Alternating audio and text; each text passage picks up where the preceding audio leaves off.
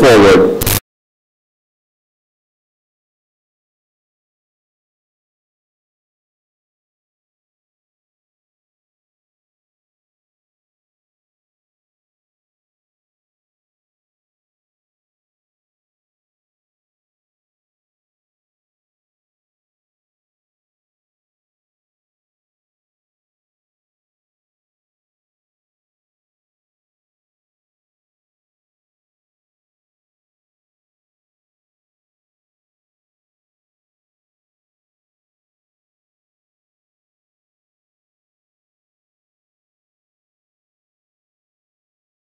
All of that. After that, we have a very exciting session, featured event on the role of technologies and innovation, where we are basically going in two groups. One really looking at digital technologies, artificial intelligence, use of sensors, machine learning in this space. The second looking more on building technologies, nature-based solutions, what are some of the on-the-ground experiences on using these in making infrastructure resilient. Then we go for lunch. Today, the lunch is a little bit early. We will break for lunch around 1:45. We have an hour's lunch. And then after that, we go in 3 sectorial groups. In dividing up sectors, you know, this bit of the agenda kept shaping itself almost till the last day. And we have 3 sessions. We were earlier planning to do 2 parallel sessions, but this was a little bit oversubscribed. So we have one looking at ports, railways, freight corridors. There is a lot of interesting work happening, including in India, on resilience of freight corridors, for example. What is happening to ports, how the railways are dealing with the issues of risk, including risks emanating from climate change. Then we have another parallel session where we talk about airports, energy, telecom, some very interesting case studies, including also from India. And then there is a big discussion on water and a whole breadth of water issues, ranging from what is happening to water resource management at the level of dams and reservoirs to what are the urban utilities doing. So I realized that, you know, you could do a session, or not a session, you could do a week on water and resilience issues around water, but we have sort of brought about some, you know, some sort of distillation of it out here. After that, we have a very important session in the afternoon, which basically connects back to my welcome remarks yesterday, which is about co-creating the coalition, co-creating a framework for collaboration in the area of disaster-resilient infrastructure.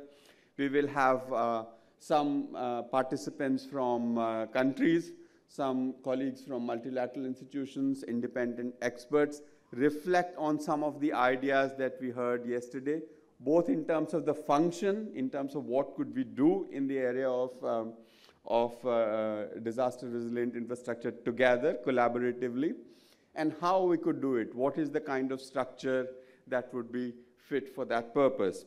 And then after that, we will have a summary and conclusion. We hope to circulate to you by noon, certainly before lunch, a very short, maximum 2 pages outcome document, which you will have an opportunity to read and comment. That will be a takeaway from the workshop, and that will set the stage, at least in a preliminary fashion, for some follow-up action.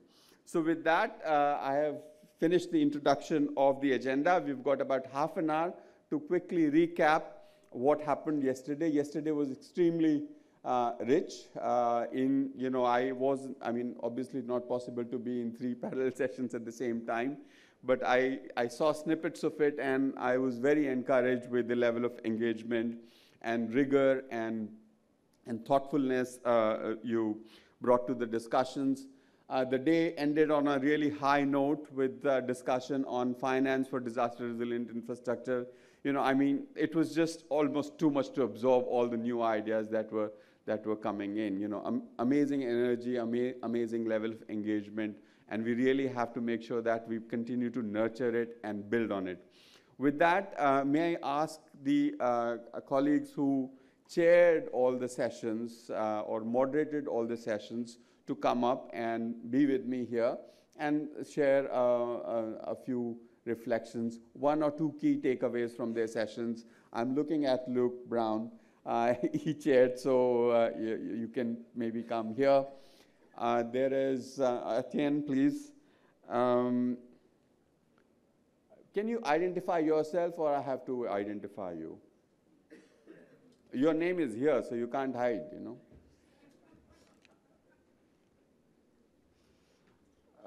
Andrew is working on something, so he will join us. Russell Muir or Matthew Crossman? Russell, yes. Then Setsuko is not here. Mauro? He's having breakfast. And Niti Ayog is not here. Ms. Tembani? She's having breakfast, I saw her. Luke is here. Colonel Aryuana from Nima, Mongolia?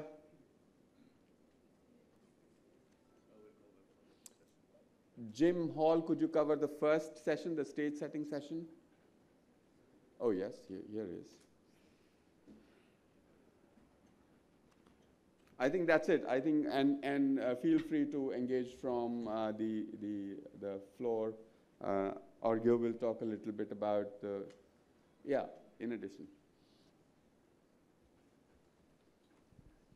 So good morning. I think let's start with the thematic areas, and maybe we can start with standards first. Russell, if you can say a few words. I know that was a very engaging session. I was there when Dr. Sudhir Jain was speaking, and he challenged the whole notion of how do we go about, setting up codes and building regulation and the challenges of enforcement. So, Russell. Thank you, Kamal. Is this working? Yeah. So we, as you just heard, standards and design and regulations was a theme. We had a slightly different take on it, in that we covered not only water and roads, but we also looked at the built sector, about buildings themselves, which I think wasn't the only time that was raised during the day, but this was 3 or 4 of the speakers. We had people from the International Code Council, we had experts on earthquakes, we had representatives from Canada, from Australia, and Japan. So the really summary was that the built environment itself comes with risks from both natural disasters as a result of climate change exacerbating the problem, but also chronic risks, that is things like fires and structural collapse, which don't get as much publicity unless it's a major building in Bangladesh or a school in Lagos, but this is one of the issues we talked about. And the key drivers we recognize of these disasters are the pace of urbanization. So we know, and there's various figures, but the one that I was quoting was 50% of the poor will be living in cities by 2040. And many of them in buildings which are both formal and informal, suffering from poor construction and, very significantly, inappropriate land use. So a lot of homes being built on government land or unsafe land without security of tenure. The main recommendation that we came up with was that building and land use regulation can be highly effective for risk reduction. And there was a couple of examples. One I'll pick in particular was the story of Japan, which has done a remarkable job over the last 50 to 100 years, a gradual process of slowly and building on past experience, improving their building code regulations. I think we probably had, there were lots of recommendations, but I had 4 in mind. The first one was the importance of building national level enabling legislation and the institutions that go with it to develop and look at options for enforcement. The second would be the thorny issue of building code development and maintenance. And here one of the messages, I think, was the importance of consulting all sorts of stakeholders in the development of codes. That's the possibility and the availability of discussing with engineers and consumers and politicians to come up with codes which actually make sense, which deal both with new build and with retrofit. Because I think, again, the Japanese experience was the importance of a process of learning from previous disasters and building on that. Thirdly, I think the recommendation would be to pay attention very carefully to local implementation. So you can have a national level code, but if it's not implemented, and this is the area where we don't have a silver bullet solution, but the recognition that one size doesn't fit all. That there's some elements of codes that are standard, the importance of transparency and value for money, and you may need to also adapt for the informal sector. But it does need a serious consideration of the specific circumstances. And then lastly, the fourth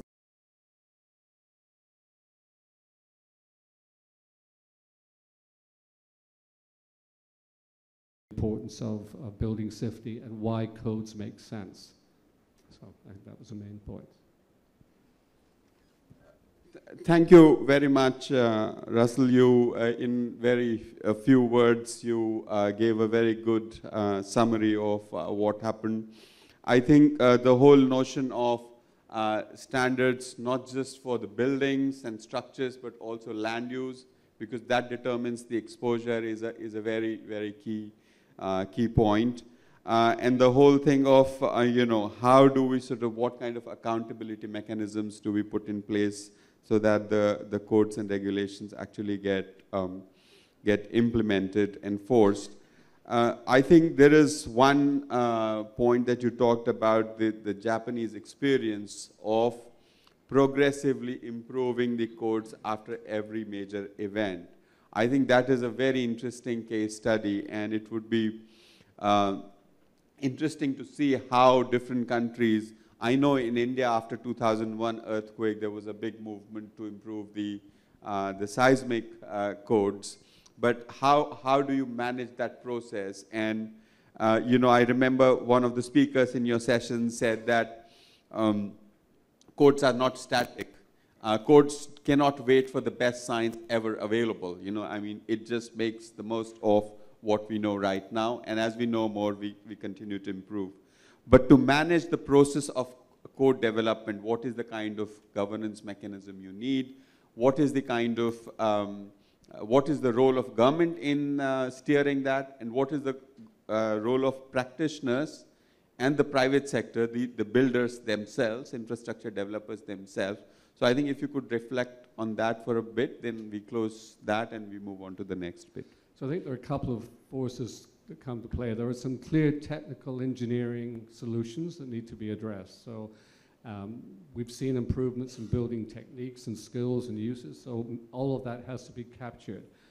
But I think for codes to be effective, whether it be in Japan or Mozambique or wherever, you really need to have institutions in place which listen to the needs of the developers, getting them to buy in, to have people who are issuing the license do it in a way which is transparent and cost effective. So in other words, don't use your code system to generate revenues under the table for various, and we've got lots of data from our doing business indicators that indicates best practice in that.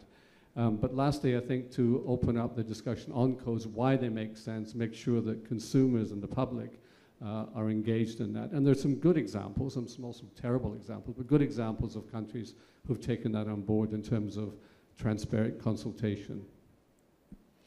So thank you. We will move to the next bit, and I have on the last minute asked Rita, who was in the T1C, Reconstruction and Recovery.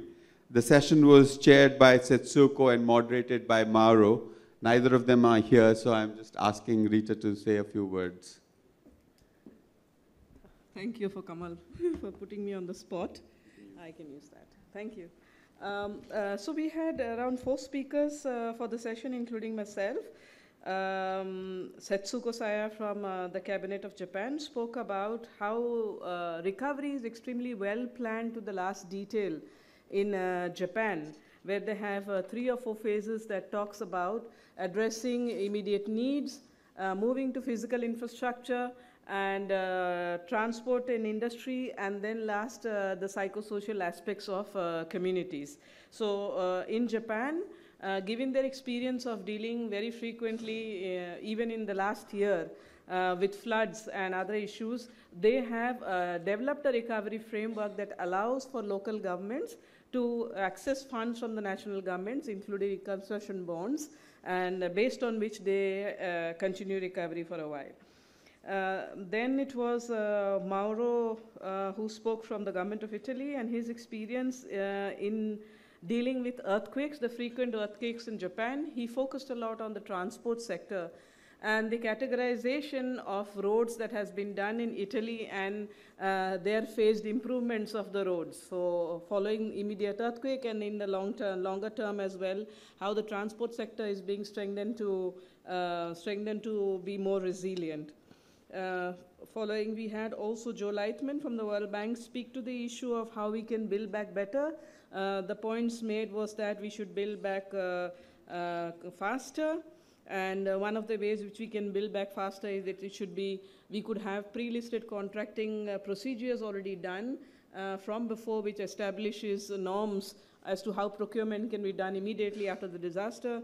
We could have better social protection systems following a disaster. We could have recovery funds established, and then for making inclusive recovery, the 3 points he spoke about, inclusive recovery is that, we focus on low-income areas, ensure that local communities and people who suffer the most are not left behind. I spoke a bit about the local level infrastructure, or rather what Andrew termed as local level infrastructure, but what I put in my session as community level and social infrastructure. The focus there should be about how, as we prioritize big infrastructure, the large scale infrastructure, the small infrastructure that communities depend on, their roads, their market sheds, their community halls, their places of worship should not be neglected when recovery is being prioritized, and funds should be allocated for those as well. We had a colleague from Mexico who spoke about the funds that they already have established, the funds that they have established to deal with the multiple earthquakes. Then as a recommendation, what came through was the two things. One is that how do we build back inclusively and establish systems from before. Number two was how do we focus on building capacities at the local level by using already established, pre-established national platforms that are there for the DRR, for dealing with DRR, collaborating much more at a stronger level with the private sector. And the last point was to make communities a part of the recovery, and we had excellent examples from the floor from Mauritius, where the government delegate from the Mauritius was able to give an excellent example how the community, which was remote, was able to mobilize itself and respond to the disaster on their own without any necessary help from the central government. Thank you. Thank you very much, Rita. That was an excellent summary. I think in the last 10 years, in the whole area of disaster risk management, if one area where we can see tangible progress is a qualitative improvement in how recovery is happening across the world. In 2004, 2005, when we talked about pre-disaster recovery planning, it was almost an esoteric discussion that, well, we plan for response, but can we plan for recovery? There are so many unknowns. We don't know how much money we will have, but that is really becoming the norm. And I think what you talked about is very satisfying in many ways. And the whole notion of build back better is being expanded to not just look at the physical dimensions of recovery, but also the social dimensions of recovery. You talked about not just build back better, but build back inclusive, build back faster. So there is a lot of progress there. Within the context of this workshop and the work on resilient infrastructure, I wonder whether one work stream could be to actually begin to document good practices on recovery of infrastructure systems, how recovery has been financed. You mentioned reconstruction bonds. What can we do for large infrastructure in that space? What is the experience so far, and what is it that we really need to develop? So there are some concrete follow-up takeaways from there as well. Now let's move to the policy and governance landscape for DRI. and we will hear from South Africa on the session that happened on the emerging economies.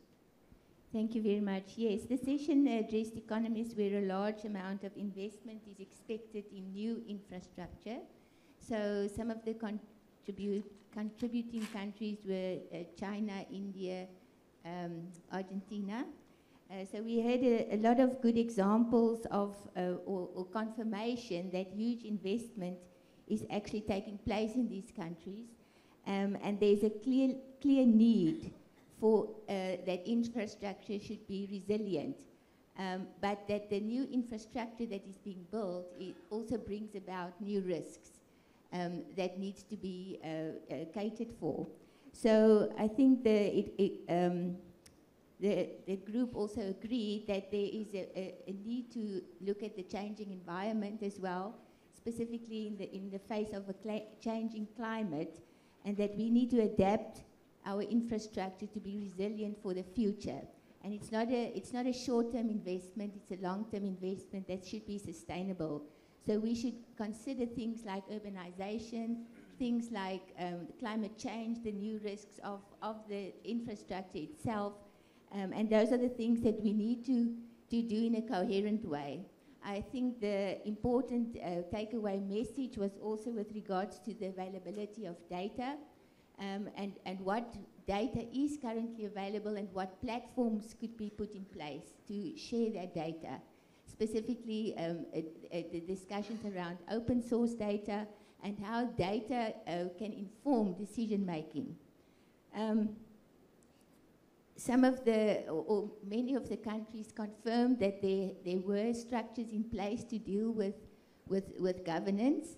But it is across different sectors. It's not necessarily coherent, and it's not necessarily in a coordinated fashion, because as you have indicated in many sessions, that there is a need for cross collaboration and interconnectedness. Currently there are various work streams and sectors dealing with infrastructure development, but the governance structures to put these things together is not always in existence. So I think the important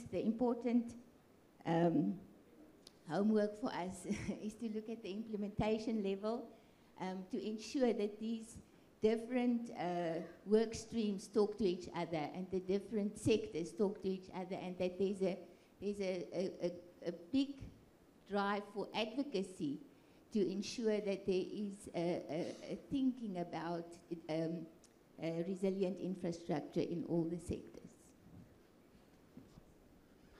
Thank you very much for that. I think two key takeaways from here is how do we begin to take cross-connections, look at cross-connections between different infrastructure sectors, take a systems view, and what you said in the beginning of your remarks about, the issue of data, open source data. When we have discussions with Professor Jim Hall and Raghav about the analyses on this thing, they often talk about, the lack of data, or the data is not available in a format that it can be used to do an integrated, sophisticated analysis of how infrastructure development is taking place, how it is shaping our built environment. So I think these are two things which we could look at in terms of something we can work on collaboratively.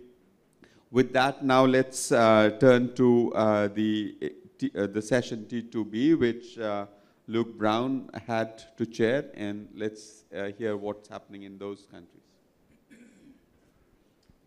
Kamal, thanks very much. Colleagues, I represent Emergency Management Australia, which is Australia's national disaster management organisation. And just while I've got the floor, in the big room, special thanks to Kamal on behalf of us all for pulling together what really is a very rich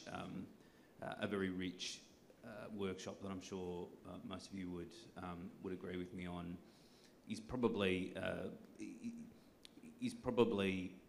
certainly one of the better ones. I quipped yesterday that you can get on a caravan and on the caravan of workshops, and this one is certainly not one of those ones that you should file under delete So thanks very much. I had the pleasure yesterday of chairing the session on rebuilding and reconstruction, and it got pretty interesting actually. The most controversial topic was bridge standards, and we ended up with a bit of a joust between two engineers, having a fairly philosophical debate about when a bridge fails or when it doesn't, which, while I refer to that sort of in a bit of a light-hearted way, just demonstrates how complex the issues are that we grapple with, and what might be seen to be a problem by one person or one decision maker isn't necessarily seen as a problem by another. And I think that is sort of one of the essential or the critical problems that we face, particularly when you're a policy maker having to convince the accountants or the finance ministries around how you invest in things that are perhaps a little bit more expensive now but might ultimately cost you less in the future. It's not necessarily an argument that is the easiest to put forward, and we talked through some of those issues in detail. We talked about resilience standards and what that means, and we heard about some great work that's happening in the United Kingdom. We had some great examples of initiatives that are being done in Canada to retrofit and deal with changing climatic trends. There was a great example about what can happen when a bridge freezes over, and of course with climate change we're seeing more and more fierce events that create those sorts of scenarios. There was also some time spent looking at the Chilean example, a really great example of co-design and co-creation of sort of long-term solutions. And I think actually there's quite a bit in that for all of us. And I'd encourage others, if they haven't, to have a look at what Chile is doing. A couple of observations, if it's all right. I think we've got to think about the lens through which we're looking at this issue, disaster resilient infrastructure. We take a very economic view of the issue, an economic view of the problem. I'm not necessarily convinced that that's been the most effective to date. The numbers just start getting too big and they get a little bit hard. And to me, I think we've got to ensure that we don't lose sight of the smaller voices or those of the issues that aren't necessarily the most easy to calculate, if that makes any sense. So I think just cautioning against viewing this entirely through the economic lens. Look, and the second one is about nomenclature. I don't know about you, but some of the words that we use are pretty boring. We talk about risk, and I don't know if our insurance colleagues are in the room, but insurers don't necessarily have the best reputation for being in the business of something that's dynamic. And I think we've got to just think about how we present what we're talking about in a way that's a bit innovative and creative. And we use lots of words that I think are very technical, very technocratic, and perhaps going forward within the coalition we could be looking at the ways that we present the argument, because the argument to a minister, in the 10 seconds you might have her or his attention, I don't think is necessarily going to be won by a technocratic argument about standards. It's going to be won on hearts and minds and what and how the issue affects people at the end of the day. So that's one of the observations that I took away from our conversation yesterday that I think we could perhaps be working on together. Thank you, Luke. Luke, I think the point that maybe we're relying too much on just making an economic case and not appealing to hearts and minds, and having a language which speaks to people rather than to experts is a good one. I am also very intrigued by the Canada case where they have revised their standards, or they're revising their standards in view of the observed effects of climate change. I think as a part of the coalition, if that could be one work stream to capture cases of how do you go about dealing with uncertainties and observed changes in climate, in informing the codes by that. It's a very tough task, and it sort of challenges some of the traditional practice of how codes are built. So I think that could be a very, very specific leading edge work stream that one could focus on. With that, we turn over to small island developing countries and landlocked countries. Atienne, the floor is yours. Thank you, Kamal. Is it working here? We had indeed a very interesting discussion on the specific case of SIDS and landlocked countries. The first presentation was actually providing a very good overview of the situation of this particular situation for these countries. And the conclusion is very clear. Everything that is discussed here is also valid for SIDS and landlocked countries, but their very situation is actually bringing additional constraints as to how to deal with disaster or with infrastructure resilience. The following presentation were a set of case studies that brought us from the Caribbean region with Trinidad and Tobago, then through the Indian Ocean with the case of Mauritius and Maldives, and then we went on to the Pacific to discuss the Fiji situation. Some of the elements that were brought out of this very interesting discussion as regards the policy and the governance setup. The first thing is the very situation of SIDS and LDCs, and in particular the SIDS, because most of the presentation were focusing on SIDS.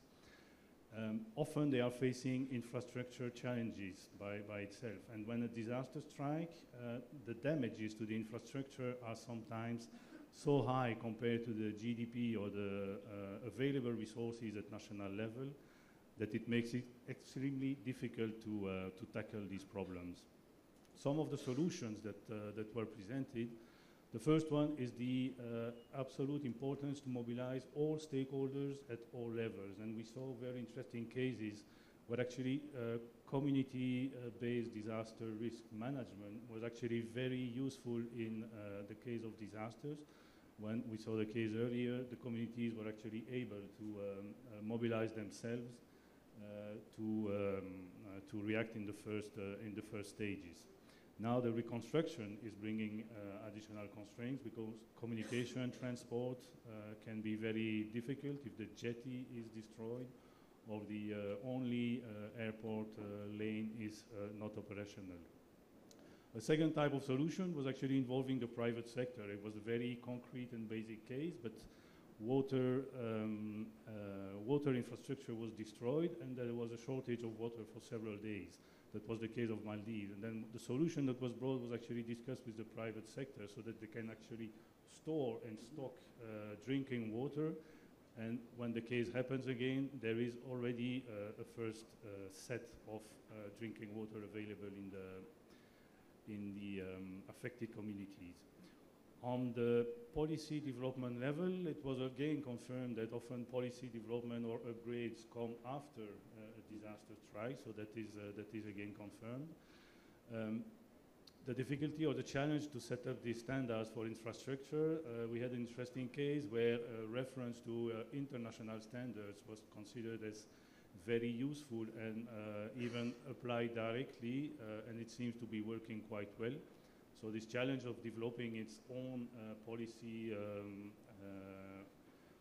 framework can be facilitated by recurring to these international standards when they exist.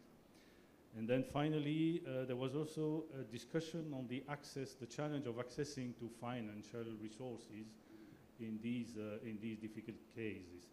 And there was confirmed interest for this pooling mechanism, regional insurance mechanism, that helped to mobilize very quickly financial resources after a disaster strikes, but also to share the burden of this insurance mechanism across a higher number of countries. So we have existing system in the Caribbean, in the Pacific. And then finally, given the specific situation for the SIDS countries, in the end, the recourse or the need to call for international assistance was also concluded as something that is most of the time necessary. And then a final comment for the session. We were discussing SIDS and LDCs, but most of the cases were presenting from SIDS, sorry. And so the proposal for the next meeting of that case, we could focus on landlocked countries and have more case studies to look at. Thank you. Thank you, Etienne. You presented a good summary which highlights some of the unique challenges of the SIDS. I think the whole notion of pooling risk is perhaps something where we will have more traction there than anywhere else. The Asian Development Bank has been doing some work on landlocked countries. Orgio, would you like to say something now or later? From the discussion yesterday, or just to highlight, I think, of course, you summarized it very well. But what really struck me was that a lot is already happening in these countries, even with their limited resources. So the presentations, while started with challenges, soon moved on to what the countries are doing both domestically, but as well as regionally. And a few of the critical things was that countries have started identifying very strategic partners in the private sector, like tourism sector. In many cases, are dependent on tourism as a heavily for livelihood. So identifying a very strategic private sector as a partner could be a key way to move forward. There was also discussions about looking at financing more creatively and not as silos. So financing you're accessing for adaptation, for risk reduction, for residual risk management can be looked together much more comprehensively, because then the benefits are much more. So I think this was sufficiently highlighted in the session. Thank you. Thank you, Orgio. I think with that, I just turn over to Professor Jim Hall to give some reflections from the first session as well as throughout the day. And then we close this session here and move to the multilateral and bilateral development agencies. Thank you, Kamal. And as practically all of the audience was in the first session yesterday, you'll be able to verify the accuracy of this summary. But let me, in fact, give some rather more personal perspectives. The first really is actually the degree of congruence, coherence in terms of the discussions, given the great diversity of perspectives in the room. We have people from disaster risk management, infrastructure, climate development, the broader resilience communities. And in the first session, we saw a great deal of agreement in perspectives, for example, across the public-private divide, which Rowan Douglas referred to, between North and South. Many of the points that Alice Hill made in relation to the United States, I think, resonated with respect to a lot of countries around the world in terms of the difficulties of adapting standards, rapidly increasing exposure, institutional challenges. And Andrew Mascry made the point around the tension between local and strategic infrastructure. A few takeaway messages from the entire day. First, the role of institutions, and I think this is important for the coalition as it comes together, that the need for both effectively functioning, but also I might describe as receptive institutions if the ideas around infrastructure planning, finance standards, disaster management, recovery are going to take hold. There needs to be fertile ground within institutions for those ideas to grow and become established. The second is the mutual interplay between infrastructure and communities, communities both in rural areas and in urban areas. And so recognizing that, of course, the discussion of resilience is not just about physical systems, it's about human systems, but also the role of those physical infrastructures in building and enabling communities to function effectively. And finally, which I think is another message for the coalition, and I know very much close to your thinking on how it goes forward, Kamal, is the role of knowledge and the role that events like this play in sharing experiences, the role of data platforms and the opportunities that data, in particular geospatial data, provide us with, the roles of risk reporting and standards, and the possibility of taking those forwards in the infrastructure context, and the role of infrastructure planning and tools to enable disaster resilience to be built in from the outset in the infrastructure planning process. Thank you very much. With that, the first session, recapping the previous day, is over. Thank you.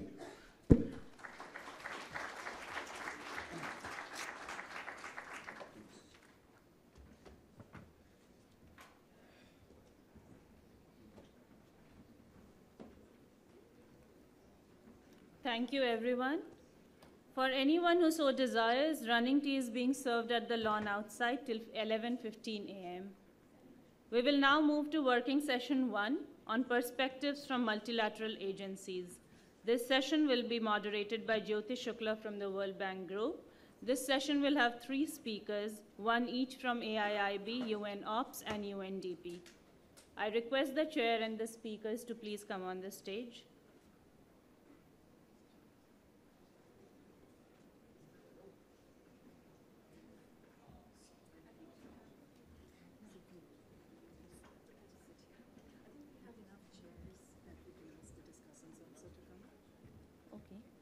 I also request the discussants for this session to come on this stage.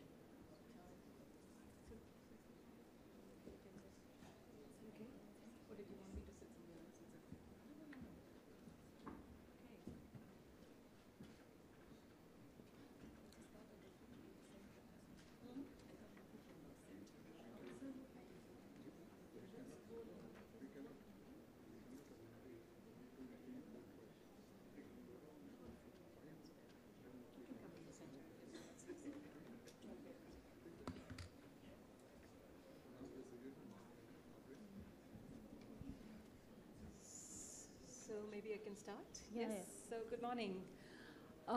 Let me just take this opportunity to thank the Government of India for convening this. I think very timely indeed for those of you who've been following the international news and have had an opportunity to see the impact of Cyclone Iwdri in Africa, right? And the complete and total disaster, what we're hearing from the news, everything is gone, right? Which is also, I think, a very somber reflection on the wide range of countries globally that we're dealing with countries with relatively little preparedness. And even as we reflect on the good experiences that we heard from yesterday and of this morning of very sophisticated countries still putting together their systems to respond to extreme weather events.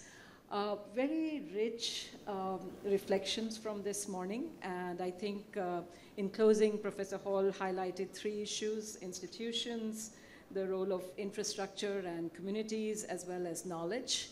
And I thought that was a fantastic segue into the panel that we have today, which is on the multilateral development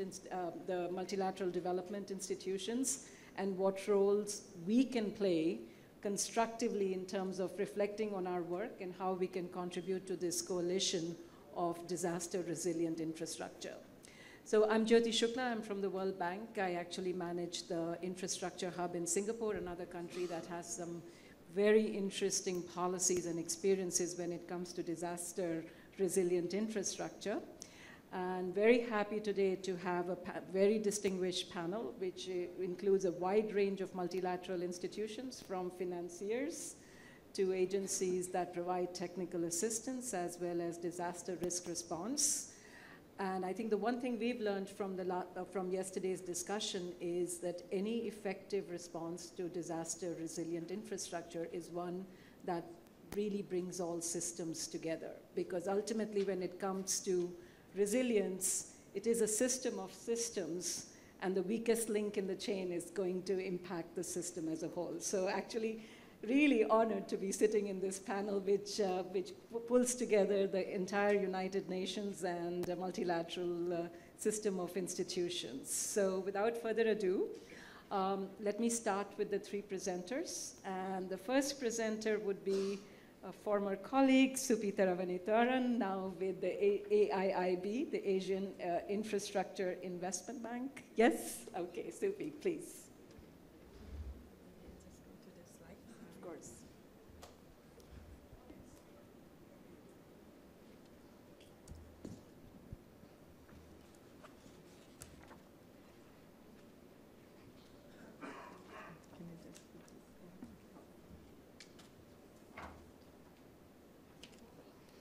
Okay. Thank you, Jyoti. Thank you, the host. And I'm very honored, ladies and gentlemen and distinguished guests. I'm very honored to be here with you today to discuss about something that is really very important in everybody's mind sitting here. I think the topic today on this session is the perspective from multilateral agency on planning, investing, and managing disaster. I would like to say that, I will skip the first few slides. That is, could be interesting for someone, but boring for many about who we are as AIIB. I think we are 3 years old, but we have done quite a bit in terms of disaster risks. So I'm going to go directly into what we have done. We have invested already, in these 3 years, we have invested $7.5 billion in our member country and on infrastructure, mainly on infrastructure, as the name had it, that is Infrastructure Bank in Asia. Of these $7.5 billion that we invest, about less than 600 million, roughly 600 million, that we have been done on the disaster risk dimension. And today that I would like to present to you from the AIIB point of view, are four projects that we have done.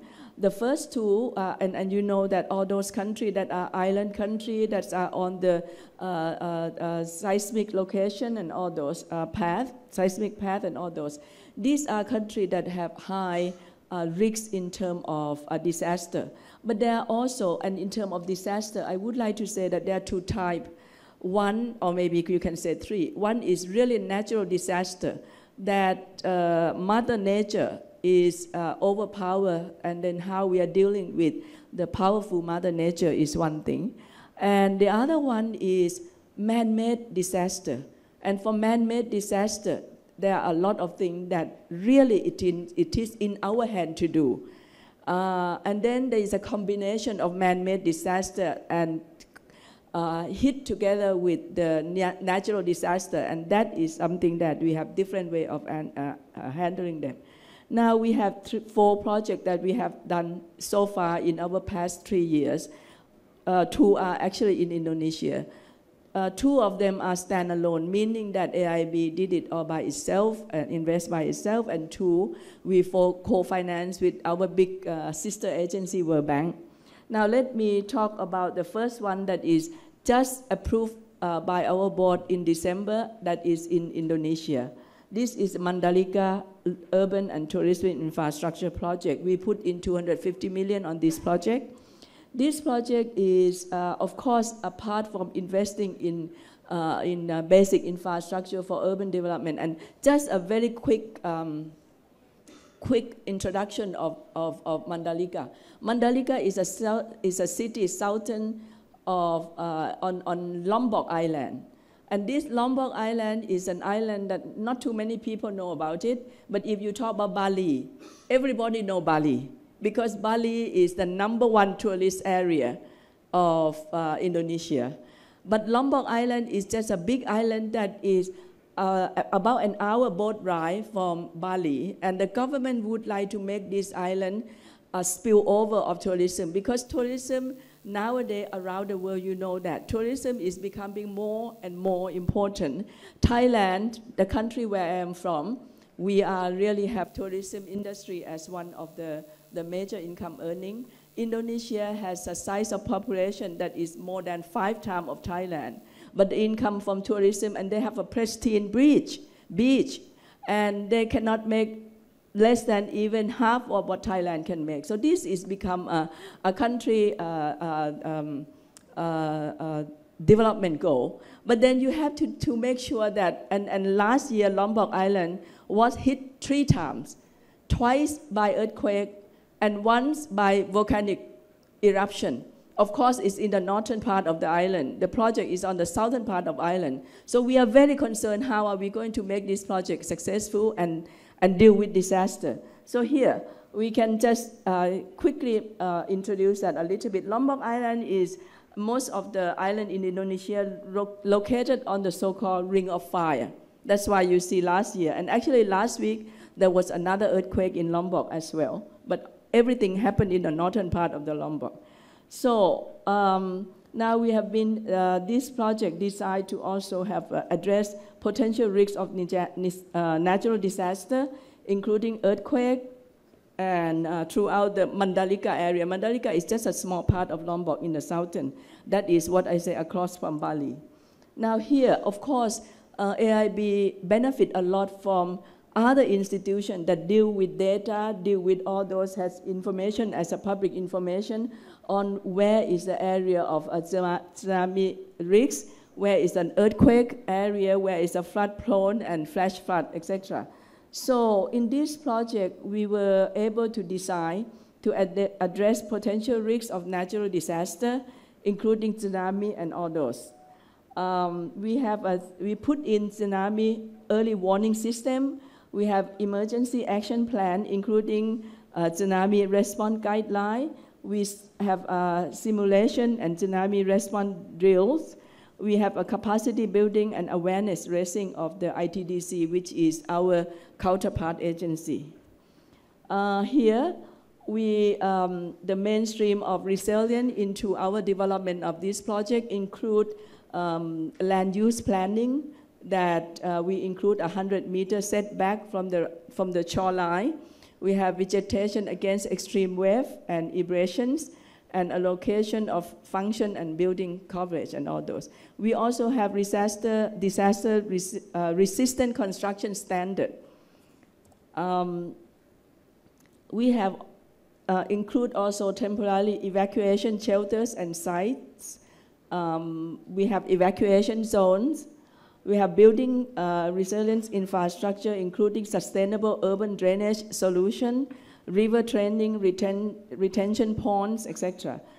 So all these are what we have to build in terms of in the old day when you do a urban infrastructure project, you may just do an urban infrastructure project without all these bells and whistles that you have to get into early warning. And if the early warning doesn't work, how are you going to evacuate people in order to be save life of people, etc. So all these are included in the project.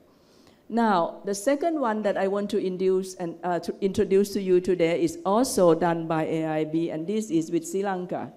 Sri Lanka is another country that had cyclone. This is a little different. And in case of cyclone, it's also life, causing a lot of life. You know that when cyclone come, you have a lot, in case of Sri Lanka, what we see as a problem is landslide, a lot of landslide. And a few years ago, is even the slide of garbage dump that killed 32 people. Landslide in Sri Lanka is deadly. So here we are talking about landslide project.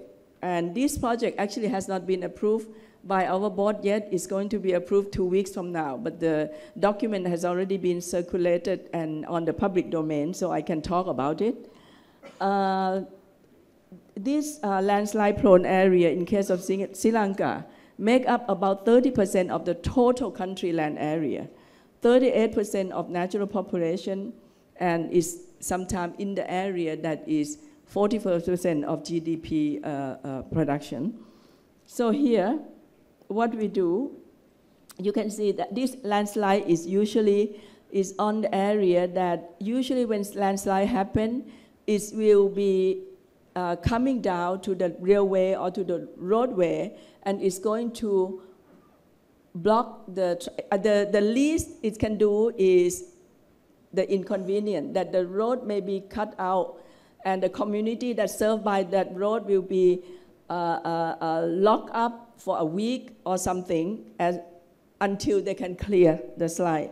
But there are many landslides that is deadly. For example, you can see from the slide that Abepura in May 2003 that cost 68 people life.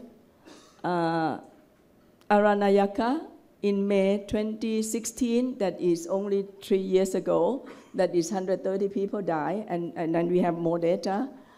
Here, what we did in this project, and this project is dedicated to only do the landslide, either prevention, stabilization, reduction. So here we are going to work with 172 landslide-prone spots that is identified by the government. We help them with design that is more sustainable kind of design, and supervision and construction of those areas. So it's true that it's more on the engineering dimension, not on other social dimension as much as engineering capacity building dimension of the problem. We also help them with the enhancing their regulation and project management support and institution capacity. Here, yeah.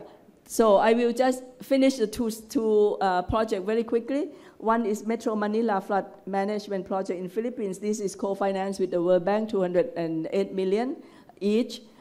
This one, I can say it is a combination of human disaster and natural disaster, because Manila is the area that is flooding every year. And in certain years, when the flood is very large, very big flood, it costs life, not only property. And you see that this is the reason why I say it's a man-made disaster on top of the natural disaster, because you have all the plastic bottle and all those that clog the drain. So the before and after is clear. How you keep the drain going and how you not keep the drain going, and the flood that is small flood will become big flood. So that is what we handle, or what we address this disaster together with the World Bank. Then the final one is on Indonesia again, the second Indonesia project on dam operation. This is a dam issue. And dam safety is very important. The World Bank, AIIB do not have that specialist, but World Bank has a dam safety specialist. And dam safety, when you do project that is involved dam, the dam safety specialist has to come and have to make sure that all the measures to deal with dam safety is in place. So those are what I can just conclude. Thank you. Fantastic, Sylvie. Thank you so much. And I think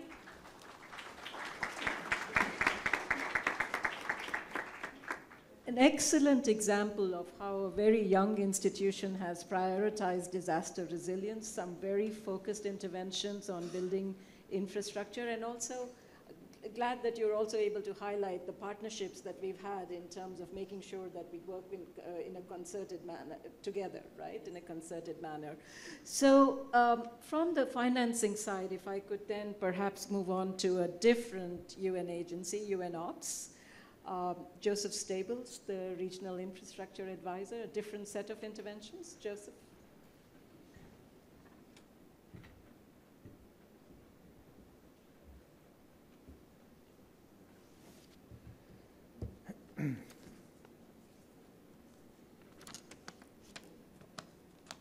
So good morning, everybody, and thank you for the introduction. So yes, I am the Regional Infrastructure Advisor for UNOPS in Asia, based in Bangkok. I'm going to go through today just a very quick introduction to UNOPS for those of you that don't know us, and a bit of a brief flavour around some of the work we've been doing collaboratively with others in the room and outside around resilient infrastructure. And then I'd like to focus a little bit more on the systems approach and why a comprehensive understanding of risk and underlying causes of failure is key to informing resilient infrastructure outcomes. So the United Nations Office for Project Services, we have 11,000 staff spread across 80 countries with a turnover of around just under 2 billion. Infrastructure is one of our core mandates, which accounts for about a quarter of that. We also provide procurement and project management services and other advisory services. For those of you in the room that do know us, you probably know us best from our ability to implement difficult projects in hostile environments and challenging contexts. And that's kind of where we've traditionally been strong. But the SDGs have provided a common platform for us to shift our thinking upstream, and we're now also supporting more the government development planning side of things, which we've been talking a lot about the last couple of days. Now, I thought I'd show this slide again. I know we've seen it a few times or ones like it, but I think it's important because these do really provide the common platform which help us all to think about think in the same direction and to come up to align our conversations and our strategies. And with this in mind, we've recently completed a study with Jim Hall and the Oxford team, which outlines the critical role that infrastructure does play in underpinning sustainable development, particularly with reference to the SDGs. And I think that's a story that everybody in the room clearly understands. And we've heard a lot about the huge $92 trillion investment in infrastructure over the next 25 years or so. And really the huge challenge is that we could be building in significant additional vulnerabilities unless we take a more resilient approach. So we've also been working with Jim's team in piloting our evidence-based infrastructure approach, which has a number of tools and assessment methodologies to collect data and provide evidence, to provide an evidence base for informing risk-informed decision-making for national infrastructure planning. And of course, once we've identified what we need to build, where we need to build it, and when we need to build it, we also need to ensure that we're building it to the right quality. And quality is a theme of this short discussion for me. So that was kind of a rapid fire introduction to some of the collaborative work we've been doing around this area. And now I'd just like to focus a bit more on what do we actually mean by resilient infrastructure and how do we go about doing it or achieving it. And there's a couple of definitions I've put up on the slide here, which you may or may not entirely agree with. And this is perhaps an area that the coalition could think about supporting in developing a consensus around and some knowledge products around what are we actually talking about, what do we actually mean, and how do we go about trying to achieve it.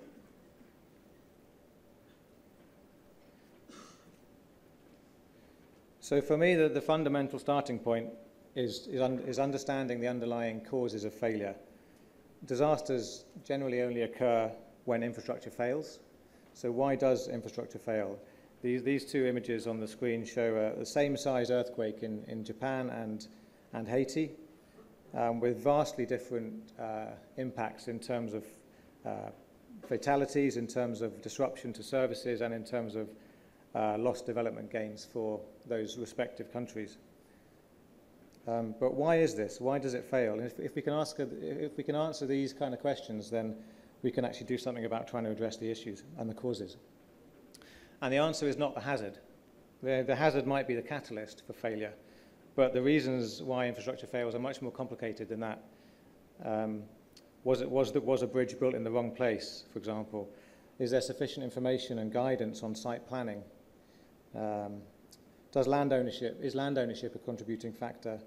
Was a road badly designed? Why was it badly designed? Were codes and standards up to date? Were they enforced? Were they appropriate? Were there issues with quality of workmanship or quality of materials? Are there enough engineers with the right skills to oversee, to provide oversight? And also critically, are there procurement systems and processes in place, and do they promote quality over cost? So these are just some of the possible causes of failure, and they relate more to the enabling environment which surrounds the assets themselves. And this is why this systems approach is helpful. The asset is ultimately there to provide a service delivery, and we've heard from Jim how we can assess the risks to the assets directly in a quantitative manner. But we also need to understand the weaknesses in the knowledge that's needed to plan, design, build, operate, maintain those assets and that infrastructure system, and also the institutional capacity that's needed to support, enforce, and manage the infrastructure system over its entire lifespan.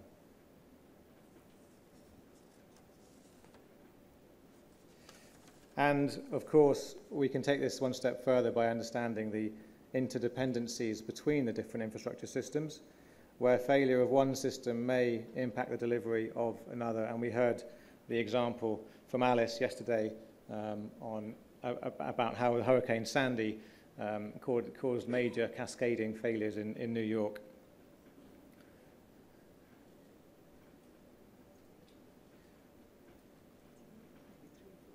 The key thing about all of this is that it is context specific. So although we may be able to take a consistent approach, the service demands, the infrastructure needs, the risks in terms of the assets, the knowledge, and the institutional capacity, and those interdependencies are all specific to each context. And ultimately, resilient infrastructure is resilient when we can say that it contributes to the long-term development outcomes by responding and adapting to the shocks and stresses that it faces over the course of its lifespan. So I think tying all of this together, maybe another area that the coalition could focus its attention on is in developing a common, comprehensive framework which identifies the typical contributing factors of failure or risk that could be applied to specific contexts to identify which of those areas need strengthening and what those interventions might look like. This could then complement a quantitative asset risk assessment to provide a fuller picture which enables the less quantifiable risks that some of us have spoken about to support investment decisions in both the hard and soft components. So I think I've got a minute or so left, and I just wanted to share one example project of something that we, UNOPS, are doing, which kind of illustrates some of these concepts. So we're supporting the government of Bangladesh, the Ministry of Rural Development, and their local government engineering department to introduce this systems thinking approach within its infrastructure planning and asset management. So they are responsible essentially for all of the rural public infrastructure systems. And in the monsoons last year, they estimated that they lost about 9 years' worth of rural infrastructure development in 1 year alone. So the key challenge for them is to improve the quality of the infrastructure so that they reduce the risk of repeated damage and destruction. So this program is about building capacity to capture baseline information and evidence on which to make decisions on the assets, as well as developing and enforcing consistent planning, design, compliance and construction processes, as well as strengthening the institutional leadership and policy and compliance capacity around risk-informed planning and design, and also the potential to scale this up and use this as this program as a model for other institutions to follow. And this final slide goes into a little bit more detail about some of the current business as usual challenges, which I think, if you look at the left-hand circle, is fairly common, and how this approach of understanding the assets, the knowledge, and the institutional environment to change the direction can lead to more resilient outcomes. So I'll wrap up there. I just wanted to maybe leave you with one final thought, that resilience is really relies heavily on quality, and quality relies heavily on the enabling environment, and investing in the enabling environment does require longer term thinking, but it can achieve much bigger impacts at scale because it can improve resilience across multiple programs and projects in the infrastructure sector. Thank you.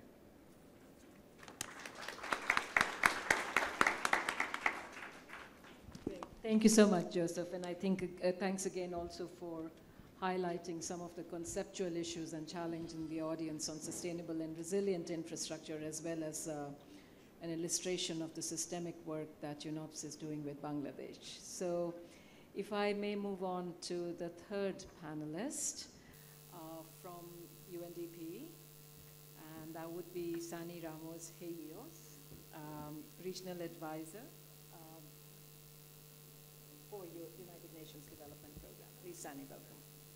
Good morning, ladies and gentlemen. On behalf of the United Nations Development Program, I'm proud to present UNDP perspectives that can contribute to the discussion on the Coalition for Disaster Resilient Infrastructure. Let me start with the historical and evolving trends in our approach on disaster risk reduction and recovery. And many of you, our partners in the member states, would remember very simple approaches that we undertake in disaster risk reduction and recovery. Identify risk, reducing risk, and managing the residual risk. And these are all our approaches guiding our work in many countries before 2015. We are not a bank nor a donor, so don't go for us for money.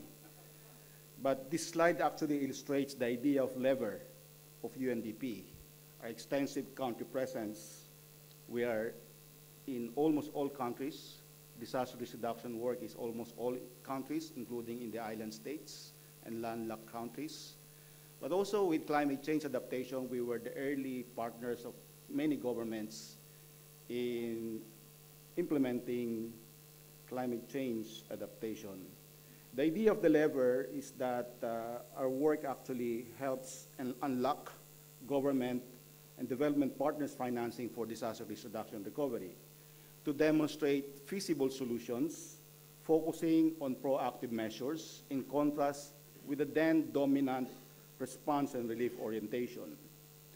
So we're very proud of our outcome with member states. In India, Bangladesh, and several other countries, our approach, which emphasized importance of enhanced risk governance in vulnerable areas, mortality were reduced and resilient recovery were achieved to enhance institutional capacities, development and application of tools and methodologies in risk assessment, early warning systems, establishment of national disaster loss and damage databases, impact assessment, including post-disaster needs assessment, and implementing comprehensive recovery framework, including housing reconstruction. So there's a whole body of knowledge and methodologies, and these are all the results of collaboration with member states, development partners, and the multilateral agencies. These are important relationships which the CDRI can further maximize to ensure likelihood of success. But as Kamal let us remember 4 years ago, UNDP participated in the World Conference on Disaster Risk Reduction in Sendai with a key message: if it is not risk-informed, development is not sustainable. With this and the 2030 Development Agenda and the Paris Agreement on Climate Action, the importance of resilience became a common aspect in our global frameworks and one of the most important pillars of UNDP's policy and strategy. Thus, we embark on a different pathway through our strategic plan that emphasizes with more urgency the narrative of risk-informed development. In 2016 and 2017, working with ORGA, with funding from Canada, the Asian Development Bank, we were engaged in a joint study with several national governments in analyzing current practices in applying risk information in public investments. We focus on infrastructure, particularly roads and bridges in these countries, where historically investments were very low in infrastructure, and risk governance capacity lagged behind known champions in the Asia-Pacific region. And also in recent years, substantial and unprecedented speed of infrastructure projects became the main priority for domestic and international financing. Here are our findings, relevant to the context of the purpose of the Coalition for Disaster Resilient Infrastructure. Low investment, weak information application. It is about looking at historical losses, and no one has even considered climate risk modeling that can happen in the future. In the implementation of the 2030 Development Agenda, we now know, due to this increasing severity of disasters that happen in the region, such as the Atapu flooding in Laos, the El Nino episode in Southeast Asia, and many other examples, we now work in a more challenging context. We're no longer guided by the approach we were doing before 2015, the three-parts approach. It is about now complexities of building resilience, ensuring that development is sustainable and no one is left behind. So, UNDP and our partners are confronted with these questions. Business as usual. We realize that many of today's problems resulted from yesterday's solution, our solution, notably siloed sectoral strategies and poorly enforced accountability for protecting assets and development gains. By way of example, debate continues on who is accountable to deaths among school children due to school building collapses. In response, we embark on new ways for the DRR team in UNDP. This is about systems thinking and innovation on data on risk ecosystem, and I will share an overview of these and potential areas of collaboration with the coalition. These slides, I'm just repeating what Andrew said yesterday. The achievement of many of the SDGs is heavily dependent on increased capital investment in infrastructure.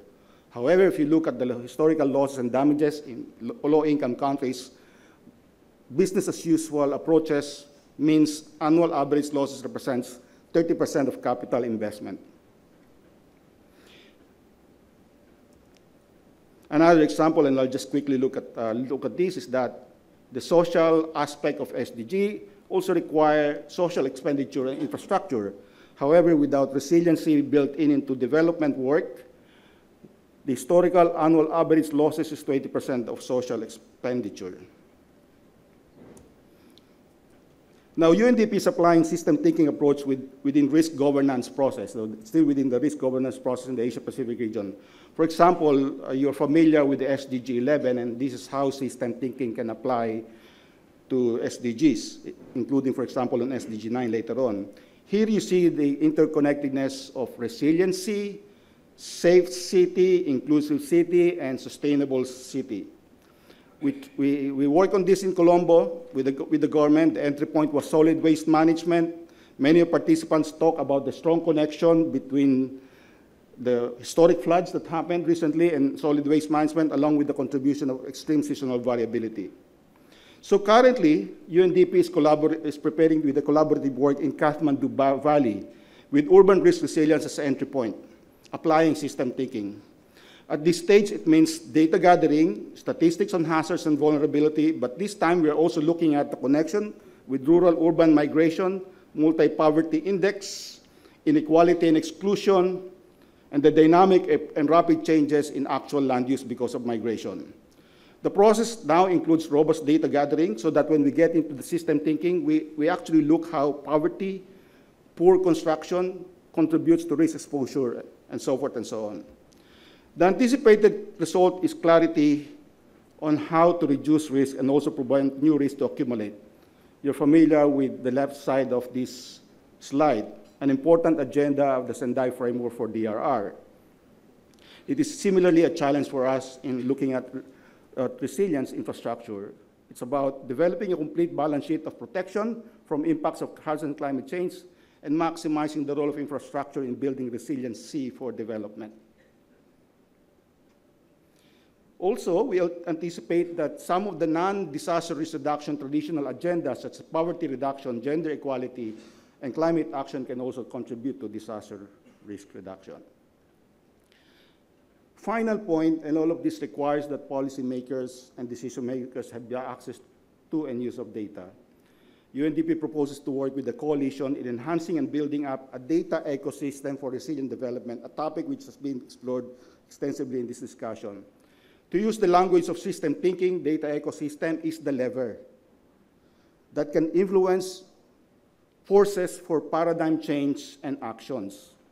So under a partnership dubbed the Global Center for Disaster Statistics with primary partners in the private sector, Fujitsu, and the academe, Tohoku University, and associated partners like ESCAP, Jaika, UNISDR, UNDP envisions to provide the following services. I will not elaborate on this. I'll just let you know that this is being led by a colleague based in Bangkok, Rajesh Sharma, an alumnus of the India Institute of Technology. I'm willing to put him on detailed assignment to Kamal. But this is something that we can do very quickly, to look at data and what's the data and digital strategy for the Coalition for Disaster Resilient Infrastructure. 1 and 2 are already existing. 3 and 4 are rapidly developing with satellite imagery, drones, Internet of Things, cloud ecosystem. We already partner with the Japan BOSAI platform. They are all represented on that upper left quadrant of the room. We're experimenting on cheap seismic sensor with challenge solution, and the possibilities with digital technology application to DRR to enhance the analog agenda of risk governance seems endless. So this may mean bringing leapfrogging improvement in functions on how we use data to describe the problem, to predict what could happen, to prescribe what solutions can be undertaken, and also to engage in a common platform of discussing with vulnerable population to the cloud, mobile ecosystem, and getting their feedback and sharing of the way of the adaptation process. Way forward, let's go to Kathmandu Valley. Get rid of our suit, roll up our sleeves and engage ourselves in joint analysis, use the evidence, joint programming, resource mobilization, and let's not forget the leave no one behind agenda. Let's go to Sulawesi and perform similar system design thinking in support of the government's massive reconstruction and recovery. Let us find these opportunities with a renewed sense of urgency and commitment to work together. Thank you very much for listening.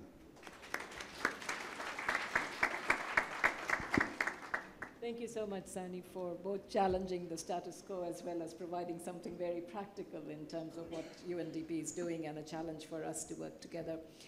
So we've heard from three very different organizations as to their approach, their products, and the kind of services they bring together.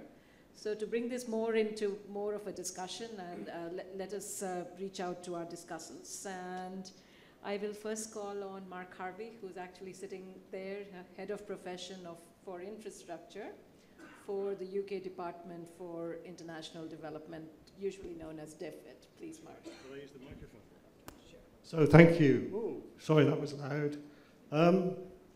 We've had a fantastic day and a half. And it's not my job to summarize the whole day and a half, but just an observation. You just said, could we reach out? Firstly, I'm going to see if the camera can keep tracking me around for a bit of entertainment. Sorry, that was horrible.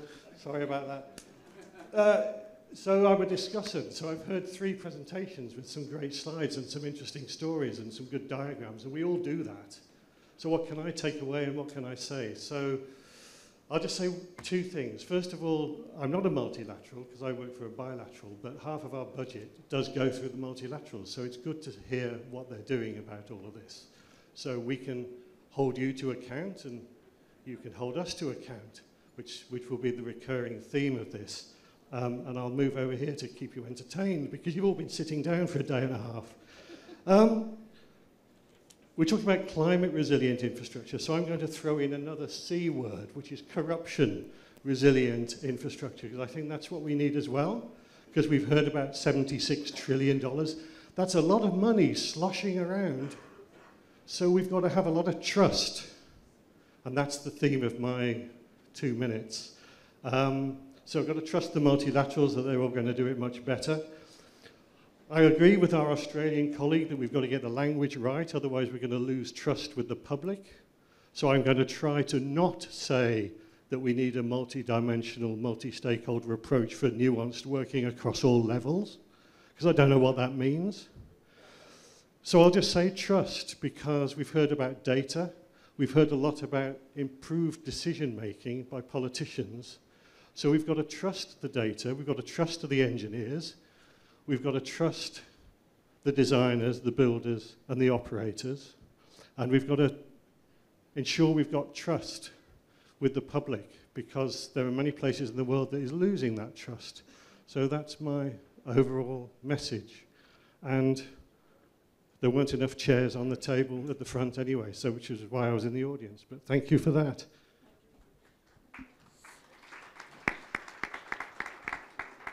Thank you, Mark. And obviously, we didn't do our number counting well enough.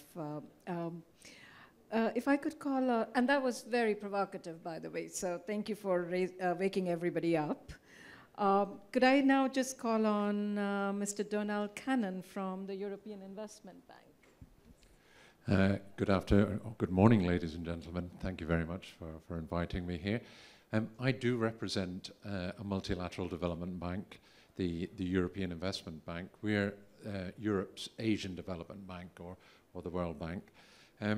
We invest for European priorities, and there are really two major priorities there: climate and SDGs. And of course, disaster resilience is at the nexus of those two key questions. So today's is a very important set of issues for us. I think one reflection on the proceedings of yesterday and today is that there's a great deal of focus on disaster events. And I think there are an emerging set of disasters coming down the road. And I would just look at, here in the Indian context, we've got air pollution, which I understand, or I've read recently, killed more people in 2017 and 2018 in India than coronary heart disease. So it's a major disaster in the making. Water in Delhi. Delhi is, at the moment, at this current rate of consumption, will have no groundwater left by 2027. And part of the reason is that there's a great deal of water being dragged off into Haryana for irrigation of agriculture. But part of the problem is that the glaciers in the Himalayas are receding. So there's less and less water coming into the systems. So these are disasters that are coming down the road. And we don't have to look too far around the city to see other disasters in the making. When we look at the way waste is managed or not managed in the city, the city seems to regard its waterways as free landfill and is pushing plastics and other toxic waste into its rivers and so on. So these are disasters in the making where we think it's important to start investment. And it's not, so it's to prevent rather than just deal with the disasters as they come. Another interesting observation is that kind of most of the projects that we receive as MDBs, most of the requests for financing are for new infrastructure. And of course, we look at that very importantly. That's a major part of what we're doing. And the way we look at those to ensure their disaster resilience is we look at the critical risks. So for all banks, the view on finance is all about risk. And there are a number of critical risks. So for us, those are things like the mythical 100-year event or the mythical 1,000-year event. We look at the infrastructure in terms of those things like the Category 4 or Category 5 or Beaufort 10. And we look at those both at the level of the asset, can the asset survive those events, and in terms of the the economic consequences or the network effects that Professor Hall was talking about yesterday. And that, for us, I think, is key part of the economic justification for these projects. You know, we look at the life, the economic life of the assets. Can it deliver the services that it's supposed to deliver over the 30 years or 40 years of the asset's life that we're looking at? And I would say in that kind of lifelong view of assets is very important. And one of the forgotten aspects in these kind of conferences, I think, is the role of maintenance. Proper maintenance on assets will prevent them from catastrophic failure. And one of the things that we see in financing, particularly outside in the very smaller economies that are very small public budgets, there is very little emphasis on maintenance. So assets are very often, and we see a cycle where we invest in new assets like new road infrastructure with bridges and so on. They're so poorly maintained that after 10 years, the roads are just not workable, so they don't deliver. And I think an important area of focus has to be on maintenance. In addition to the new build infrastructure, I think the core problem that we're facing, and perhaps the conference has trying to deal with, is the rehabilitation of projects. And I'll just give you one quick example of a project that we're looking at here in Delhi, which is the rehabilitation of the Yamuna River, which has been looked at for, I believe, about 15 years. And there's a set of ongoing studies with an American university that is looking at the issues which have prevented this project from being dealt with. And some of them are institutional, that there's a large number of institutions involved in managing the Yamuna. But part of it is the vision. What do we want to do with the Yamuna? And it's a cross-sectorial problem. It's not just about water. It's about waste management, sanitation, about providing housing, about providing space for commerce, and about providing space for social amenities and social services. And I think once you start to envisage the project in that way, and then frame the project and do all the feasibility studies to deliver that, then you can deliver a more meaningful and disaster-resilient project. And I want to wrap up on one final point, and I think this is perhaps something that has also been forgotten in our discussions here, is the role of small businesses and SMEs. Now, some of you may remember there was a fairly major storm here in South Asia in August 2017, shortly after I arrived, and it was quite striking. There were 1,200 people died. This storm wasn't named. This was the monsoon. It was a normal event, annual event. Anyway, 1,200 people died. 18,000 schools were destroyed. 40 million people were displaced in that one storm which lasted 2 days. Okay, so that's a big disaster. But that storm arrived on the Tuesday and Wednesday. I then arrived in Mumbai, which was affected by the storm very directly. 5 people died. There were people had to stay in their offices overnight for 2 days, couldn't get home. They were walking in their waist, in the street, in their waist, up to their waist in water. This was a real economic disaster by many standards. But by Thursday morning, the Dabbavala, some of you may know this, the Dabbavala, this system of delivering lunches from people's homes to the offices and then returning it back. This is a very powerful system of small, tiny businesses that runs through the Mumbai public transport infrastructure. It's an amazingly complex and rich set of small businesses. By Thursday morning, within 24 hours of the end of the storm, they were back and running. And I was in the city. The city was absolutely back to normal.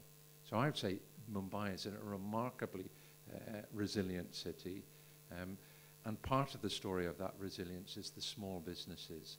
And I think we as MDBs have to find a way to support those small businesses. And just to reinforce a point that Rowan made yesterday about blending, which is a tool for taking grant and debt finance from the MDBs, combining that, we can use that to address the SME risks. I don't want to get too involved in there. I mean, if anybody's interested, perfectly happy to talk to them about it afterwards, but just a small number of reflections. Thank you. Thank you so much. And fantastic for, providing some slightly different perspectives. I think particularly the issue of picking up that disasters sometimes are long in the making, right? And just because it's not a natural event, but the emerging pollution or the emerging health risks, those are also disasters that we should be looking at and anticipating. So if we could move on, our colleague from UNISDR, Dr. Animesh Kumar, you're sitting right at the other edge of the table. Thank you very much, and good morning, everyone.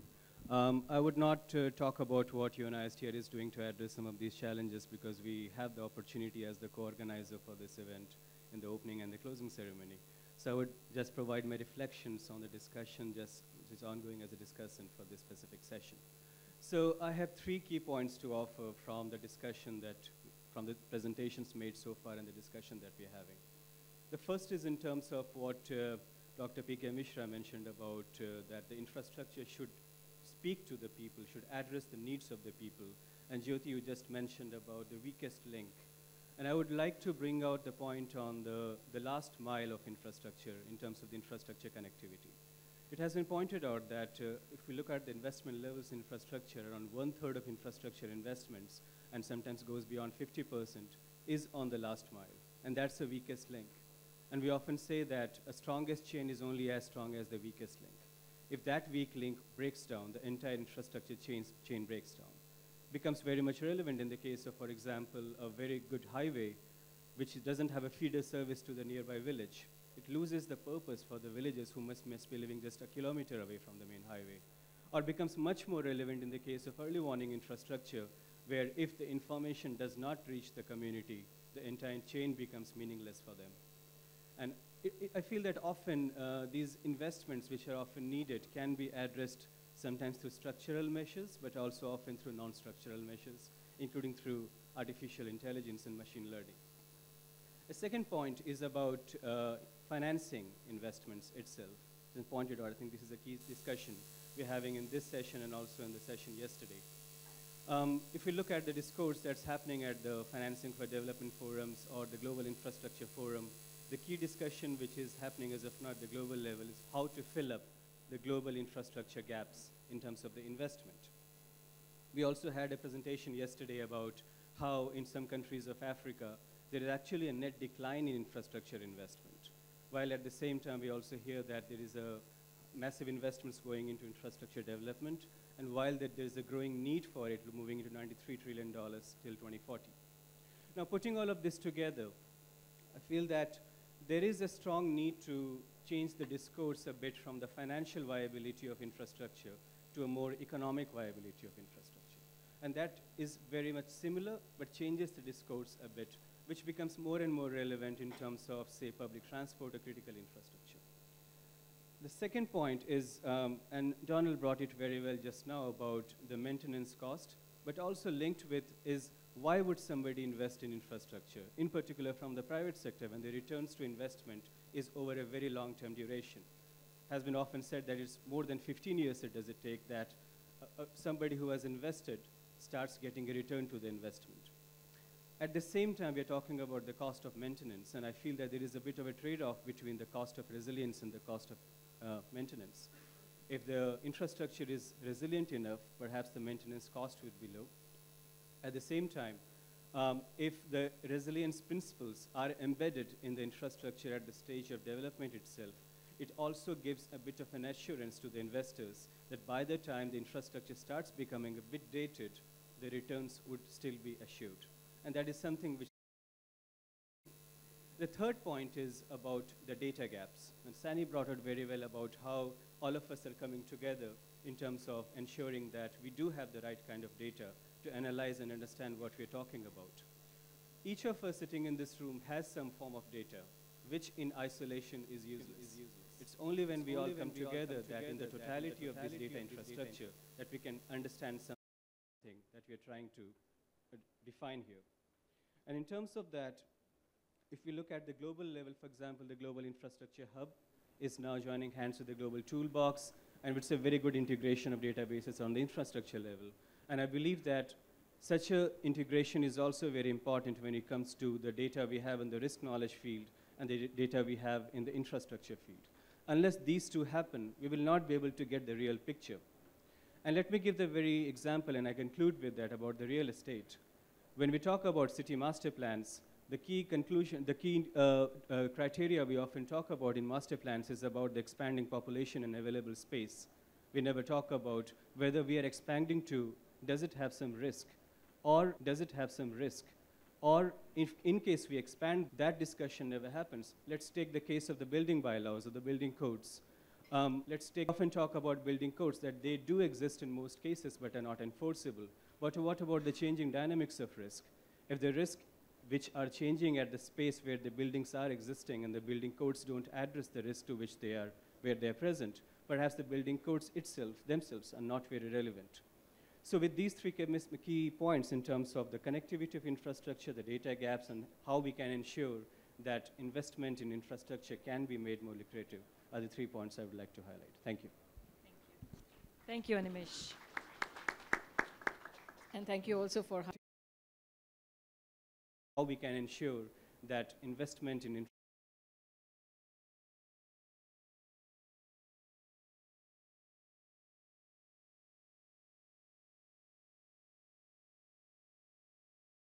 Bank, Argasina Rao.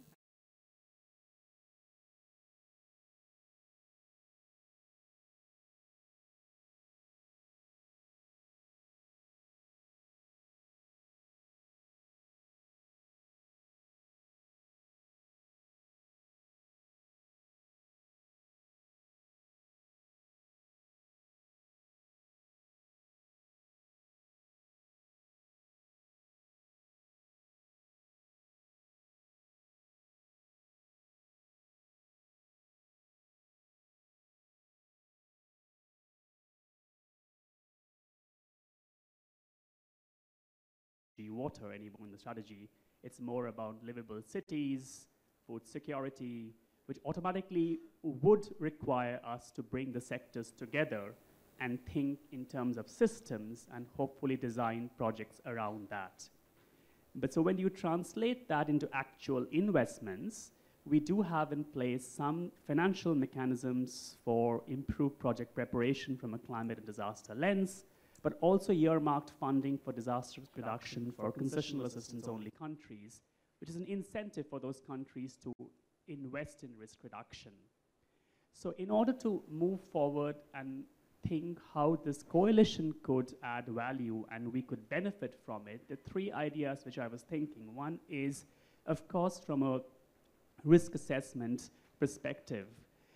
I think there's an issue with risk assessment currently. There are a lot of initiatives on risk assessment which happens, which doesn't lead to anything because there's no investment attached to it. So we do it more of a research, as a research initiative, but not necessarily investments coming out of it. On the other hand, we have risk assessments undertaken for projects which are already decided. So you do a risk assessment of a project to figure out how do you retrofit, improve the project design essentially. But we have to find a more strategic level of working together on risk assessments. We are looking at more upstream risk assessment, coming up with standards, metrics, etc., and how that could lead to potential investments coming out of it. And I think the coalition could add value to that.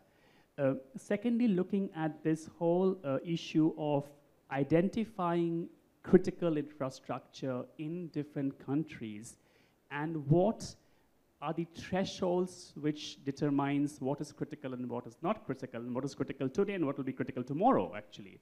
And this will differ of course from country to country context, but there could be possibilities of bundling certain typology of countries together and seeing how can we identify this critical infrastructure in these countries. And third is exploring innovative financing modalities, because when we are attaching resilient infrastructure to project level financing, it's only that much we can do in a context of a project.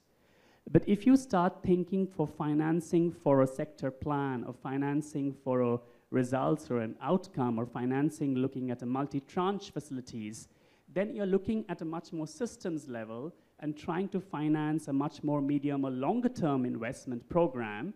And within that investment program, of course, you can have specific projects. So I think that would help us overcome some of the issues we're talking about in terms of systems, and perhaps help us also address the governance issues, because when we talk about financing looking at a larger sector or around an outcome or results area, automatically that means certain governance mechanism has to be in place in order to determine that outcome is actually achieved at the end of a project period. So it will help us to look at much more governance and system thinking together, and not just looking at project by project financing. Thank you. Thank you very much. And I think the importance of, we do tend to work on our sectoral silos despite all that. So I think it's really interesting to see that the ADB's new strategy is now thematic and hopefully pulls the different groups together. So if I could then move on to our last discussion, Mr. Nagesh Kumar from UNESCAP. Thank you. Let me begin by thanking the organizers for this invitation to ESCAP or UNESCAP to this very important initiative on disaster resilient infrastructure. A lot of infrastructure investments are going into the pipeline, and the disaster resilience is very critical thing for decision makers, policy makers in this region. Let me begin by just introducing the UNESCAP, the organization I am representing. UNESCAP is United Nations Regional Commission for Asia and the Pacific, Regional Economic and Social Commission for Asia and the Pacific, which is one of the 5 regional commissions of Asia, of United Nations. And it covers entire geography from Turkey in the west to Pacific Islands in the east and south. And Central Asia is also part of UNESCAP, and the region we are sitting in, South Asia, Southeast Asia, and East Asia. And it covers multi-sectoral agenda, including the infrastructure development, where we work on regional connectivity projects. We have developed these Asian highway route maps and Trans-Asian railway route maps, and we work with member countries for developing soft infrastructure, the trade facilitation and transport facilitation. And then these route maps are then taken up by national governments for investment and by the multilateral development banks, like those represented here. We also have a program on disaster risk reduction, because not only that disasters roll back many years of development gains, but disasters are increasingly adopting a regional dimension. And this became very obvious from the times when Asian tsunami struck the region, and many countries were affected, including India, and Indonesia was, of course, the worst affected. But around that, and since then, whether these are floods or earthquakes or tsunamis, there are cross-border implications. So disaster risk reduction is an important program at UNESCAP, and we work at the regional level with our partners in UNDP, UNISDR.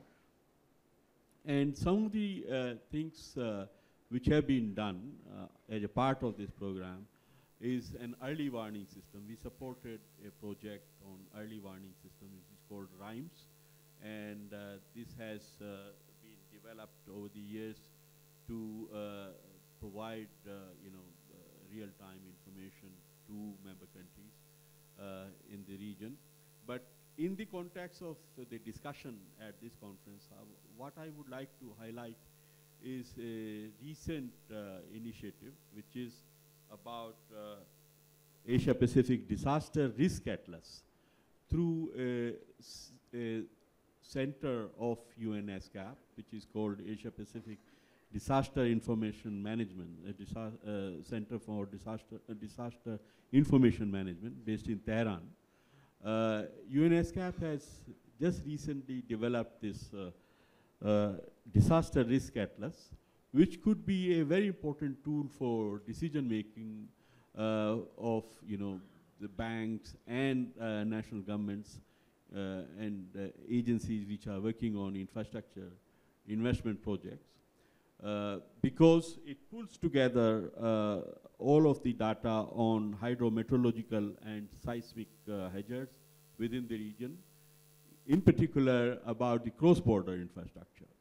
And not only does this atlas identify the hotspots of vulnerability or risks to the disasters, so it's not only a useful tool for guiding the decision makers for potential or new investments, but also for retrofitting some of the existing infrastructure. This atlas identifies hotspots of risk, seismic and hydrometeorological risk in different parts of Asia, and for instance in Bangladesh, in Myanmar, in Central Asia, there are a number of the infrastructure projects which are found to be vulnerable to the disaster risk. So this could be an important decision-making tool for fresh investments, new investments going into infrastructure development, but also whether we should be investing in retrofitting of some of the existing infrastructure. And then we follow it up by some capacity building of decision makers and governments in incorporating the disaster risk and risk-informed decision making.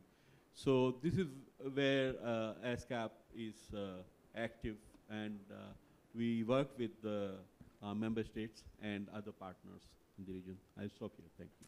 Thank you very much, Nageshji, and particularly the importance of data and the UNESCAP's contribution to that.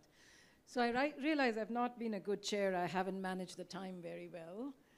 Can we take an extra 10 minutes and open it up to the floor? Is that okay? Okay. So, sir, the floor is yours.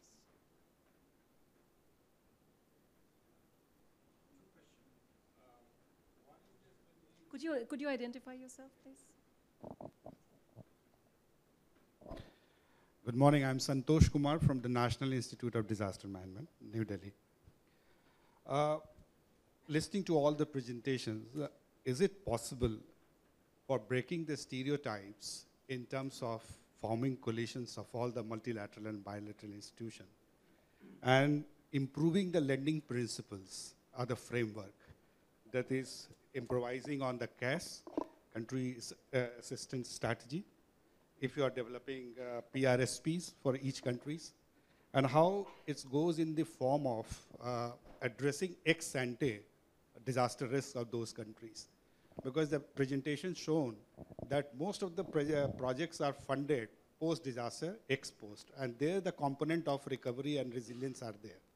So that is a kind of a marginalized intervention, although 50 million, 60 million kind of thing. So this is how this can get as a part and parcel of funding any nation in terms of that. And second is also within the portfolio of the bank or the multilateral bilateral institutions, if it is not related to disaster per se or risk reduction, other projects going on or funded by the banks or the multilateral agency, how that integrates disaster risk ex ante. And the last one, the inbuilt coalition which we are talking about at the top level, how that goes at the local level. That local level we work in silos. Can these kind of intervention can help in bringing those synergy at the local level so that the development funds or abnormalities can be addressed in a more cohesive manner with accountability? So that's what the last, and one more I was forgetting. Thank you very much for this. Thank you. I think excellent questions, and I maybe perhaps will try to address some of those in my closing remarks rather than going to individual panel members. Any other comment? Yes, sir. At the back.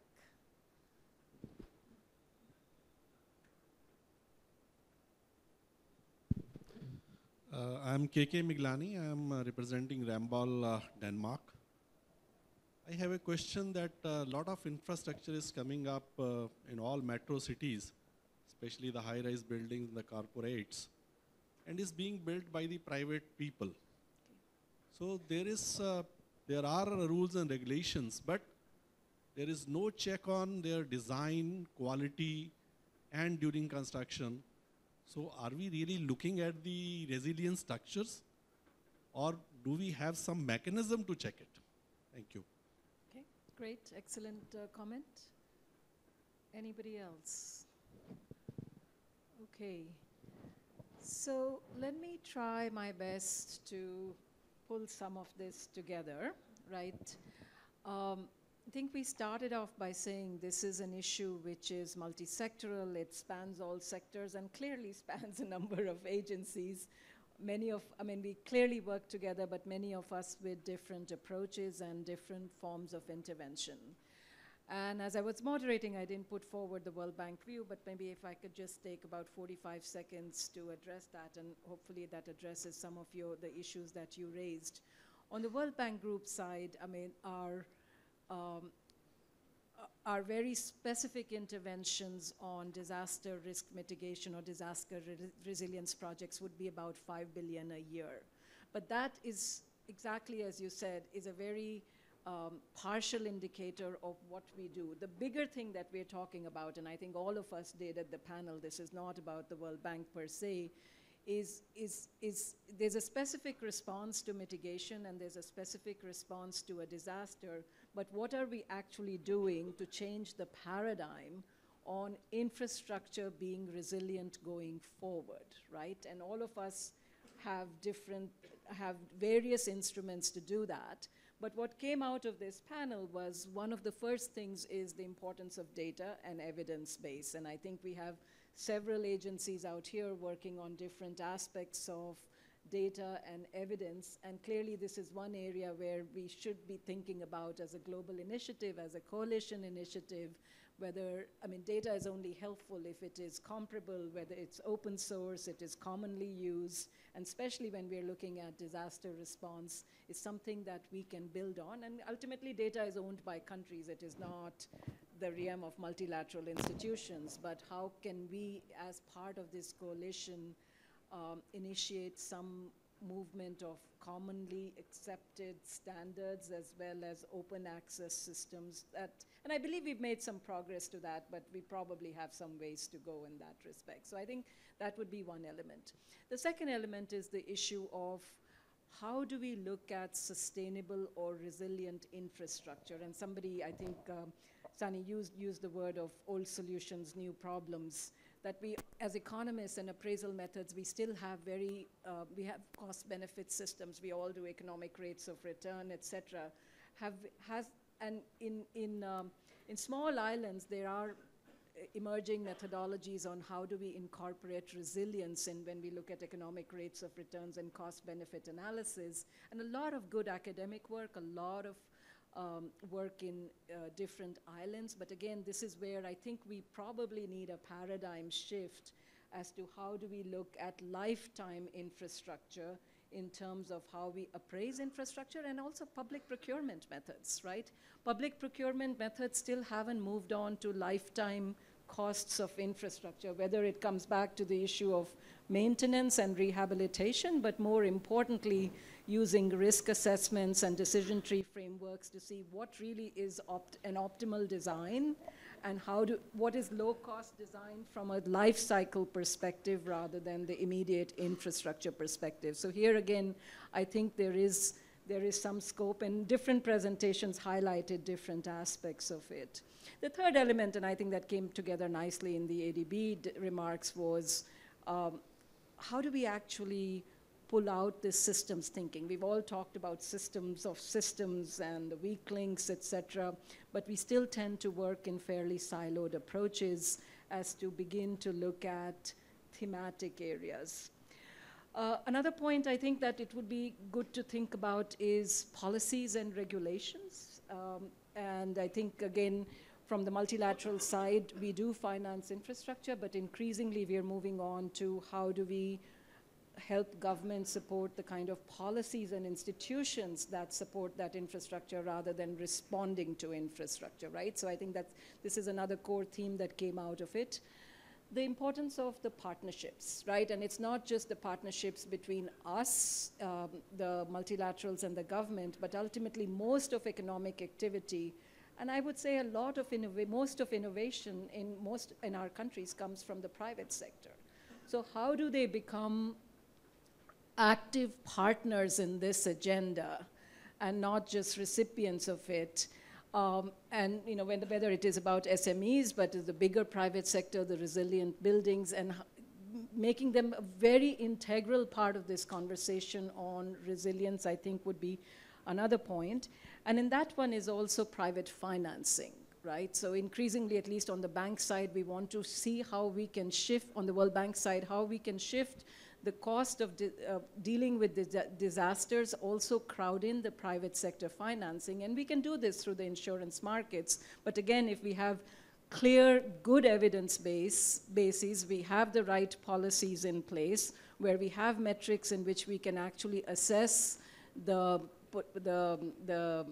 insurance costs. I'm looking for a word which is escaping me at this moment. That can then actually be, the insurance companies can then come in and actually take some of that risk away. So this is also and insurance companies in the private market is also very demanding, right? It will demand that we have the right evidence. It will demand that we have the right policies, that we are looking, sir, at the point of are we actually enforcing resilient buildings. It is only then that they will actually be willing to take on the cost of refinancing or insurance premium.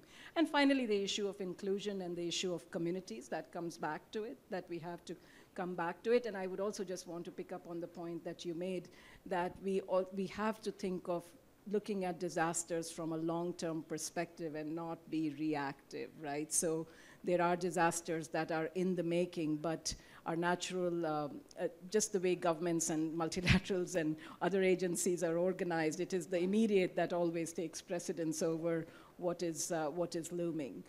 So with that, I just wanted to ask if anybody wanted to add any burning point. I see that we're already about 15 minutes over our time limit. So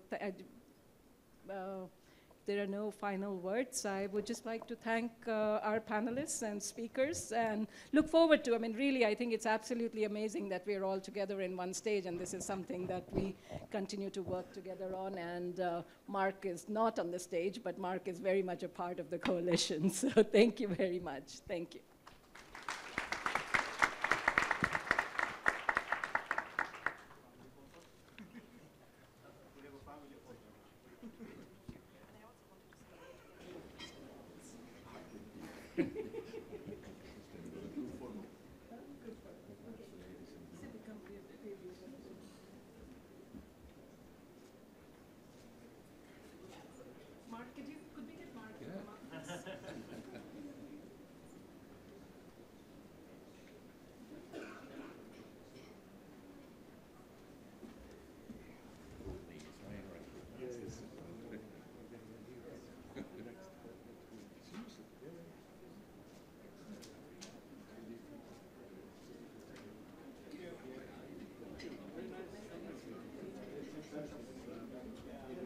Sorry, we lost you.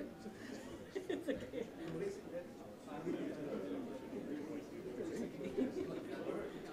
I didn't think it would traumatize you for that, but still, it was nice.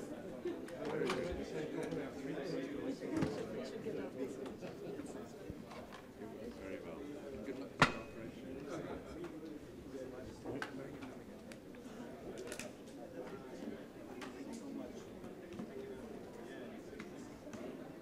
Thank you, everyone. Moving to the featured event on the role of emerging technologies and innovation. This session will be split into two simultaneous sessions. Featured event 1A on digital technologies will be chaired by Shri Kamal Kishore, member NDMA India. This session will be held here in this hall. Featured event 1B on engineering and nature-based solutions will be chaired by Professor Rajiv Shaw, Keio University. This session will be held at Aftab, the hall on the left outside the registration area. When we conclude this session, we will break for lunch and reassemble here at 1:45 for working session 2. I now request the chair and the speakers for the subsession FE1B to proceed to the designated hall. Other participants may choose to attend the session that interests them.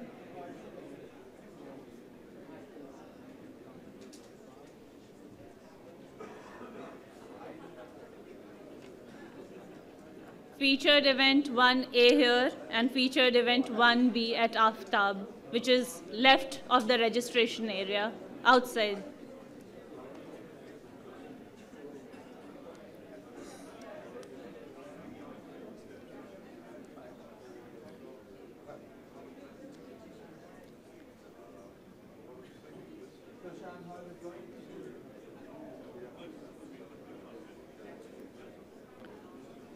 Requesting all the participants to redistribute themselves. Those who wish to attend FE1A can stay here, and those who wish to attend the other session may go to Aftab.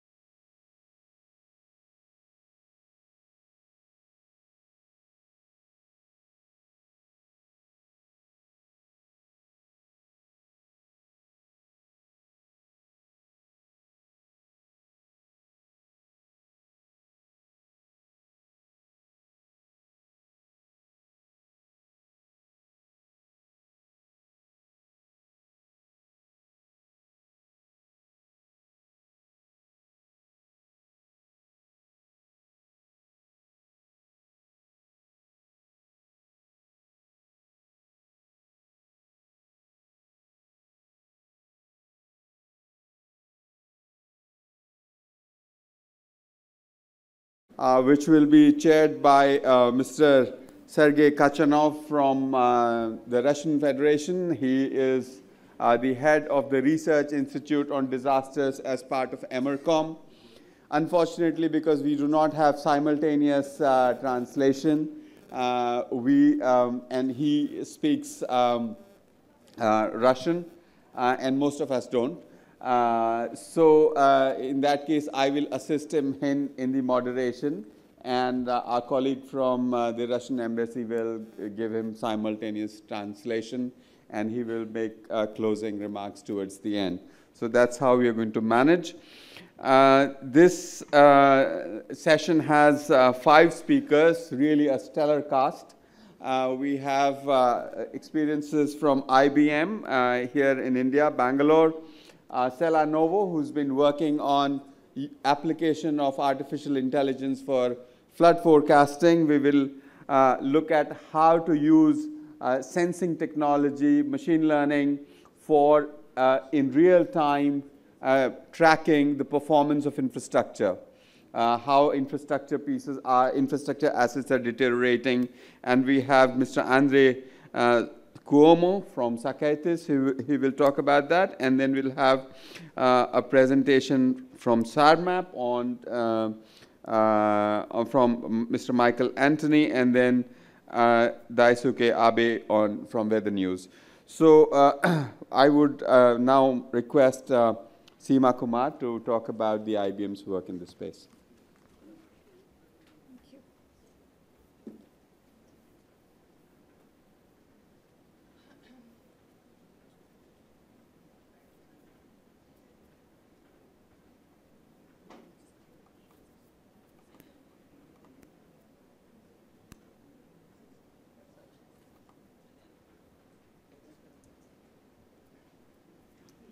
May I have the presentation on the console?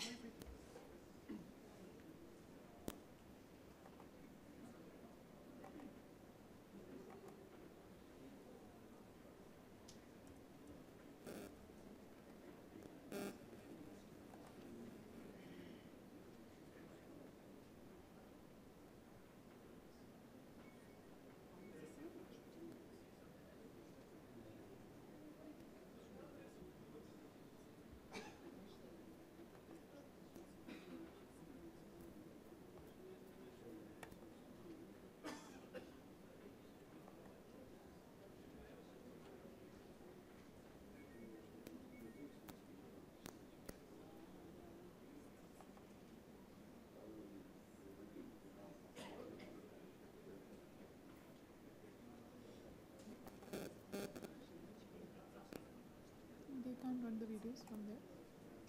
They were saying that it's all done from this system. It's now connected to the Wi-Fi. Okay. Okay, so I think we'll have to skip the video and do it later. No worries.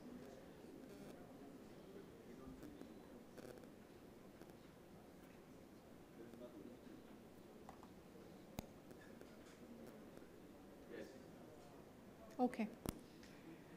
Okay, the technical panel starts with technical difficulties.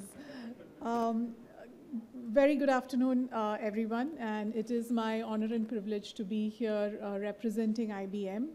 I have been leading in the organization a series of initiatives, working with the ecosystem, working with software developers, working with startups, so on and so forth.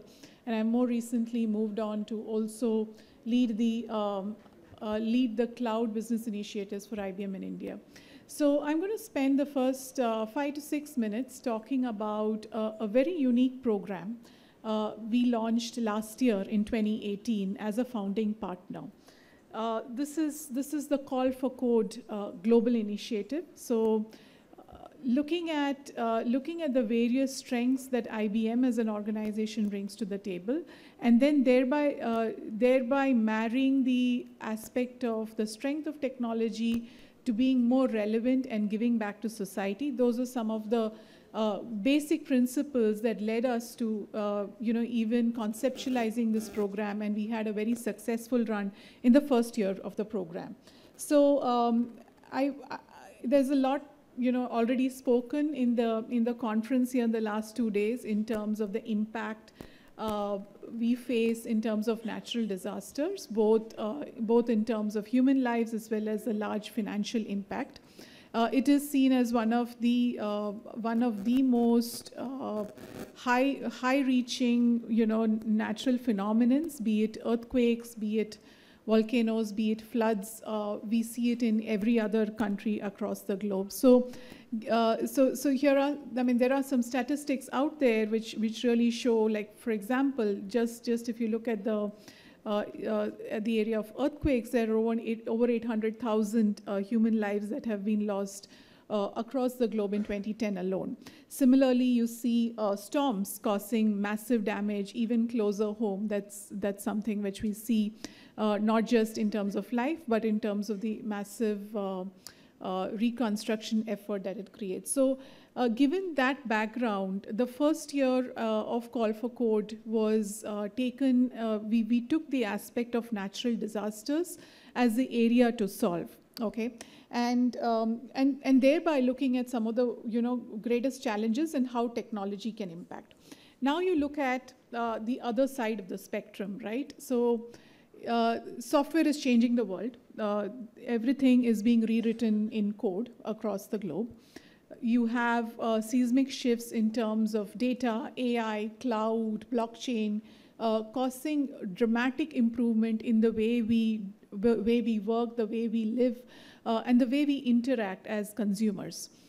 A lot of this is possible because of the developers out there, the software developers, the technologists out there. We have over 22 million developers across the globe. India, incidentally, is the second largest nation after the United States. We have roughly around 4 million developers in this country. And all of them contribute directly, to businesses globally, right? So you're building applications, you're building solutions relevant primarily to a business context, where you're driving some of the largest banks, the largest telcos, so on and so forth.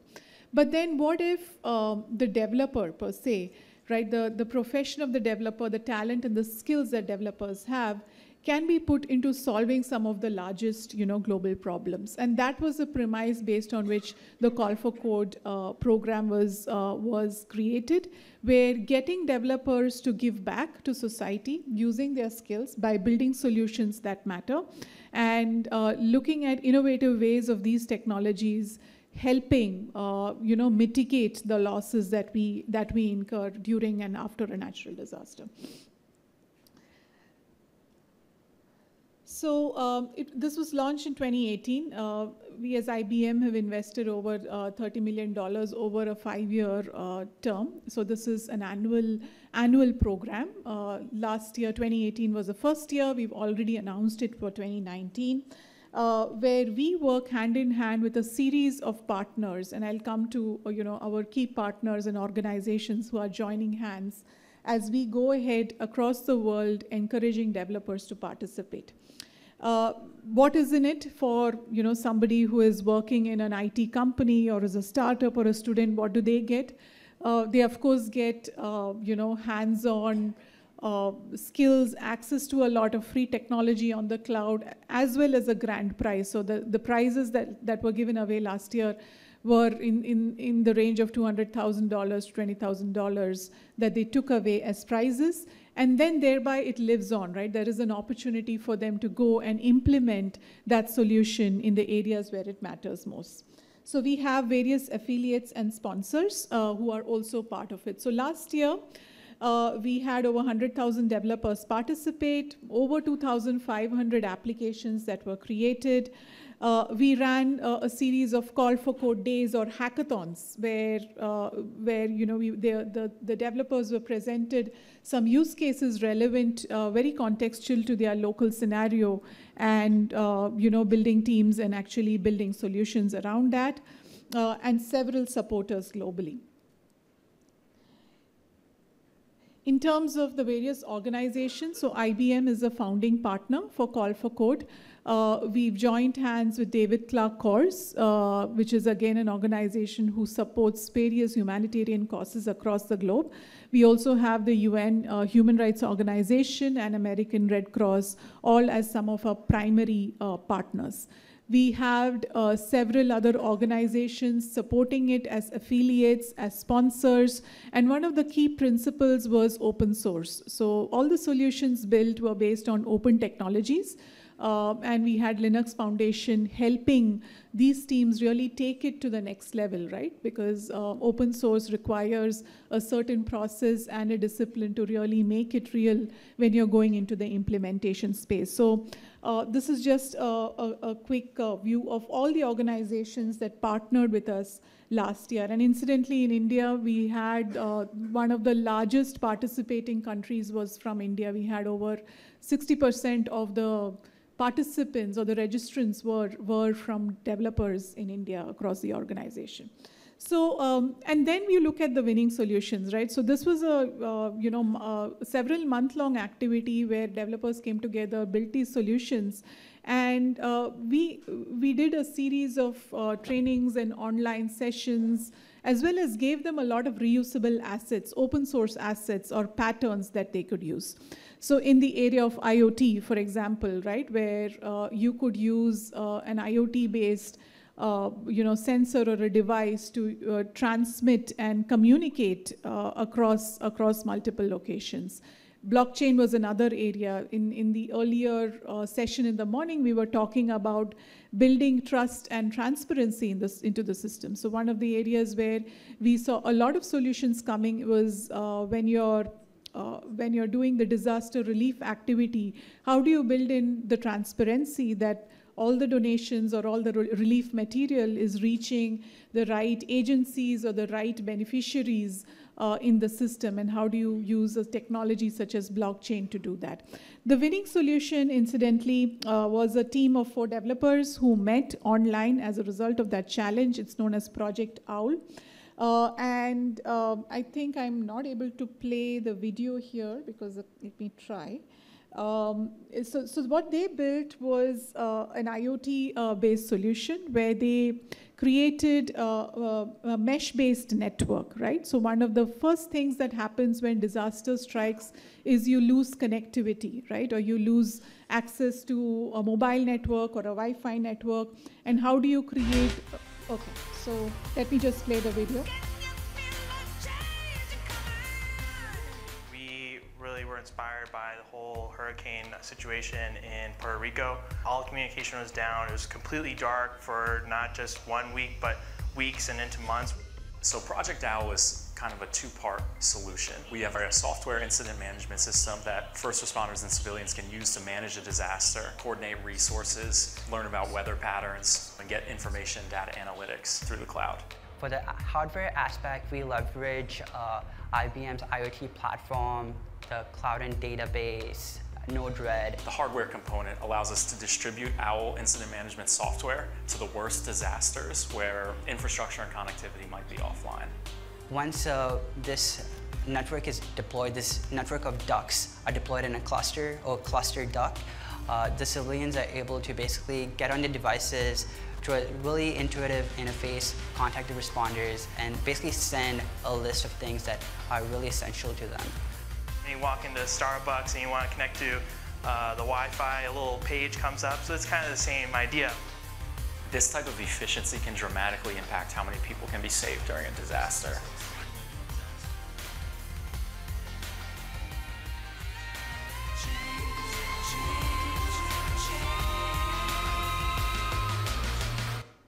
Yeah, so if you noticed, right, they had a very full-fledged solution where they even thought about the hardware piece of it, right? So they are literally small rubber ducks that can float around, even if it's a flood-ridden area, and each of them is connected to an IoT device, IoT-enabled device, creating an artificial mesh-based network. and anyone who's stuck over there can connect to that network and send out SOS calls or ask for help or ask for food or whatever it may be. So this is one example. There are multiple. I just play one more if I can. So another one which is closer in Nepal, right, is related to earthquakes. And one of the problems post the earthquake is in terms of figuring out. I get a lot of questions about programming, but I don't think they're the right questions to ask. Questions like, how many languages do I need to learn? What language do I need to learn to get to company X? What's the difference between... Sorry.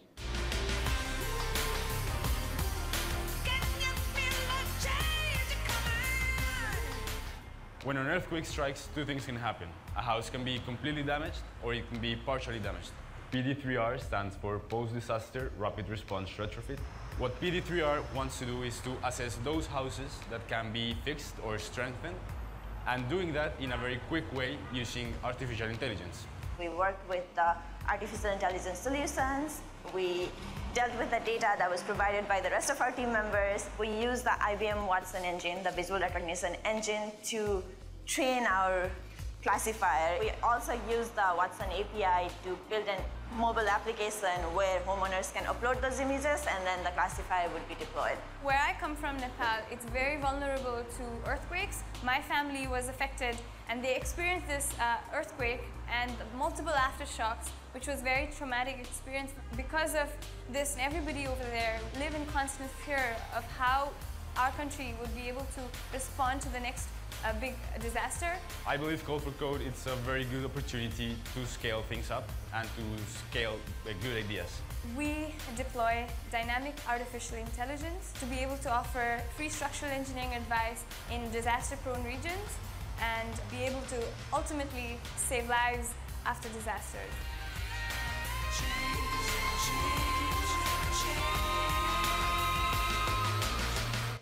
Okay. So, so if you saw two different examples, right? One of them leveraging a lot on IoT, and the other one leveraging on, you know, things like artificial intelligence, visual recognition, so on and so forth. So, and several other examples, right? So this was a really, you know, a very different exercise where we saw some of these technologies being used in relevant areas and real solutions that can be deployed.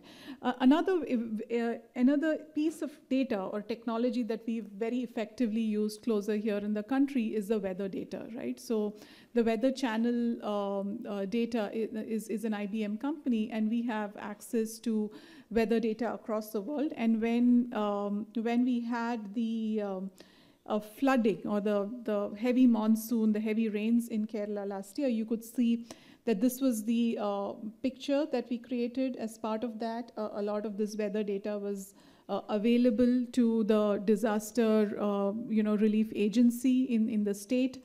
And it helped the officials prepare better, right, in terms of not just you know, not just planning, but also planning even post-event.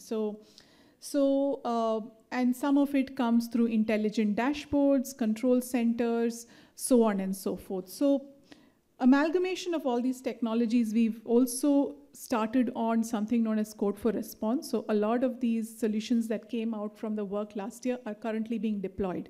So we've started with Puerto Rico. So the project OWL is currently being done in Puerto Rico.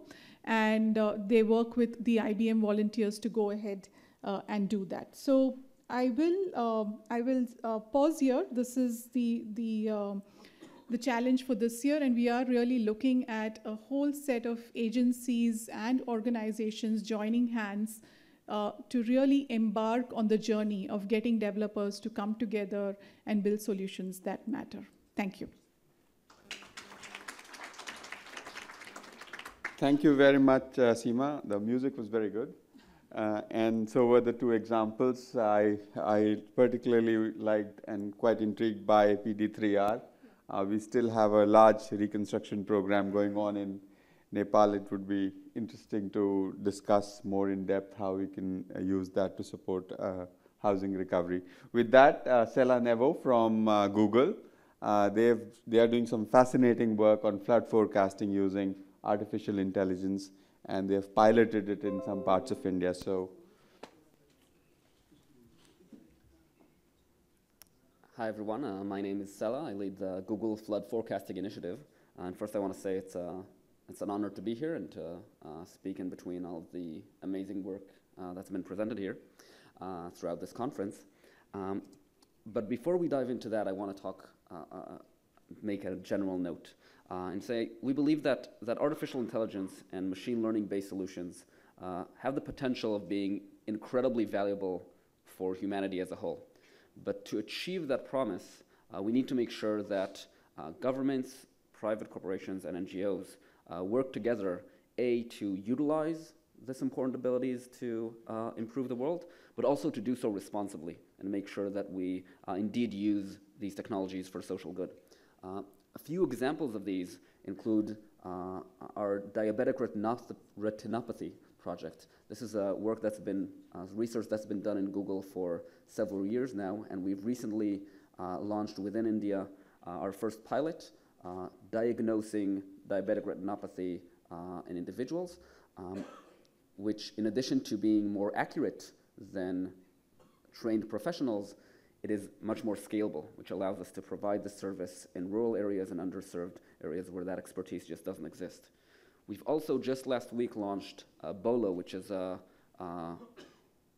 app that helps teach children how to read and uses machine learning based speech to text and language understanding to not only be interactive and engaging, but also hear what the children are saying and how they're reading and correct the way in which they read based on their reactions. But today I want to focus on the flood forecasting work that we've recently piloted in India. As many of you know, flooding has immense impacts. It affects hundreds of millions of people every year, including thousands of fatalities and billions of dollars in economic damages. But on a more optimistic note, it is also one of the natural disasters who much of its harms are the most preventable. It is estimated that up to 35% of economic damages and up to 43% of fatalities can be prevented through early warning systems. And these facts have led both Google's crisis response teams and independently the UN's natural disaster report to assess that flood forecasting early warning systems are a potentially high value and low hanging fruit intervention, which has led us to open the Google Flood Forecasting Initiative, whose goal is to provide scalable, high accuracy, high resolution flood forecasts and warnings globally. We believe that for people to be safe and informed everywhere around the world, we have to use systems that are both computationally scalable and financially sustainable so that we can launch them anywhere rather than only in unique places that can afford it. It's also worth mentioning that our goal in this project is not to make sure that Google provides these alerts, but to facilitate the creation of these systems. We're committed to making all of our forecasts and alerts publicly available, open sourcing as much as we can of our data, and supporting the larger ecosystem to improve both forecasting and mitigation efforts. So why is Google involved in this at all? We believe that Google has a lot of resources that can help move the needle on this important challenge. Google has public-facing interfaces in the hands of billions of people around the world. Those can be utilized to notify people of emergency information in real time. These models require immense amounts of computational resources that are not sufficiently allocated today. And perhaps most importantly, we believe that machine learning expertise can really make a revolutionary change in the way in which we run these models and the accuracy they can have. And in a moment, I'll talk a bit more about that. But we also recognize that Google is in an assistive role in this field. Governments both have the infrastructure and the mandate to protect their citizens, and there are many organizations, many of them sitting here in this room, that have the expertise in these fields and have been doing this important work for many years, many of them even before Google was founded. We want to be able to help with the resources that we can uniquely provide, but do this to create collaborative, innovative solutions that take into account the full ecosystem. What I want to focus on today is our first effort, creating a global, scalable hydraulic model.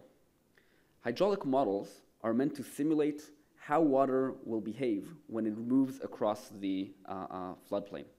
This allows us, as we can see here on the screen, to know exactly what areas are going to be affected, and therefore who needs to be warned and where they need to go to be safe. Let's start with a broad overview of what this project looks like and then dive into a bit of the details. First, we collect satellite imagery from multiple sources. And from the satellite imagery, we produce high-resolution elevation maps so we know what the topography of the ground looks like. In parallel, we collaborate with governments, and we've started with the Central Water Commission and the Ministry of Water Resources here in India, and receive from them the gauge measurements and the river gauge measurements and forecasts for what the water level is and will be in the near future.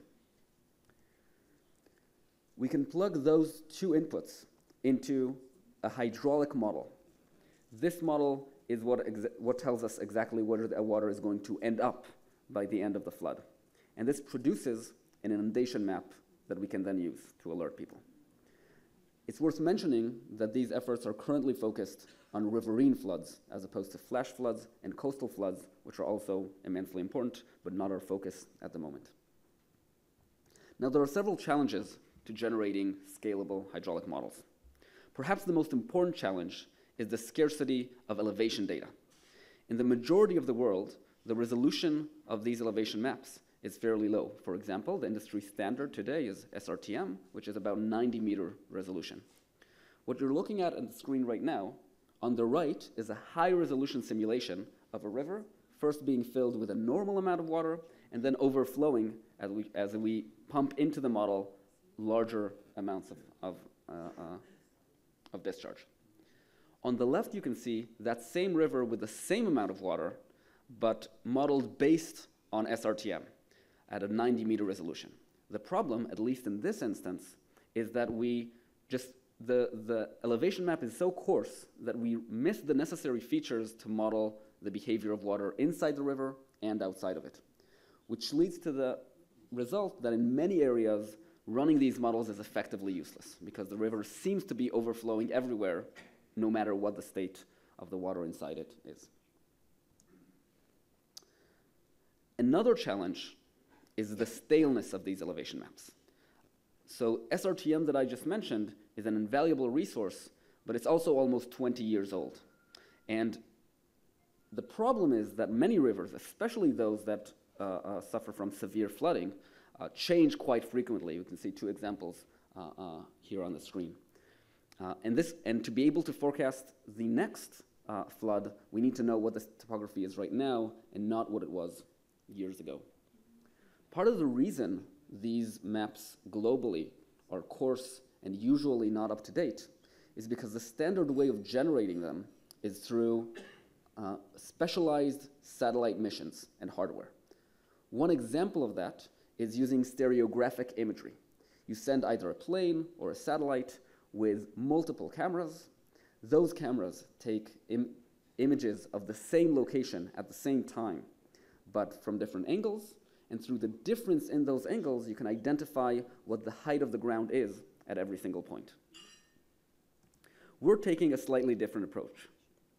Instead of using specialized hardware, we collect large amounts of high-resolution optical imagery that is already being taken every day around the world.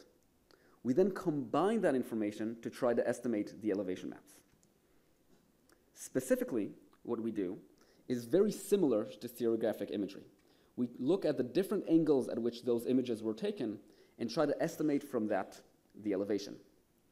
But the difference is that instead of relying on specialized hardware, we use these relatively arbitrary images. Because these images were not taken with this goal in mind, this means we have to work a lot harder on the software side. This means we try to estimate simultaneously both where the cameras are pointing and what was their exact angle, what is the surface geometry, and various other aspects of ground reflectance. However, once we have this software established, we can then create 1 meter resolution elevation maps anywhere in the world and scale this up to update it, at least where necessary, every year. This allows us to move from the resolution that we see on the left. I don't know how the screen doesn't allow for the full impact of the change, but on the left, where we have 90-meter resolution maps, to an image you can see on the right, where you can identify things like buildings, trees, canals. But the map on the right is still not exactly what we need to produce, to use for our models. Because the map on the right is what's often called a digital surface model. It includes things like buildings, trees, bridges. And that is a bit problematic, because if we simply use a map with bridges and trees on it, our models will assume that those bridges are dams, right? It doesn't know exactly what's happening underneath them. And that will obviously lead to very terrible modeling results. What instead we need is a map that can ignore structures that the model can flow under, but still continue to retain structures that block the water's progression. To do this, we use convolutional neural networks, what kind of is commonly referred to as deep learning, or one of the things that is commonly referred to as deep learning. These allows us to automatically identify what structures we want to ignore, and then remove them from the map, as you can see here. So you can see a lot of buildings there on the right, for example, which are just easily removed, and we found this reaches very good accuracy results, even using relatively simple and what we call shallow, even convolutional neural networks. But elevation maps are not the only challenge. Another important challenge is the computational costs. As we want to scale this globally, obviously the number of CPUs we need to use increases. And even worse than the scale at which it increases as we increase our coverage is the scale at which the computational cost increases as we try to increase the resolution. One interesting characteristic of these models, or at least of the classical hydraulic models, is that the computational cost, the number of computers you need to run these models, rises as the cube of the resolution you use. What this means is, if we've now increased the resolution 90 times, from 90 meter to 1 meter, we will need 700,000 times the number of computers to run that same simulation on the same area. And this very quickly becomes unsustainable, even for Google, but even more so if we eventually want to provide tools that every government or NGO will be able to use themselves, which is what we hope to achieve. To do this, we're also trying to use machine learning to scale up the efficiency of these models, as this very self-explanatory slide shows. So what this slide is trying to say, other than look how smart we are, is broadly the following. We train our neural networks based on the physical equations. So we use the classic physical equations that we use for modeling directly in the past. We now use them during our training stage to teach our models what is the behavior of water on the ground. We can then use these models, which are substantially more efficient, to then actually in real time provide the analysis for each location. What this means is we work hard once in limited locations, but then can scale that up globally and do interesting things in real time. But of course, the reason we're doing this is not just for the lab simulations. The reason we are all here is so that we can provide people with information and keep people safe. To do this, we have three main strategies. First, we're using Google's public alerts infrastructure, which allows notifying people in real time of emergency messages through Google Search, Google Maps, and Android. This system has already provided hundreds of thousands of alerts to over 2 billion people, and we're now fitting it to be able to provide the additional information, the richer and more accurate information that we can now produce. The second way in which we're using this information is to directly inform the governments we're working with. We've begun an amazing collaboration with the Central Water Commission, who are also here in this room, so that we can provide them with much richer information than the little amount of information that individuals have to deal with. We can give them multiple layers that can inform them on timelines, as well as different risk aspects of what's going to happen. It's worth mentioning, we think this is an incredibly important part of what we do with this information. Governments are the ones who can provide a lot of help in the short term through relief and mitigation efforts, but also, as was already discussed this morning, a lot of improvements to people's safety in the long term through infrastructure work such as building dams and embankments. And then our third strategy for utilizing this information is outsourcing these alerts. We recognize that many of the people who need this information don't have access to the internet. And while we think Google is perhaps very well placed to inform people who are connected to the internet, we don't think we're well placed to inform people who are not.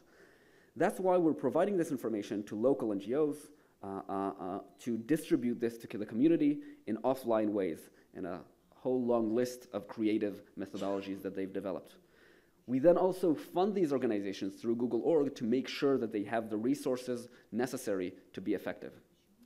In general, we try to make all of our alerts publicly available in both human and computer-readable formats. We want any government, organization, or company to be able to use them in any way they like. We want them to either just directly use them to inform people we don't reach, or build upon them with additional information layers, trying to assess vulnerability, for example, or indirect effects, and perhaps use them in ways that we just haven't imagined yet. We've launched our first pilot of the system in Patna in the monsoon season of 2018. What you're seeing on the screen right now is an example of an alert we sent out specifically in September 9th, 2018, and ended up being a good representation of the situation on the ground. These alerts ended up, on average, achieving over 90% accuracy across our key metrics. And we're very encouraged by these good early results. But most of the work is still ahead of us. We're working mainly in two separate vectors. One, scaling up the systems that we already have. In this monsoon season, we're working to scale up within the Ganges and Brahmaputra, but eventually we want to cover India and achieve global coverage. Simultaneously, we're also trying to improve the forecasts that we provide. We have several different efforts that we hope will, A, increase the lead time so people can have more time to prepare and protect themselves. Secondly, improve our communication structure to make sure we manage to provide people with as much information as we can and are effective at encouraging them to take protective measures, such as evacuation when that is relevant. And thirdly, try to support new drivers of floods and new ground conditions that we don't yet support. For example, the coastal and flash floods that I mentioned before. We believe this project is a great example of how governments and private companies can collaborate, and we believe that this kind of collaboration can lead to a lot of good, helping many people. We're very interested in similar collaborations with governments around the world. Thank you very, very much for listening. Thank you very much, Sela. That was fascinating, particularly those equations. And a lot of promise. We would, look at how the system performs in 2019 floods as well as you expand beyond Patna. And then ultimately, from the perspective of the subject of this workshop, we would like to link it to the performance of infrastructure as well, infrastructure that is designed specifically for flood control. There may be very interesting opportunities to explore. With that, let's now hear Andre Cuomo. He has something very interesting to talk about in terms of monitoring in real time the health of infrastructure. Thank you, and thanks to everyone. We started this project in 2012, starting by chance, really, and then progressively moving from designing sensors to a full system. What is the objective? The objective is to create an affordable, first of all. So we are talking about full costs of some per thousandth per year of the cost of building an infrastructure. A reliable real-time monitoring and diagnostic civil engineering industry able to really give a real-time status of any structure. I will go quick. There are many reasons, from variations in the applied loads. Yesterday somebody was talking about coding. but codes are changing all the time also because loads are changing.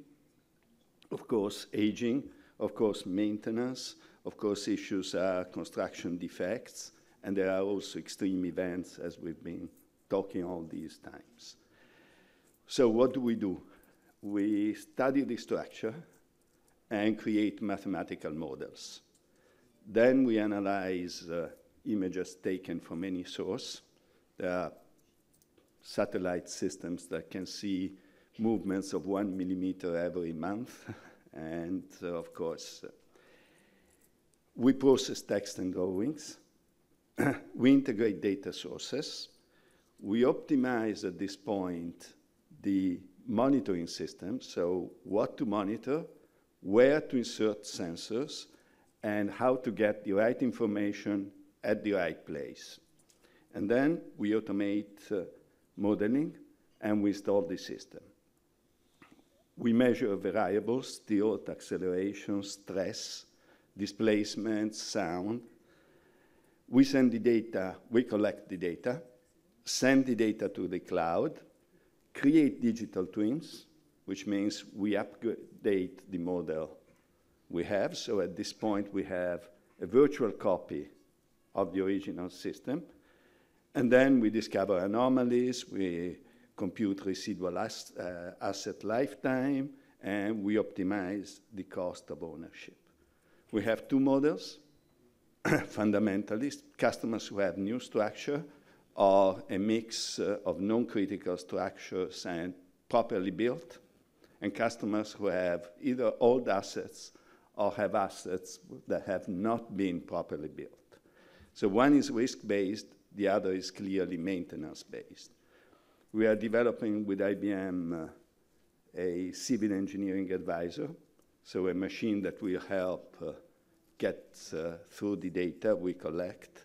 And we will have two different roadmaps. One is a civil engineering maintenance application, so trying to go asset by asset. By asset, I mean every element of a structure. And the other one is a risk profiling, basically saying which structures need intervention where, which are urgent, which can stay. We have some cases here. This is a bridge installation we made. Basically, we've been able to see single strands and then the whole cable breaking. But we have also been able to see real-time traffic. You can see easily the difference on this slide between weekend and heavy traffic. We have seen earthquakes coming. We've seen the behavior of the structure during the earthquake, before, during, and after. And we've been able to conclude fundamentally in real time that no damage has occurred on the bridge. We have seen this, for instance, this monitoring is going, and diagnostics is going on since 2.5 years with a few thousand sensors. It's a tunnel in the middle of a landslide, and we've been able to see the deformation, but not only the shape. We've been able to compute the force that the mountain is exercising on the structure, the bending moment inside the lining, and of course project this force for 40 years and beyond, assuming the landslide doesn't change in the middle, but this is the best assumption you can make today, and then come to a conclusion and say when we expect that structure will no longer be usable.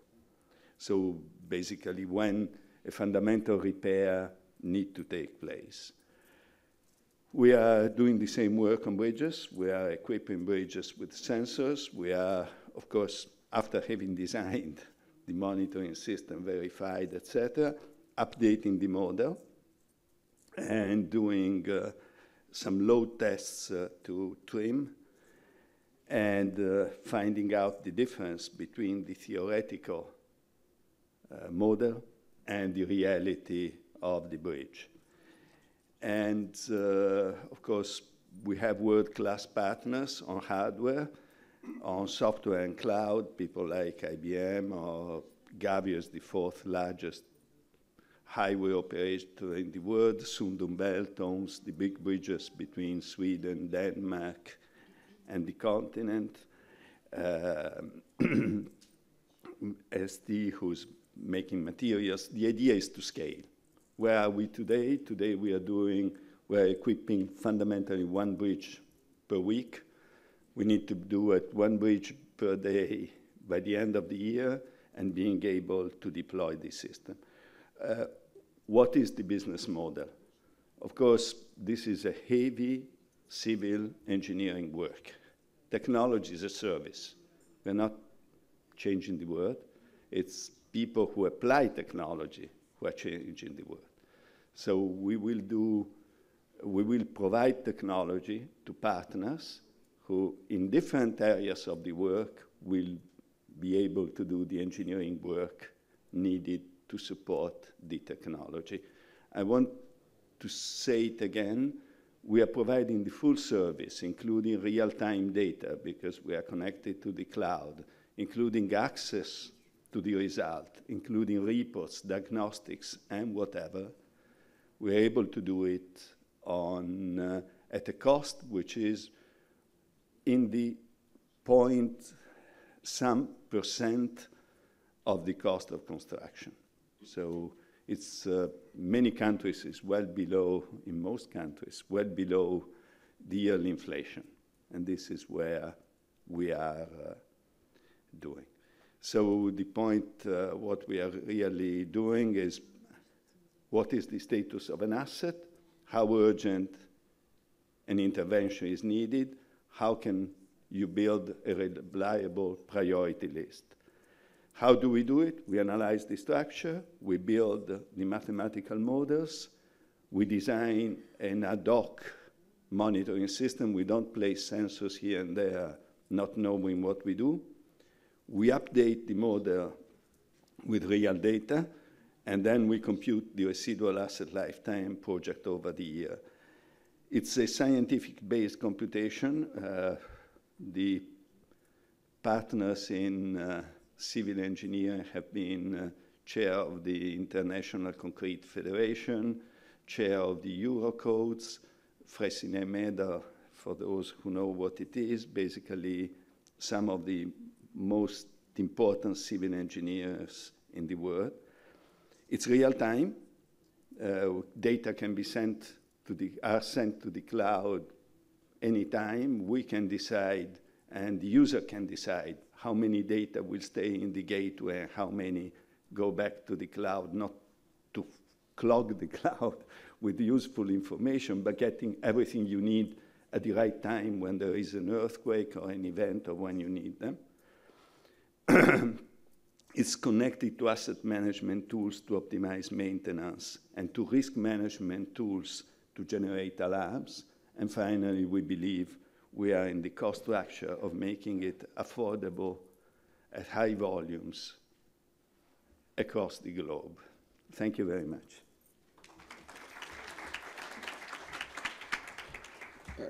Thank you, Andre. That was a very, very interesting presentation.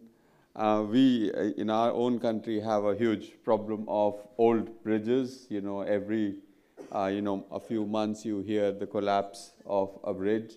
So, it would be interesting to explore how this technology can be used, what business model would apply.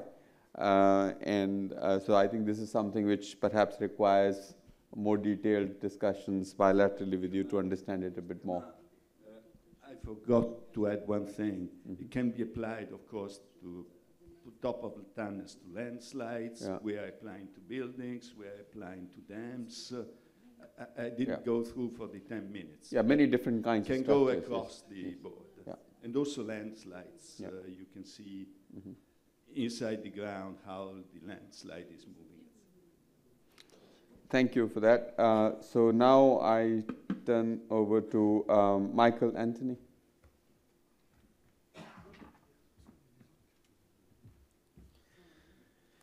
Thank you very much, Mr. Kishore. Thank you for having me. It's a great pleasure and honor to address you and give you a bit of a short glimpse from space. That's really what I'd like to do, and I'll keep up to the Swiss paradigm of punctuality and keep it to the 8 minutes so we can make good some time. I probably logically follow up a bit from the previous speaker in some of these assessments that we're doing. We're basically a small southern Switzerland-based company that is focusing on the interpretation of satellite data, and a particular kind of satellite data, which I'll move on to explain.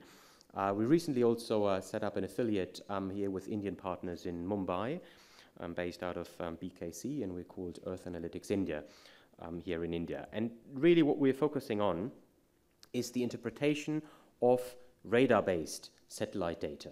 Now, radar-based satellite data, which is basically a different spectrum, is useful in two occasions. One, it can see through the clouds. That is very important when monitoring agriculture, so that is very important in this country, where agriculture plays such a large role. But whenever you use satellite data to monitor agriculture, the only thing you see in the main season are clouds, which is not particularly helpful. So radar sensors can permeate the clouds.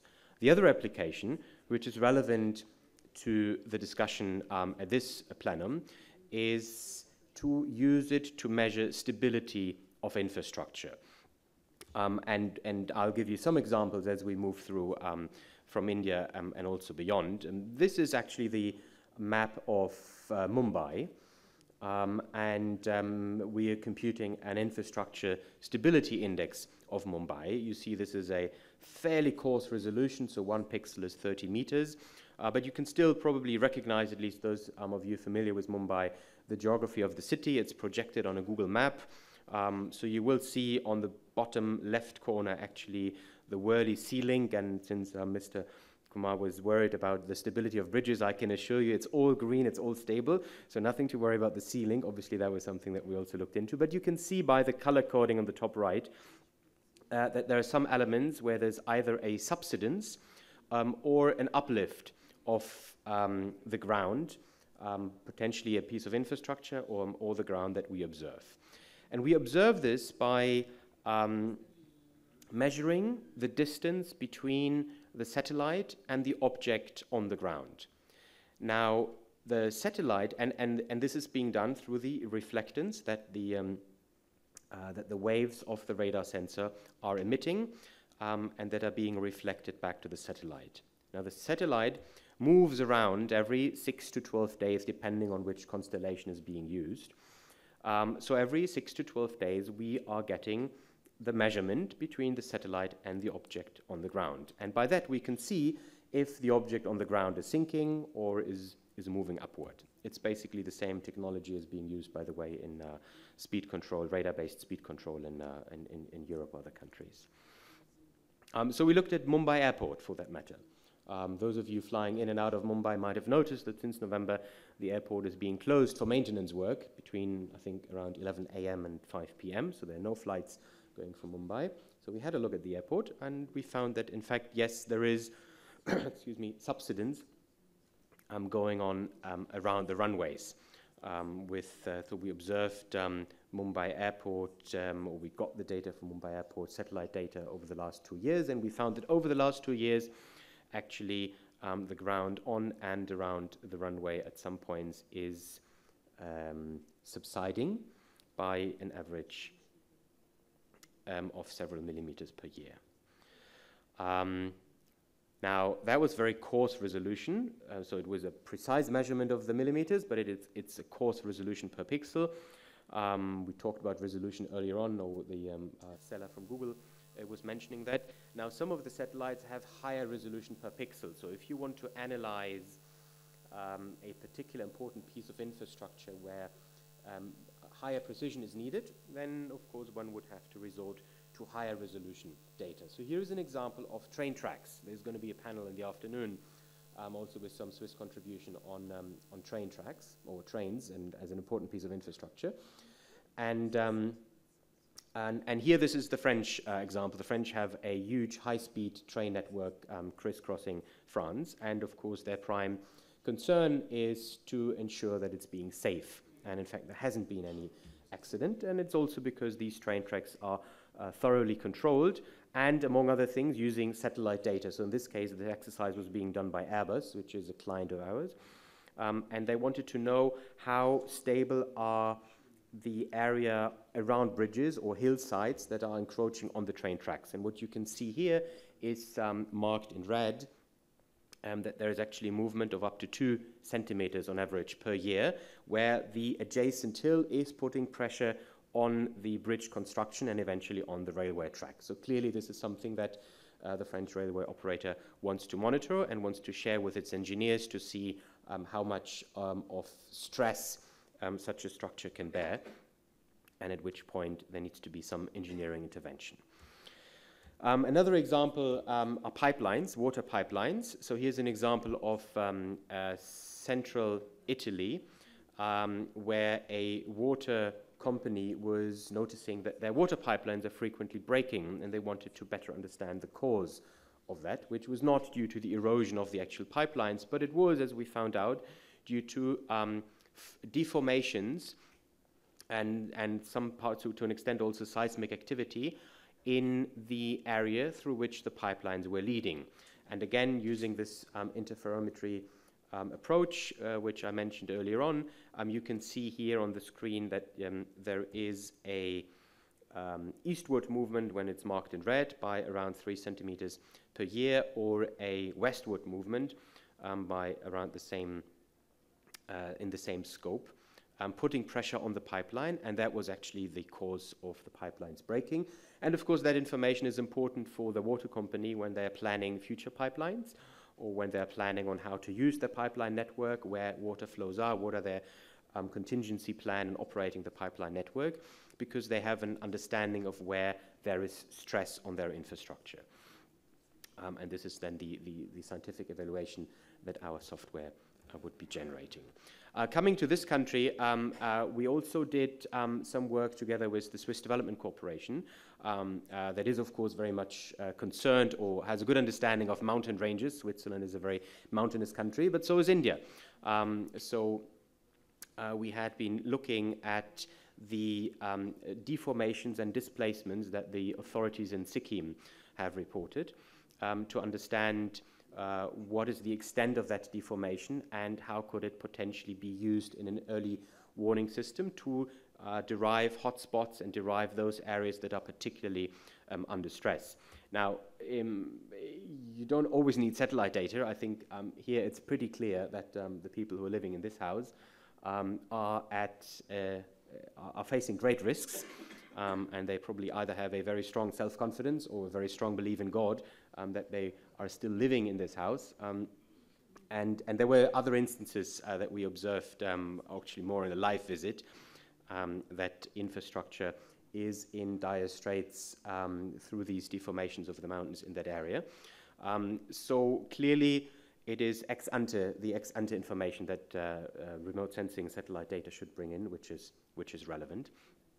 And this is something which I think we will be seeing more and more, because what we can observe in terms of the hardware development is there's almost a Vanity Fair in space. If you look at these different satellite missions that have come up over the last couple of years only, and of course they're backed either by countries, so you see the flags up there, and on the left one, those are the traditional ones, so the Japanese and the Canadians were into it for quite some time.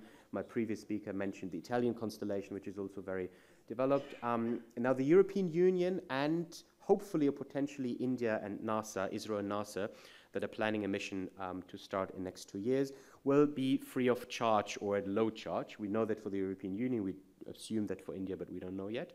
And that, of course, is extremely valuable because it helps that technology to set foot in actual real applications. And we also see commercial applications, particularly funded out of Silicon Valley, but there's also a Finnish constellation that is coming up. So there's going to be a vast amount of data which waits to be translated into, if you like to call it, downstream services and applications. And I think this is something which we're going to see and which we are there to help for. I'll skip my last slide and leave you with my contact details, and thank you very much for your interest. Thank you very much, Michael. That was a very nice next presentation after Andrew's presentation on installing sensors on site versus using space-based sensing technologies to monitor what's happening to the infrastructure systems. The example you gave of the French railway and how, in real time you can see what is the kind of stress that is accumulating near that bridge you showed, very fascinating, and this is something we should explore a bit more. With that, the last presentation of this session, Mr. Abe from Weather News.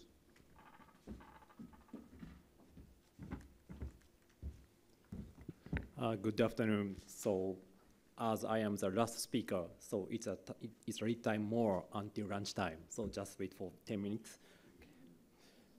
So I am Abe from Weather News in private sector of weather information provider. So I would like to introduce the well-worked structure of PPP, public-private partnership, to mitigate disaster in Japan. Today I'd like to say is just one thing. Most important thing to utilize and capitalize our private sector is that a role and responsibility of public sector and private sector are clearly defined in your country. That's so important. So let me explain.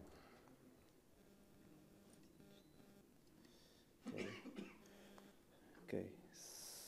So in 1970, a vessel of wood carrier was damaged at Onahama Port in Fukushima region.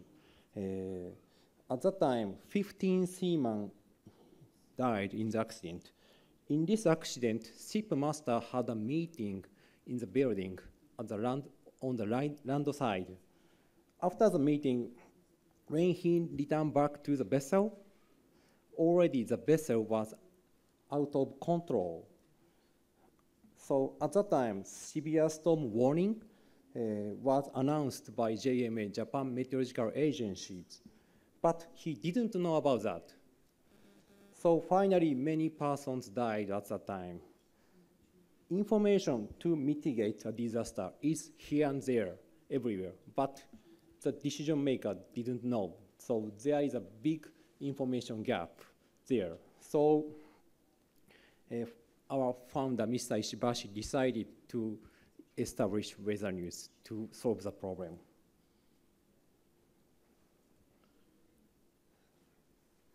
So such kind of the communication, we call that risk communication for our customers. So we have provided this communication for 33 years. We have grown up to be listed on a Tokyo Stock Exchange, Section 1. Now we provided the services for all over the world for aviation and maritime companies, but we would like to expand our field for many countries to transfer the knowledge and experience of Japan. I am a member of Global Weather Enterprise, which discuss the structure of PPP in WMO in United Nations. And so PPP is also a hot discussion point in WMO also. In Japan, this role and responsibility between public and private works very well to mitigate disaster. The point is JMA focusing on the warnings. So they very much focus on the warnings. That is the point. And in addition to that, one more point, they construct the national-wide observation network. These two are the point. And in terms of the risk communication, in our experience, so we are very much focused on the risk communication to the individual and to the customers.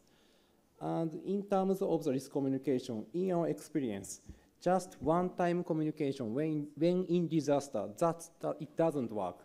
So everyday communication is so important to make a decision in severe situation. And one more thing, JMA, Japan Meteorological Agency, never does the business activities. So that's so important.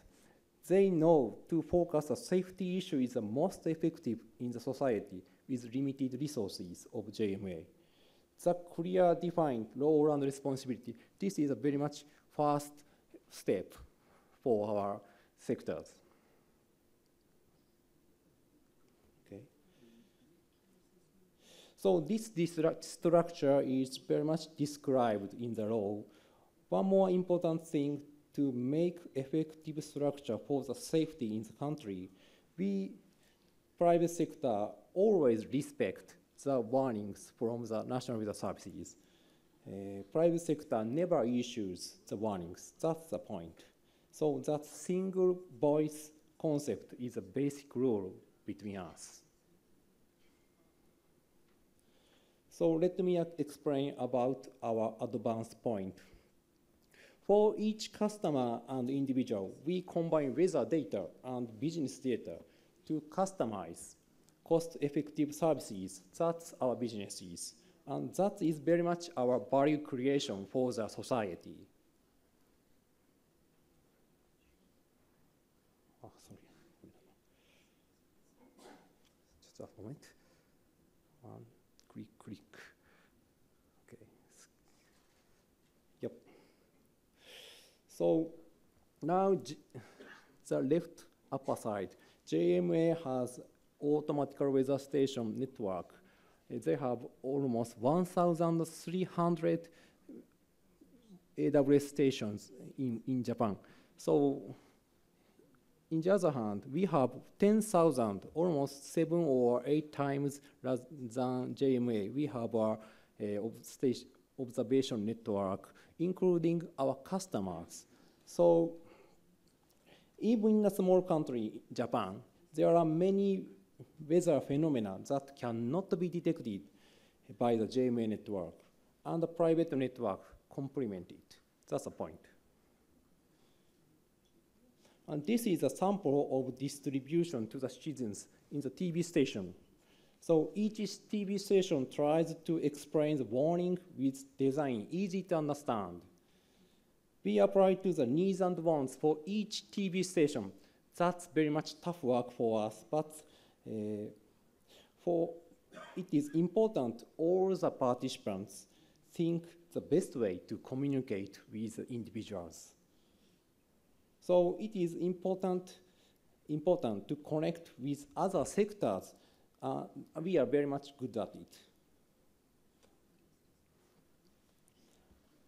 And we have our own network of 80 weather radars and 2 satellites. This is managed by our own money for the weather risk that Japan Meteorological Agency cannot do alone. That network has established by ourselves for the customer needs and wants. That's important. By developing the structure to countries around the world, so I believe we can contribute to disaster prevention and mitigation.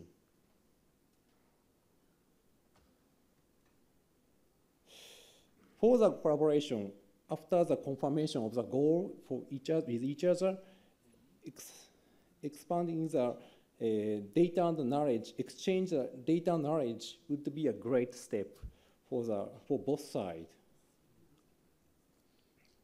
When we transfer the knowledge and experience to the country, so sometimes we encounter difficulties. So for the safety issue, I think we are on the same boat. Again, to make clear define rule and responsibility between public and private, that's so important for us. And we private sector are so happy to have a chance to contribute to your country. Thank you very much.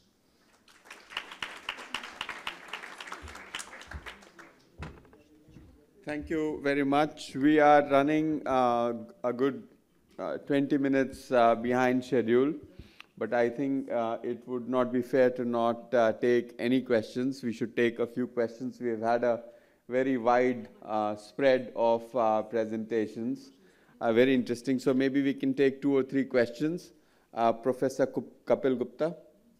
This to Sela Novo for the Google Maps.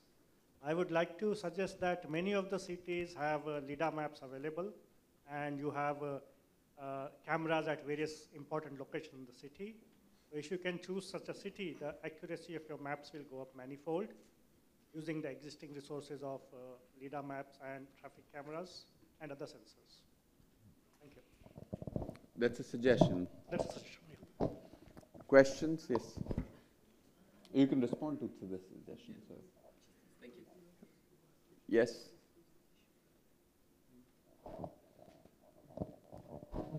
Good morning. My name is Neil Alatan. I'm doctor in disaster risk management from Peru, CENEPRED. My opinion of using or modeling natural phenomena, which should be contrasted, the results in field visits, and then better decisions should be made. Always take care. Modelings are tools, but not are the real decision of a hazard maps. Yeah? I prefer work always at local scale. That's an experience. Geomorphology units. It's important to model a lot of natural hazards, floods, debris flows, lava flows. I prefer look at work scale and experience modeling by scientifics, Peruvian volcano of volcano Ubinas, of the lava flows. Using the modelo, they present that the lava flowed in Ubinas with damage or heat in front of the volcano or the village in front. But when we came in the field, it would be not logical because we found it a ground wall of the crater, that must the lava will go there. And then we tell the scientists, please take the models as a tool, but not a real.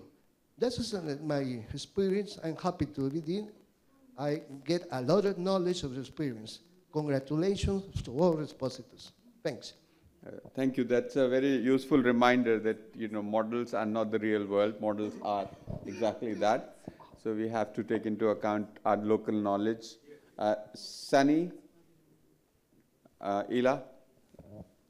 Fascinating technology and innovation. My question is that, is it possible that the ecosystem of this technology can also capture perception of people, whether it's a community at risk to flood or infrastructure at risk because of deformation and structural collapses that are possible. In other words, just thinking aloud, if Google sends information about flood risk, there could be a possibility of, okay, I'll rate myself as low risk, medium risk, high risk, and then it gets into the machine learning, and then it gets into the decision maker which says, oh, well, the warning was provided, but 90% of those who receive it still perceive that the risk is low. Ila.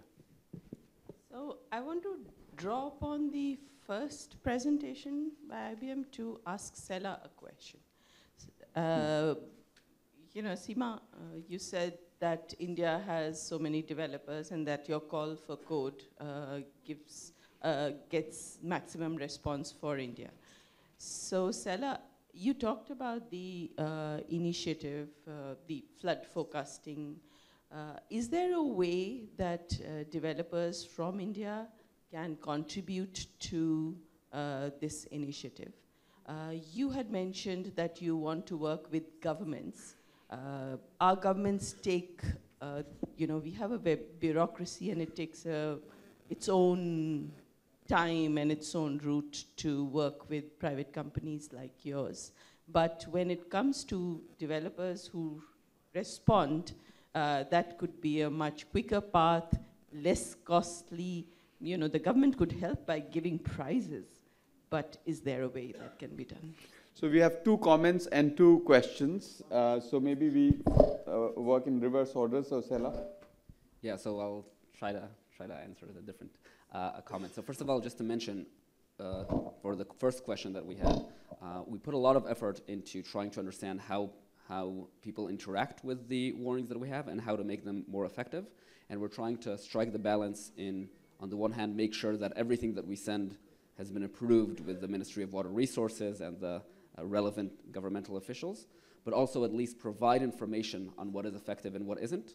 For example, in this upcoming monsoon season, we are trying to organize an external impact evaluation to try to see what types of alerts are more effective and more persuasive. So that's a lot of work that we're doing, but I do want to separate between, it's very important we have different models for what actually happens versus what people perceive to be happening, because those are two distinct goals.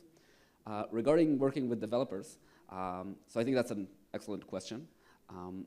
There are several things we're doing. So one, there already exist various ways in which Google interacts through prizes, infrastructure, and support for developers on the ground. So this includes, for example, just this weekend I was at an Earth Engine Advanced Developer Summit in Bangalore, which tries to give people the tools to use the data in Google systems and so on for these important goals. And secondly, just to mention, I think the project I'm working on specifically can gain a lot from developers here. And I think it's just very important to define proper APIs and interactions between these developers. So I think things like, just like the comment that we had earlier, things like better elevation maps. These are things we would love to use if people can produce based on satellite imagery or all the other resources we have. Things like better validation data based on past flooding events. Or, as I've mentioned before, we can produce the maps that we produce, we try to make them computer readable and accessible to everyone. So building additional infrastructure based on that. We don't currently do any of the vulnerability analysis. That is also an important aspect of this work. And we're hoping that whether that's private individual developers, companies can take that on. So I think as long as there are correct interfaces for this work, I think there's a lot of room for there. And I'm happy to discuss that after this session as well.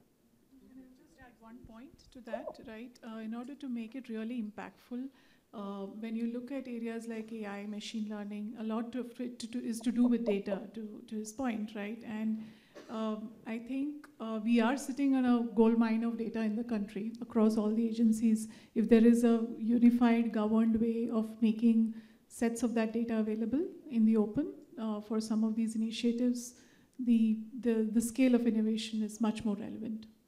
Thank you. Anybody else wants to comment on the comment on model is not the real world?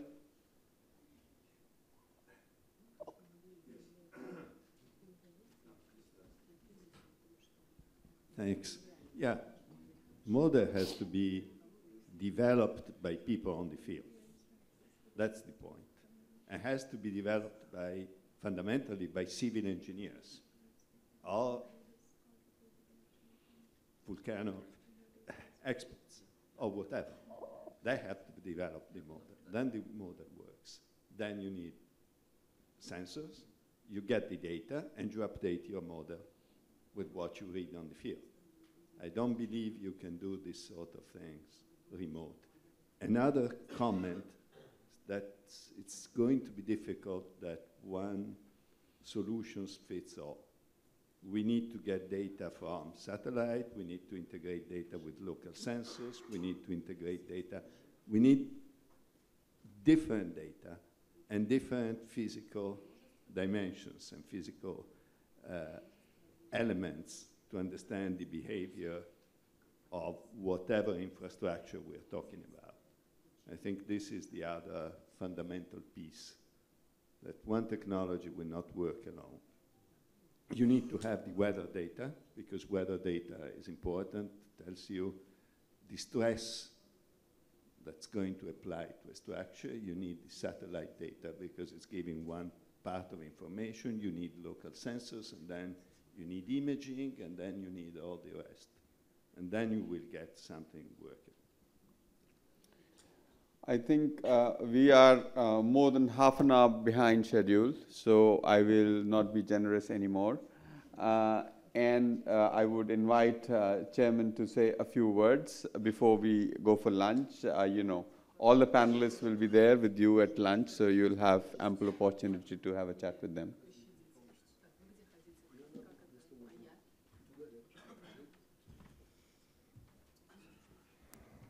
Да, добрый день, уважаемые коллеги.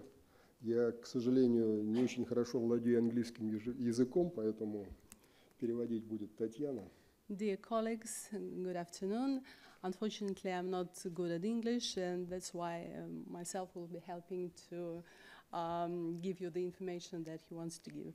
Да, я представляю руководство главного в России института по вопросам защиты населения и территорий от угроз природного и техногенного характера и одновременно Московский физико-технический университет, где я являюсь заведующей кафедрой. Sergei Kachanov is the deputy head of the leading research institute of Emercom of Russia Emergency Committee, and at the same time he is the professor of the Mathematical University of Moscow. Ну, как всякий профессор, я люблю долго поговорить, но постараюсь в этот раз ответить на прозвучавшие вопросы и комментарии к выступлениям коротко. As a professor, I like to talk much, but I know that I have time limit, and so I will be very brief in my comments. В России существует распределенная автоматизированная информационно-управляющая система, единая государственная система предупреждения и ликвидации чрезвычайных ситуаций. In Russia, we do have the unified слова еще раз единая информационно-управляющая information and management system of emergency situations.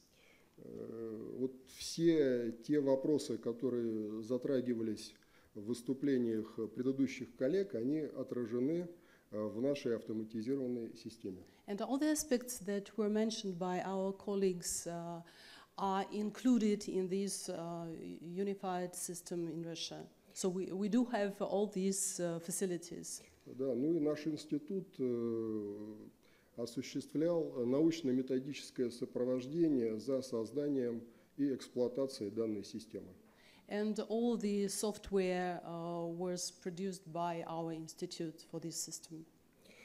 По поводу оценки сейсмостойкости зданий и вообще оценки сейсмических событий, у нас есть интересные наработки.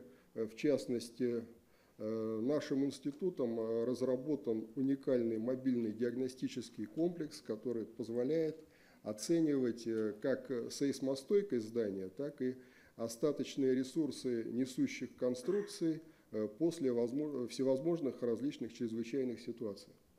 Our institute has developed a certain complex for estimating the stability of buildings and constructions after the earthquake. So there are special sensors that take the information from the building, and then the special software program estimates the sensibility, the stability of this building. Да, эти же технологии мы реализовали при создании технологии автоматизированного мониторинга за состоянием несущих конструкций зданий и сооружений. These technologies were also used in automatic in real-time monitoring of constructions and buildings such as dams, bridges. Да, если коротко про эту технологию, ставятся в определенных точках, которые рассчитываются нашей программы, датчики, которые показывают смещение по вертикали, горизонтали и на скручивание. So the special sensors are put on the construction, and they can take information on deformation of the building, on deformация, что еще? горизонталь, смещение и... And transformation of construction horizontally and vertically. Но еще один интересный параметр – это определение собственной резонансной частоты несущих конструкций зданий и сооружений. Резонансную частоту не переведу своими словами. Ну вот резонансная частота, то есть это вот, как тебе сказать, не знаю. Не надо было грузиться. Частота здания, вот, несущей конструкции здания. So the stability of this basement of the building.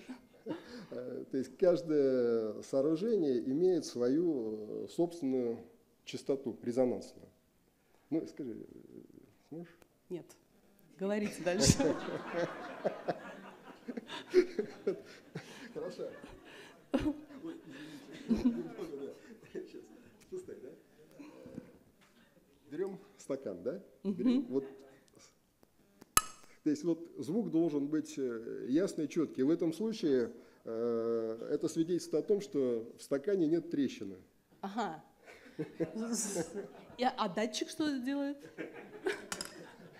Датчик определяет вот эту вот частоту, что здание, вот частота находится... The sensor shows the frequency of this sound to estimate the stability of the building. Если частота If there is the hole in the building, the sensor defines если она уходит или бывает, или становится размытой, то это свидетельствует о внутренних повреждениях несущей конструкции.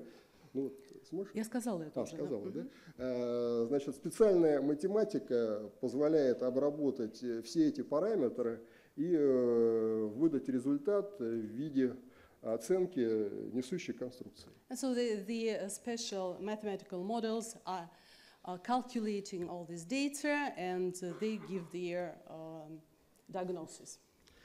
По поводу прогноза землетрясений, но мы занимаемся в большей степени оценкой последствий сильных сейсмических землетрясений.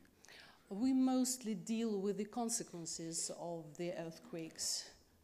У нас есть данные по большинству крупных городов с примерной оценкой сейсмостойкости зданий и сооружений, находящихся на этих территориях. В системе экстремум, нет? Система экстремум, да. So we do have a special system that collects that upload the data on most of the big cities of the world.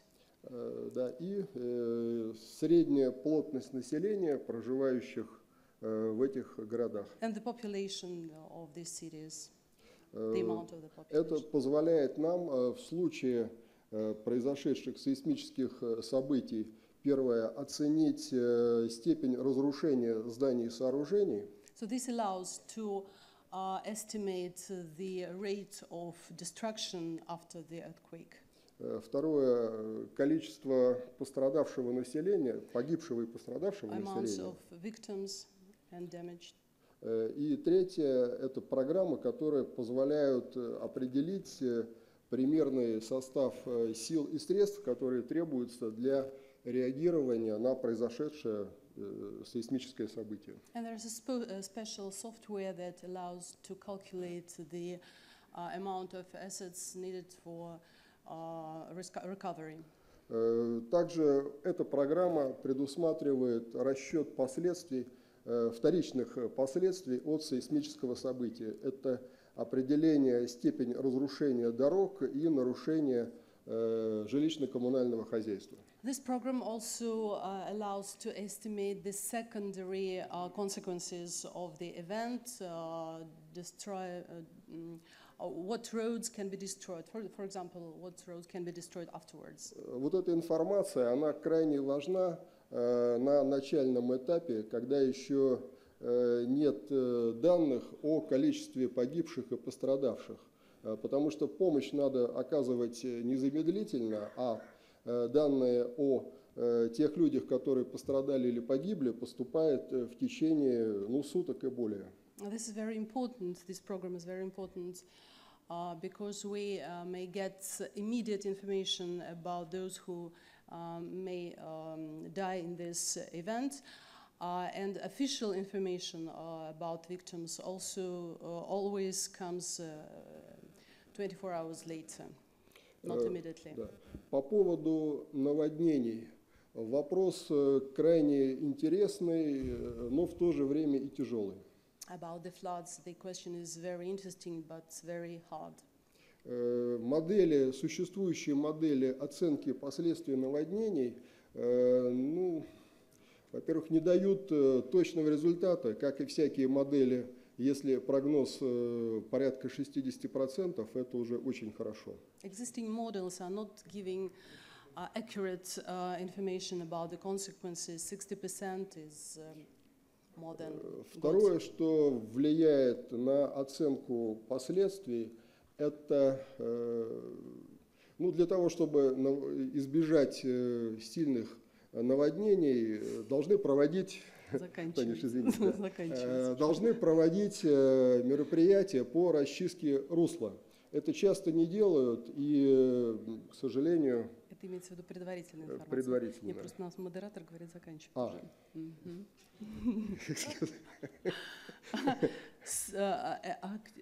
Okay.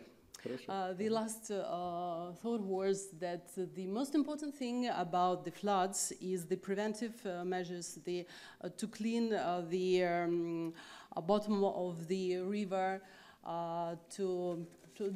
This is very important for prevention of the floods. Да, наиболее, на наш взгляд, оптимальным способом является сбор статистики за многолетнее наблюдение наводнений и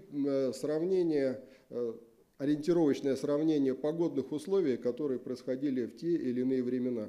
На основе вот этого мы выпустили монографию, где за многие годы собрана статистика по наводнениям, и есть эти карты рисков наводнений. And so the most effective method of preventing or calculating the consequences is the analysis of statistics, and for this period and for this particular place. And we've made this monography about the floods consequences. По поводу космических снимков. Космические снимки... Танюш, не могу. По поводу обработки космических снимков. Нашим институтом разработаны программы, которые позволяют на основе космических снимков определить, ну, скажем так, наводнения, пожары. So, методика или? Методики обработки космических снимков. So our institute also developed methodology of producing, of working with the satellite information getting from satellites. Да, и еще очень интересная вещь для оценки космических снимков – это оценка ущерба. Оценка ущерба от чрезвычайных ситуаций. То есть сравнение космических снимков до и после. Это что? Это оценка ущерба, экономического ущерба. Идея. Это хорошо? Идея сравнения космических снимков до и после чрезвычайной ситуации. So we are making the comparison of the space shots before and after the emergency situation. Поскольку время ограничено, я закончу только теми предложениями, которые я подготовил по результатам сегодняшней нашей тематической мы, наверное, беседы. Напишем, да? Да я их просто сейчас озвучу. Не будем их озвучивать. Нет, я озвучу. Сейчас вот три. So we have some proposals. Первое, это в процессе обсуждения мы говорили о различных моделях оценки последствий чрезвычайных ситуаций, которые существуют в различных странах. Я предлагаю провести нам совместно верификацию существующих моделей для того, чтобы их можно было использовать в нашей повседневной деятельности во всех странах мира. Верификация моделей, оценки последствий чрезвычайных ситуаций. So there are different models of estimating the consequences of emergency situation, and their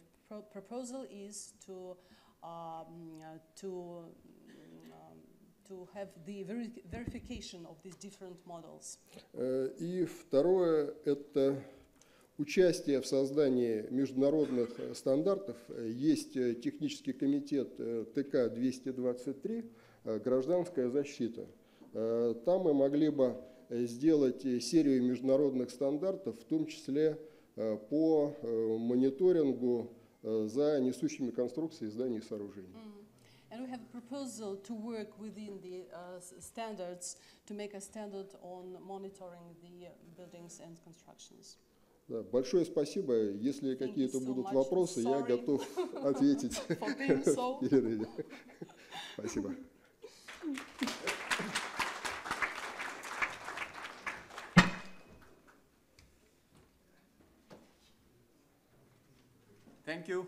Thank you for those remarks. Of course, there is always a lot to share, and I know Emercom and Emercom's research institutes are doing a lot of work that is of relevance to this initiative. With that, we break for lunch. Thank you very much, all the panelists. Since we are 45 minutes behind time, we will have a shortened lunch break. I request you all to come back here at 2.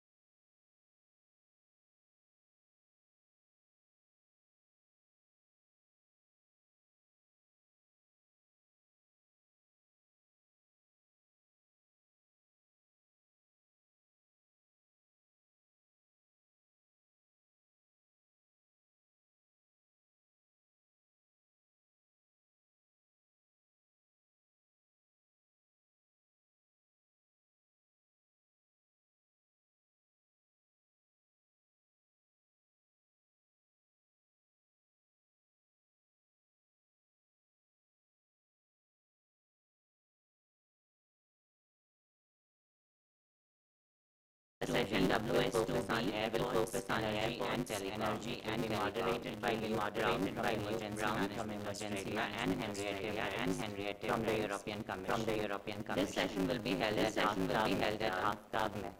The session WS2 will focus on water. It will be moderated by from 100 resilient cities. This session will be held at Divan-e Khas. When we conclude this session, we will break for tea and reassemble here at 3:30. I now request the chair and other sessions to please proceed to the designated halls in case there are other participants may choose to attend the session that interests them. Over to the chair now.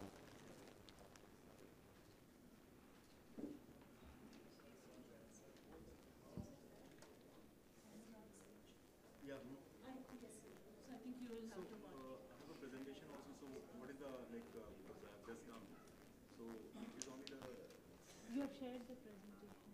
It is there already. Okay. So, shall I make my presentation? Yes, sir. And you also moderate the session. So that I can do from here on? Yeah, please. There's hardly any audience there. There's some people here, there's some people in the second hall. Okay.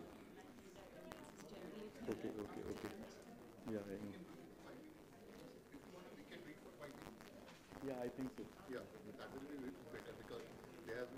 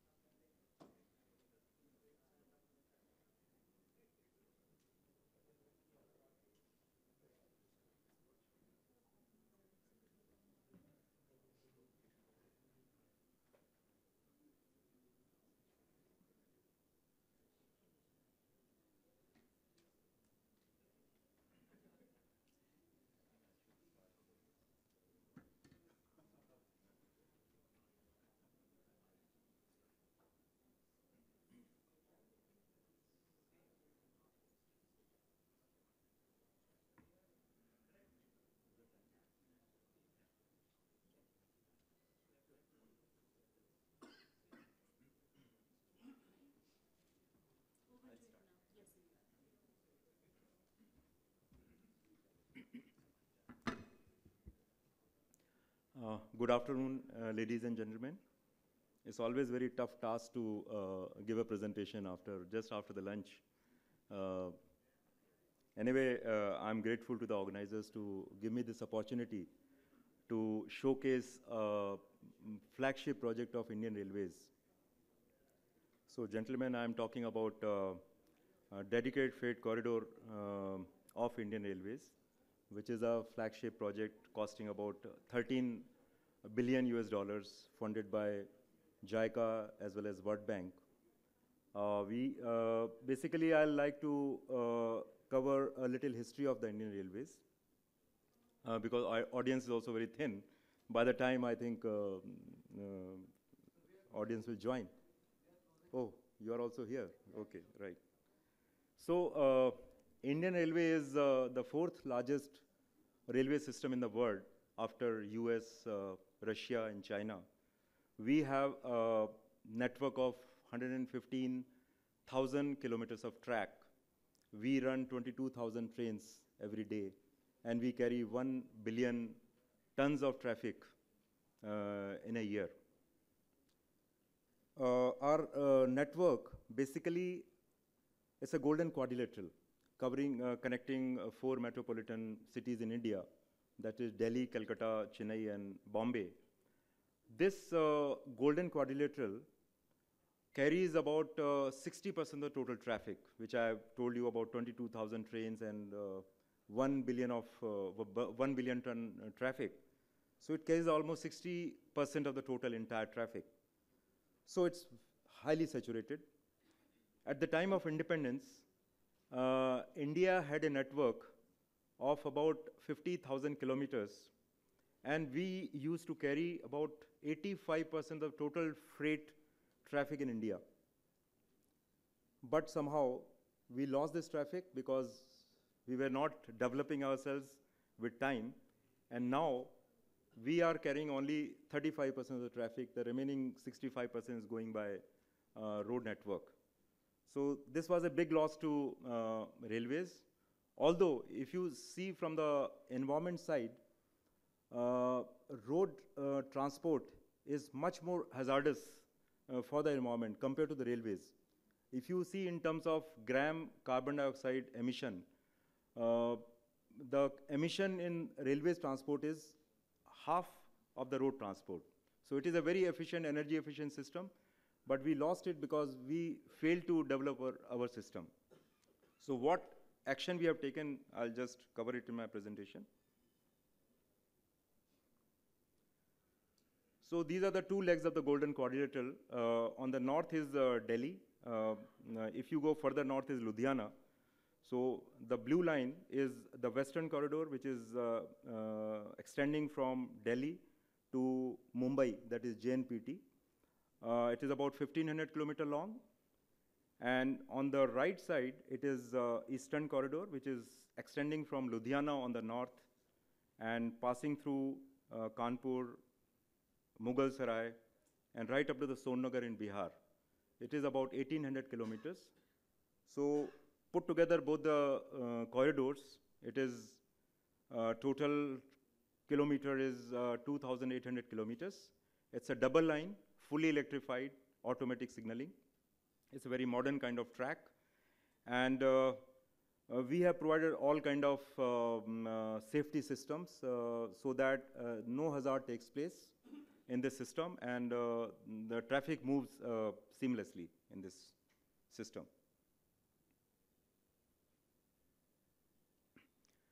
See, these are just some highlights that the total corridor is about 2,800 kilometers. And these corridors are passing through 9 states in a country and passing through 62 districts. So it was a huge task to acquire the land, because the line is passing through Bihar and Uttar Pradesh, Haryana, Rajasthan, Maharashtra, Gujarat. There's so many states. So it was a huge task to acquire about 10,000 hectares of land, costing about 20,000 crores. And total earthwork involved is about 23 crores cubic meter. So you can just imagine if you do this kind of mega project, so how much harm you make to the environment. So what action we have taken, I'll further take you to that. And in order to have so many rivers across the alignment, we are constructing about 4,000 bridges. Out of that, about 500 are major bridges on very major rivers in India. And besides that, the total track linking of about 6,000 kilometers involved. Now, these are some special features of the project. On the left side, you can see that the present Indian Railway rolling stock. The standard rake at present on Indian Railway carries about 5,400 tons of load. Whereas on the western, this dedicated freight corridor, when it will be completed, will be using heavy haul and long haul. Our trains will be about 1,500 meter long, and it will be carrying 13,000 tons of load. So if you, and the line capacity of these two corridors is about 120 trains each way.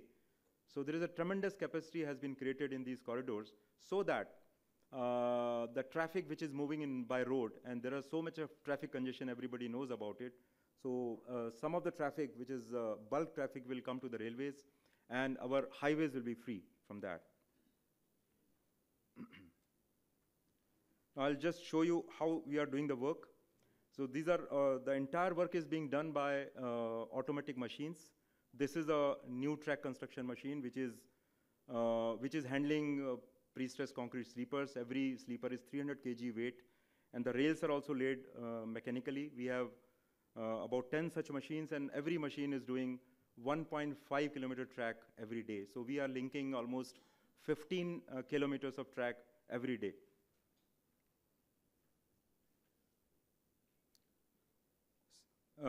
For the electrical works, these are the overhead electrical foundations. This is also being done fully mechanically so that we don't disturb the environment while doing the work.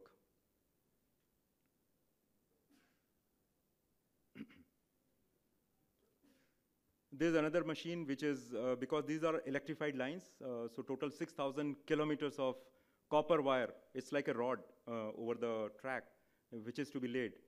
So this entire overhead electrification is done by these wiring train. This one train itself can lay the wire for a length of about 7 to 8 kilometers in a shift.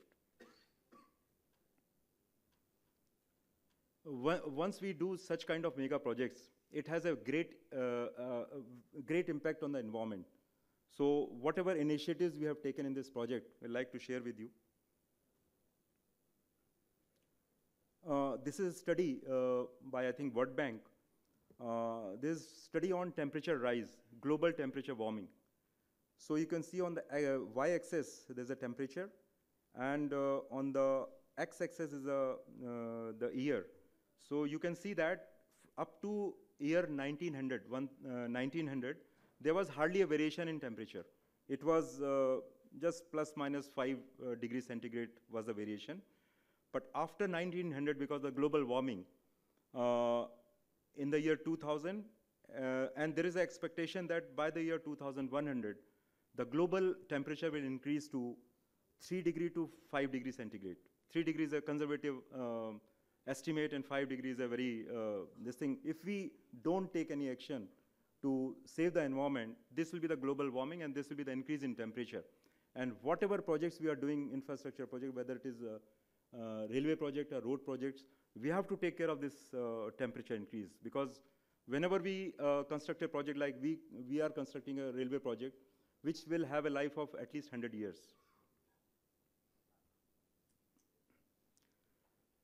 See, these are the hazards, the year-wise. You can see that because of global warming, from the year 1950 to 1960, there were 13 incidents of extreme weather events. You can call it, whether it is earthquake or whether it is flood or high wind or precipitation. So there were only 13 events were there, and if you see between 1990 to 1998, every 10 years, it was events were increasing. And now in this last decade, there were total 72 events. In fact, I remember one in the year 2001, 26 Jan, there was a huge earthquake in Bhuj. You must be aware of that. It was 7.7 or Richter scale, where the entire Bhuj was devastated. Thousands of people died. And I just want to share this story because railway was the first one. Because Indian Railway was, in India, it came in 1853 when the first train ran from Mumbai to Thane. And we have a very solid system of disaster management. So I just want to tell you, when the roads were blocked, and it was not possible even to go on foot. So railway was the first one to repair our bridges, and we took the first relief train to Bhuj. This is a very good diagram. This is showing that there are some hazards, which we can call it primary hazards. You can see on the left top is rainfall, which is one of the primary hazards. The second is high temperature, which I've already told you in that because the global warming temperature is rising. And then strong wind, that is also one of the hazards. And the bottom, you can see the earthquake. So there are four primary hazards, and these primary hazards lead to secondary hazards, which is shown as landslide and the flooding and chokage of drain, etc. And that leads to secondary impact because all your electricity lines and communication line, everything gets disturbed. So that is a secondary impact. So there is such a huge impact of these four major factors, which is not in our control. Now, what we have done in our dedicated freight corridor to handle these hazards. Since World Bank is also with us, and World Bank is a sponsor here also, so World Bank has fixed up one consultant, that is JBA Consulting and Secon, and all the stakeholders were taken into in the study, like RDSO, then Indian Meteorological Department, Central Water Commission for the floods, and National Research Institute of Earth and Sciences for the earthquake. So, and Disaster Resilience System Japan. We followed the methodology by first defining the critical parameters. It has been identified. That is, fog is also one. In the North India, fog is a very, very severe this thing which affects the rail transport as well as air transport. And the temperature variation is a very serious issue, especially in the North India, and the floods. Now, all these factors were analyzed by our consultants. And we have also studied the international good practices followed in other countries. And then all the disaster risk factors have been screened, and strategy have been finalized that how we'll take care of these various disaster factors. Now, in order to take care of different hazards like extreme temperature, we have analyzed that how much temperature will increase in the next 100 years. And whatever instruments or systems we have provided, whether it is track, signaling system, or communication system, everything has been designed. See, we have definitely taken good practices of intentional practices, but we had to make a lot of changes because of the temperature increase in our country. So we have designed our systems to take care of that increase in temperature. Extreme precipitation and flooding, this we have a lot of experience because Indian Railway has so many bridges, we have 60,000 bridges, and we have a history of almost 100 years, so we know how to take care of those bridges.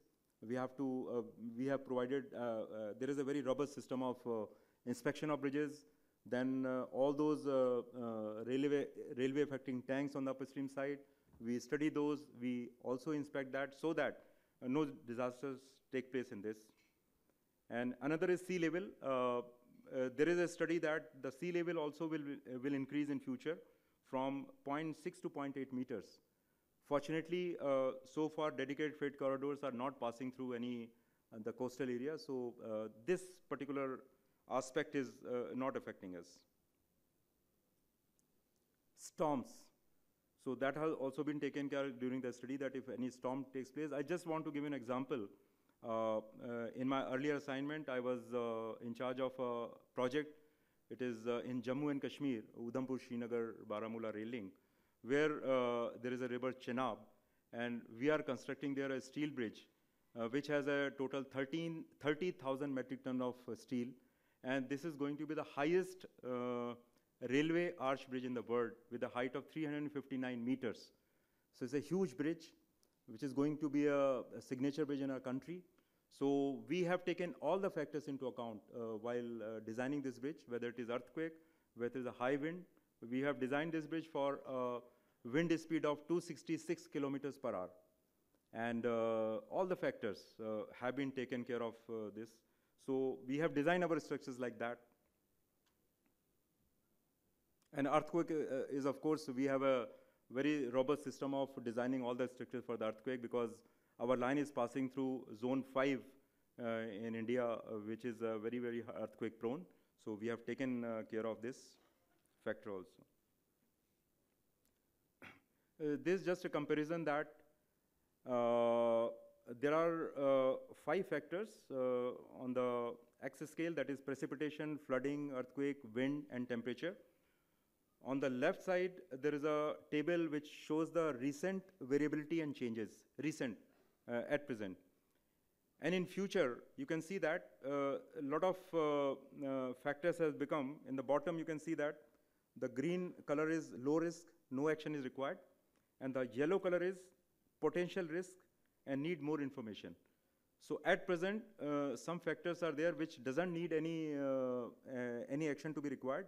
But in future, we have to take care of this. So while designing our project, that is dedicated freight corridor project or major bridges, we take care of these factors for designing. Now to take care of these factors, what we have done in dedicated freight corridor so that we can run our trains efficiently. So like in order to take care of fog, because in fog all the trains get delayed and there's a huge problem. So we have gone for ATCS level 1 signaling system, because it's not a high speed, otherwise we would have gone for ATCS level 2. But ATCS level 1 is sufficient because it has a automatic system that is a train protected warning system, where if train goes, if driver cannot see anything, he can still go at a speed of 100 kilometers per hour. And there is a system available.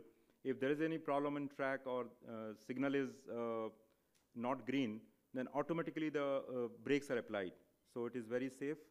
As far as temperature variation is concerned, when we lay our track, we take care of the factors that during summers, the temperature, real temperature goes as high as more than 50 degrees Celsius in India. And during winters, it goes minus in the north area. So we have designed all our track to take care of this temperature variation.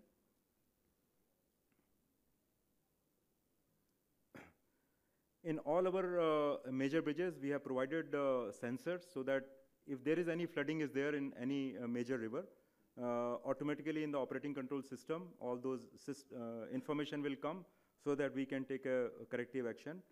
We have a very close coordination with CWC, Central Water Commission, for the flood forecast. And all the flood risks have been assessed and action taken, because we have a very good system in the railways that we keep all those equipments and material ready before a rainy season. We have a very fixed system that as soon as the monsoon comes, entire Indian Railway, we have a system that somewhere the boulders will be stacked, somewhere some emergency girders will be kept properly loaded on the wagons, so that if anything takes place in any railway line, immediately the help is extended to those countries. And there is a very robust warning system is there.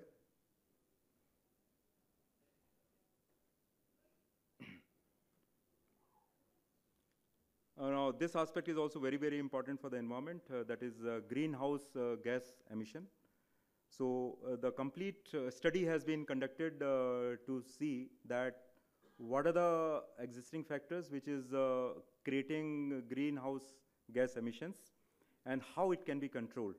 So entire study has been done, and that is the reason that entire dedicated freight corridor has been provided with electrification, which is a very, very energy efficient system. We have a system of 2 into 25 kVA traction, so that we can run heavy haul trains with a 13,000 tons of load, which is very, very energy efficient, so that we can reduce the GHG as much as possible.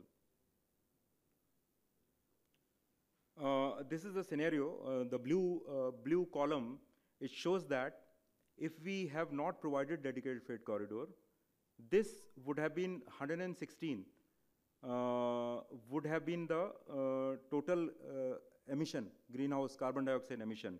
It is in tons. And when we construct the dedicated freight corridor, it will be reduced by 2.5 times. That will become only 47.5. Similarly, on the other corridor, it will be reduced by 6 times.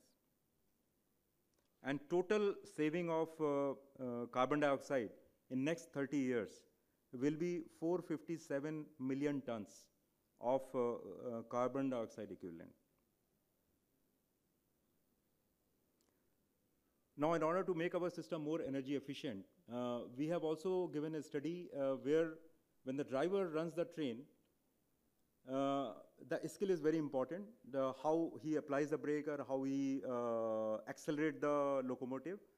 So the study has been done, and there also we will have the system in place where driver will be trained how he should run the train so that it is energy efficient. These are the various measures which we have taken so that we avoid any kind of disaster in our system. Like our entire 2,800 kilometers of track is fully welded, one end to other, continuous welded rails. And we have provided re-railing ramps before and after our major bridges, because we cannot afford to have any kind of derailment over the bridges because they are disastrous. And height gauges have been provided on all our under bridges. There are so many roads which is passing through our track. So height gauges have been provided so that any road vehicle should not damage our bridges and under structure. And the design of all the structures have taken care of seismic, hydrological, wind forces into consideration.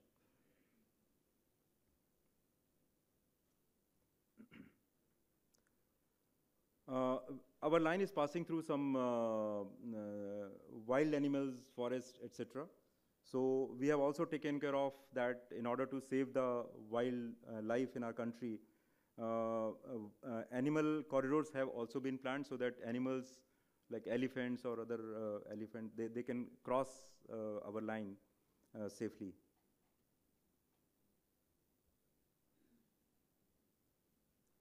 I'd like to share some photographs of our project which can show that it's a very, very robust kind of system we are making it. There's one of the completed section where you can see that a bridge has been constructed and an entire embankment has been provided with the complete pitching so that there is no deterioration to our formation. This is another very important factor which we have taken care of, that when the rolling stock moves on the track, all kind of instrumentation have been provided in track so that we know that what kind of stresses are coming on track, and if there is any defect on the rolling stock, that also can be passed on to the operating control center, and we can take a corrective action so that no disaster takes place. This was the inaugural run on 15th of August. We have run first trial train in Western Corridor. So you can see that this locomotive is also looking like a tricolor. This is another section on the Eastern Corridor. We have constructed one very long span bridge for 2 lines on the top, and the trial train is passing over that. There's another bridge where I think below is the expressway, and we are passing our railway line on top of it. These are our station buildings. These are operating control centers because we will be handling total 2,800 kilometers of track on the eastern and western sector. So we have provided 2 operating control centers. One is in Allahabad and another is in Ahmedabad. All these are like war rooms where each and every information about the train running or any emergency or disasters, everything will come here so that the reaction time for attending those any eventuality will be very, very less. This is another major river where we have constructed a bridge. Thank you very much. A small presentation. Thank you.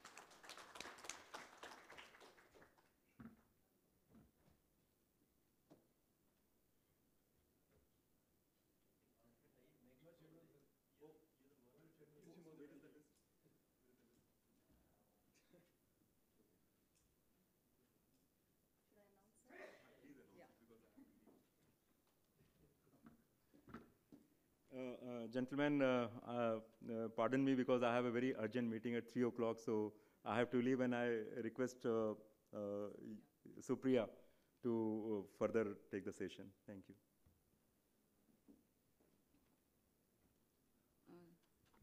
Thank you, sir, for your presentation on reflecting on the FCCIL's experience on building resilience for the Eastern Freight Corridor.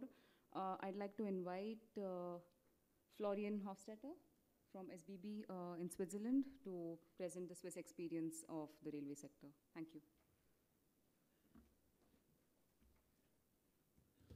So welcome. I'm going to talk about risk-orientated natural hazard measurement at the Swiss Federal Railways. Shortly the agenda, I'm going out the SBB in general, natural hazards in general, natural hazards in the early days, risk-orientated natural hazards right now, and what are the new challenges in the future. So the SBB, since 1999, it has been a special stock corporation whose shares held by the Swiss Confederation and the Swiss cantons, so it's kind of half private. We have around 30,000 employees, and we have 14 people which are in the natural hazard team, 6 in the strategy technical part, and I'm one of this, and 8 in the inspection, monitoring, and maintenance team, which are more outside looking around what's going on. We operate around 3,000 km track. We are the biggest operator in Switzerland. And a third of it is exposed to gravitational natural hazards. And most of it is water. Natural hazards in the early days. You were not really aware of the connection between the various hazards. So you had like the rockfall team and you had the water team, but you did not really speak with each other. We also did not have systematic maps, and the importance of maintenance was really underestimated. So you actually just run behind the events. The 1980, 1919, this is around was a big step. There was this flooding, 1987, a big flooding in Switzerland, and there not only the experts, but also like the public could see that's impossible to guarantee 100% safety. So there was an enhancement of risk-orientated approaches. And since then, we also created hazards map with the extent and the intensity of every hazard. And since 1991, it's also within the law. There are also guidelines and recommendations were carried out. And another big thing is we really want to learn from events and monitoring systems, so we do every time detailed analysis of it. Risk, you know what risk is. We have hazards, exposure, and vulnerability. We're going now through this risk. Risk management can be very good described with a cycle, and it goes with what can happen, what is allowed to happen, which is the acceptable and the unacceptable risk, and what should be done. We go now through all these steps. First, what can happen? I show you this image here that you see that we have how we did the risk calculations in general. We looked at the exposure and the vulnerability at SBB. Here, focus on personal risk, which is kind of a passengers per day or tray frequency. On the other side, we had water, rockfall, avalanche, all the hazards. And then we just intersected and calculated the risk with a software which was carried out by the government and a lot of experts, and then we adapted it to ourselves. And as a result, we got then a map, as you will see.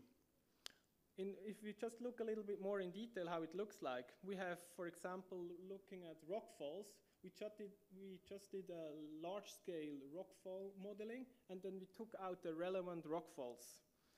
And then we combined these somehow, so we merged these trajectories. And there we could say these are the tracks with potentially rockfall risk.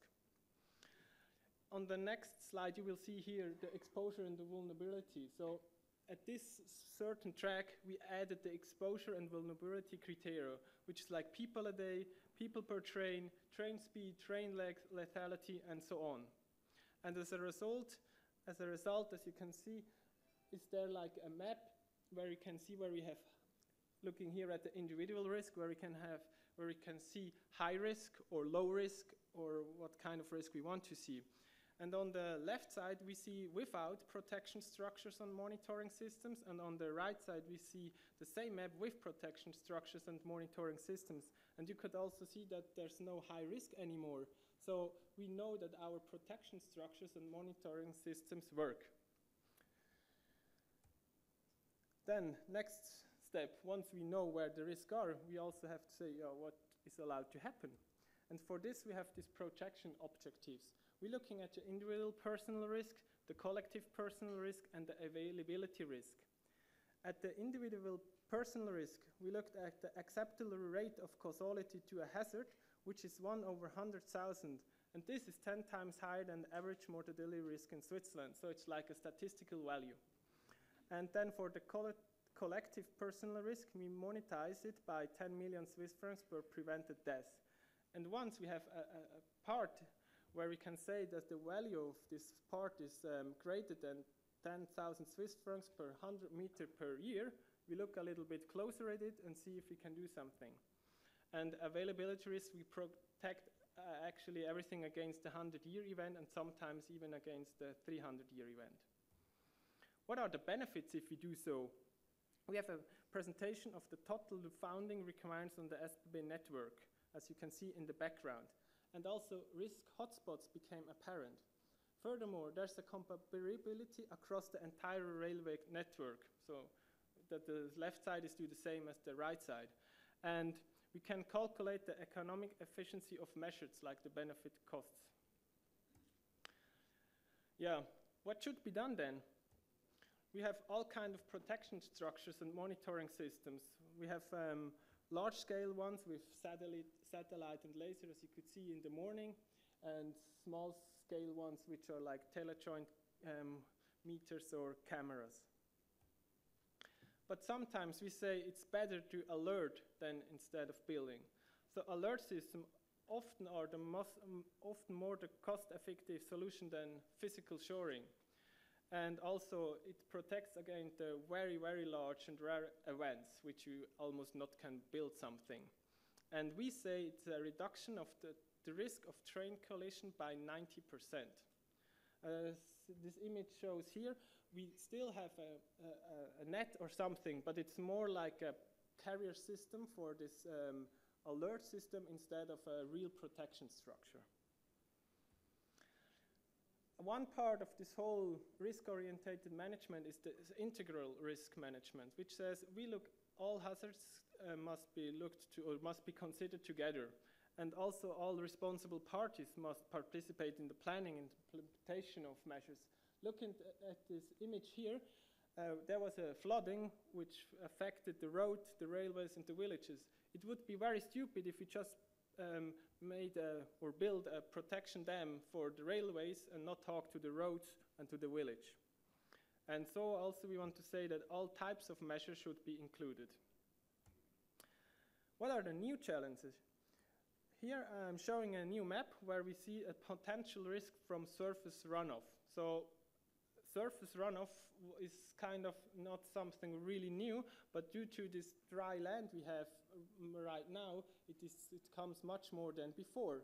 So now it's kind of a new challenge we have to deal with, and we also now have some new risks.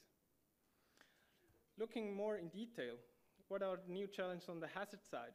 We have, also Switzerland has climate change, and there we have the crater extent. We have new scenarios. This is what I show you somehow before, something which not really happened that much before. We have new places.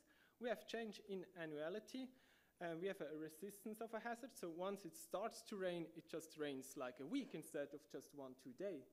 And it occurs in other than the typical seasons. For example, mud flows.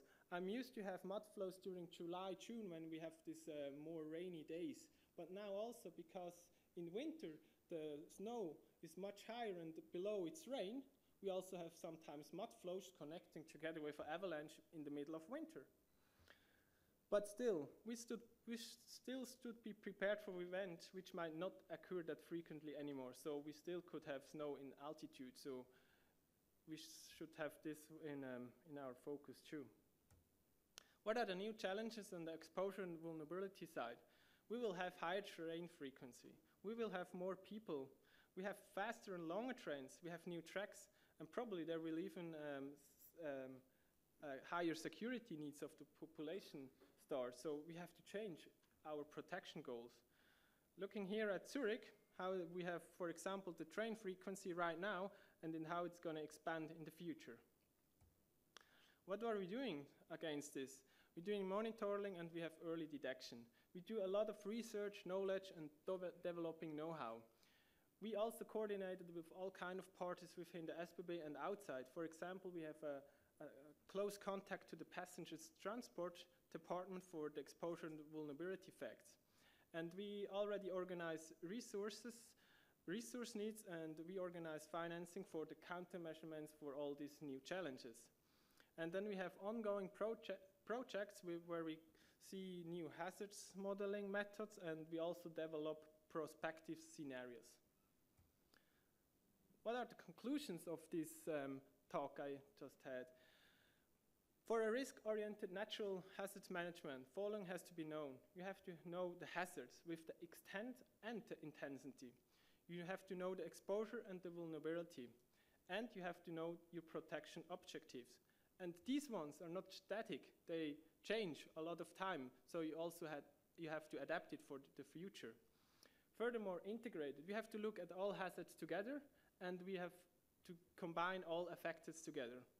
And also, in many places, an alert system is more cost risk effective than protection structures. So, but unless the availability must always be guaranteed. So, thank you, and I wish you a trouble-free journey.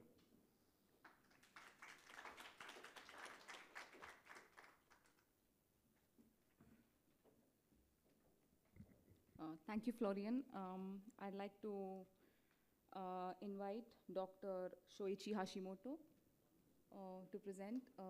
Dr. Hashimoto is the former director of the National Railway Research Institute in Japan, and he currently consults on several projects for Jaika as part of Tonichi Engineering Consultants in Japan. Thank you, sir.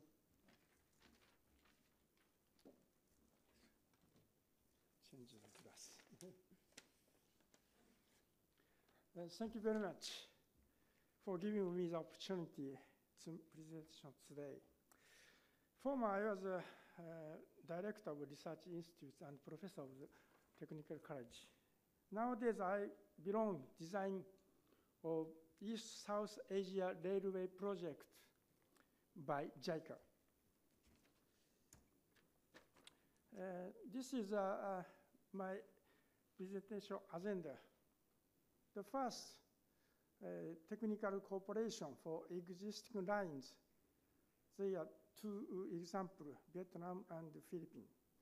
And second, countermeasures against disasters of railway in Japan.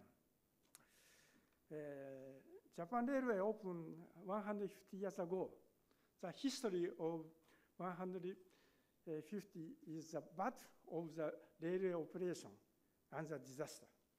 The third, new railway project in Philippines, application from Japan. Now I belong to this project. This is Vietnam National Railways from Hanoi to Ho Chi Minh City.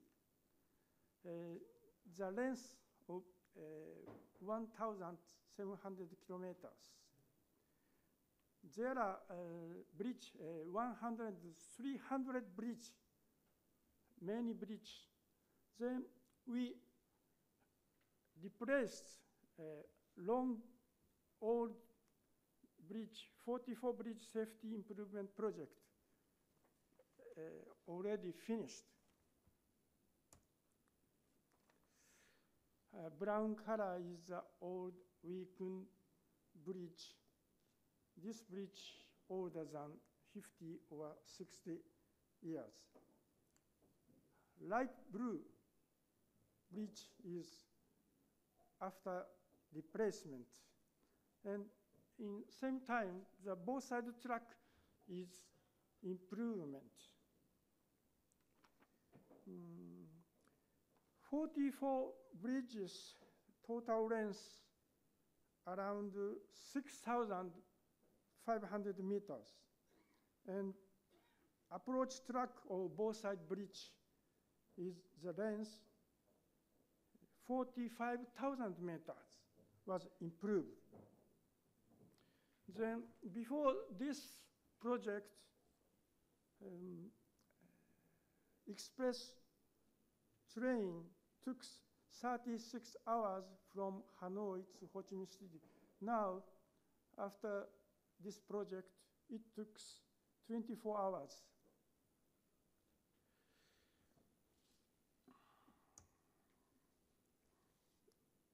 This Tapcham Bridge is a final our construction replacement bridge. Right side, the Vietnam diesel locomotive, just after the finish this project. Well, next,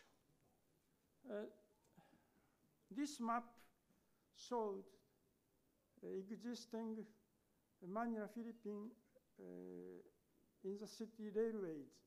There are 4 railways, LRT1, LRT2, MRT3, and Philippine National Railways. The first stage of LRT1 is ODA from Europe. And after the renovation and the new train came from Japan.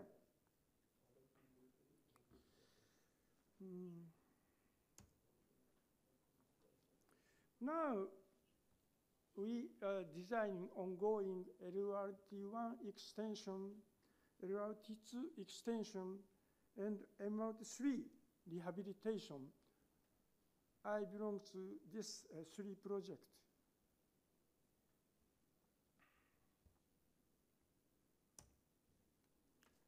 And next, recent, I take a photograph by myself, Philippine National Railways. The track and vehicle condition is not so good because there are a few maintenance.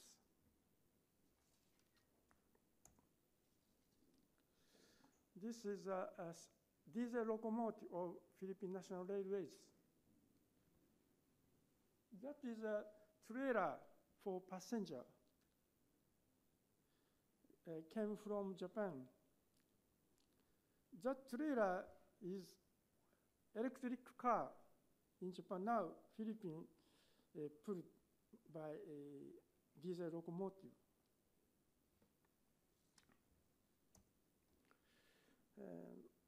By the way, Japan has suffered a lot of earthquake damage from the past. We have many experience. We have a hazard large earthquake every year now. Design standards have been repeatedly revised many times. Then our structure is stronger and stronger. That is a Hanshin Awaji earthquake. Then huge earthquake in the ocean caused huge tsunami. Trucks along the ocean suffered catastrophic damage. Now the location of the new route has been moved to the hill. This is the early detection system against huge earthquake. Emergency brake apply before seismic waves reach to track. Before secondary strong wave to catch preliminary tremor. This is a we used in Shinkansen high-speed railways over 30 years. No death, no injury for passenger. Over 50 years, 0.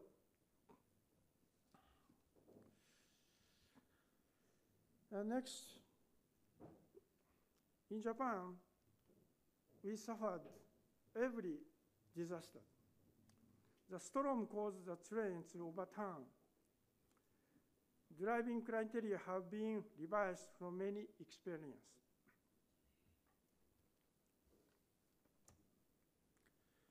Weak soil structure was damaged by heavy rainfall. The design standard for soil structure have been revised, of course. The embankment became stronger and stronger.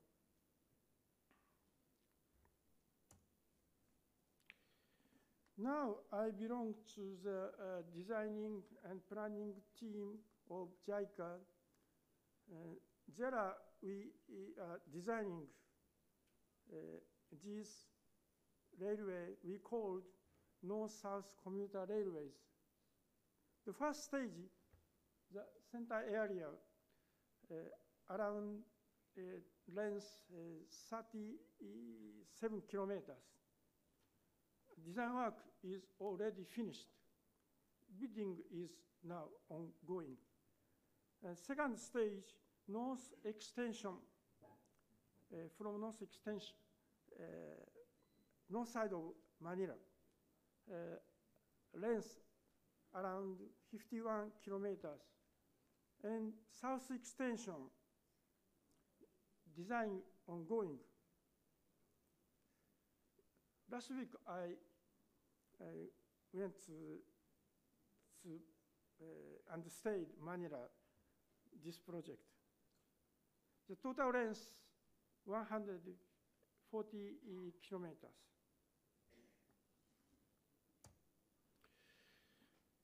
Then we plan and propose Philippine government weather monitoring sensor, the arrangement weather monitoring sensors, seismometer, rain gauge, anemometer. The signals can be displayed on the facility monitoring console in the operation control center room, and same time recorded in the storage device. This map arrangement of weather monitoring sensors, I decide the position of weather monitoring sensor by myself. There are many sensors along the track.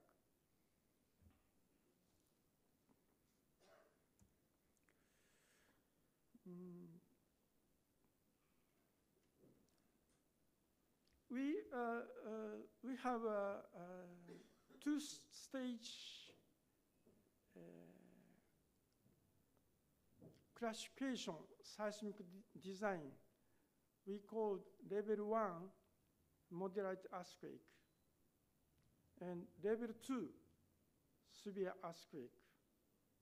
Just slight difference to design method. We use our design method to construct new railways in Philippine project now. And in earthquake occurred, there is necessity of inspection for resumption of train operation. For example, seismic intensity scale in Japan, 3 or less than 3. Inspection is no need. Quick resume to operation. But intensity scale 4 or more than 5, we sometimes inspect the track site. Of course, if when convert to other country intensity scale as necessary. This is one example of wind speed criteria for train operation. When the wind speed has get stronger, train operation is suppressed in Japan. When the wind speed exceeds the difference value, the commander in OCC instructs all drivers to stop. Operation shall resume when the wind speed decreases.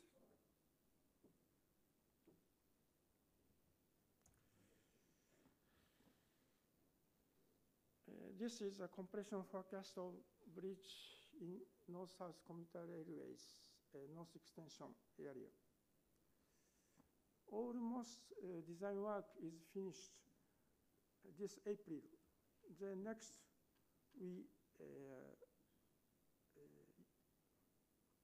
next stage, bidding. Thank you for your attention.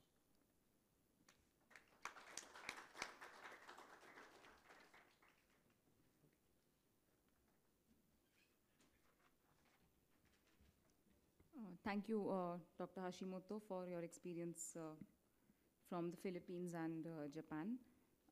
I'd like to invite next Dr. Raghav Pant, who also presented in the sessions yesterday, to present another project on multimodal networks. Thank you very much, Supriya, and thank you very much for sticking around.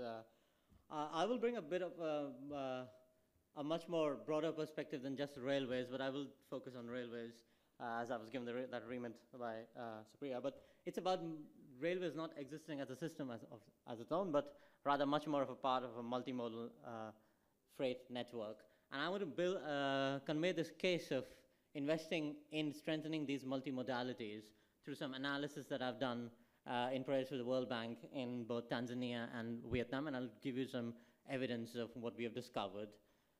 One of the things is, we understand that multimodal freight systems have seen a growth of cargo for a long, long time. There was some kind of, in 2008, there was this great economic recession, so freight cargo volumes went down, but they are now recurring to those levels. And each mode of transportation in itself, whether you take a look at roads, railways, inland and coastal, they all have seen massive increments of tonnage, billion-ton kilometers of freight over the years. So all modes of transportation mainly are very important.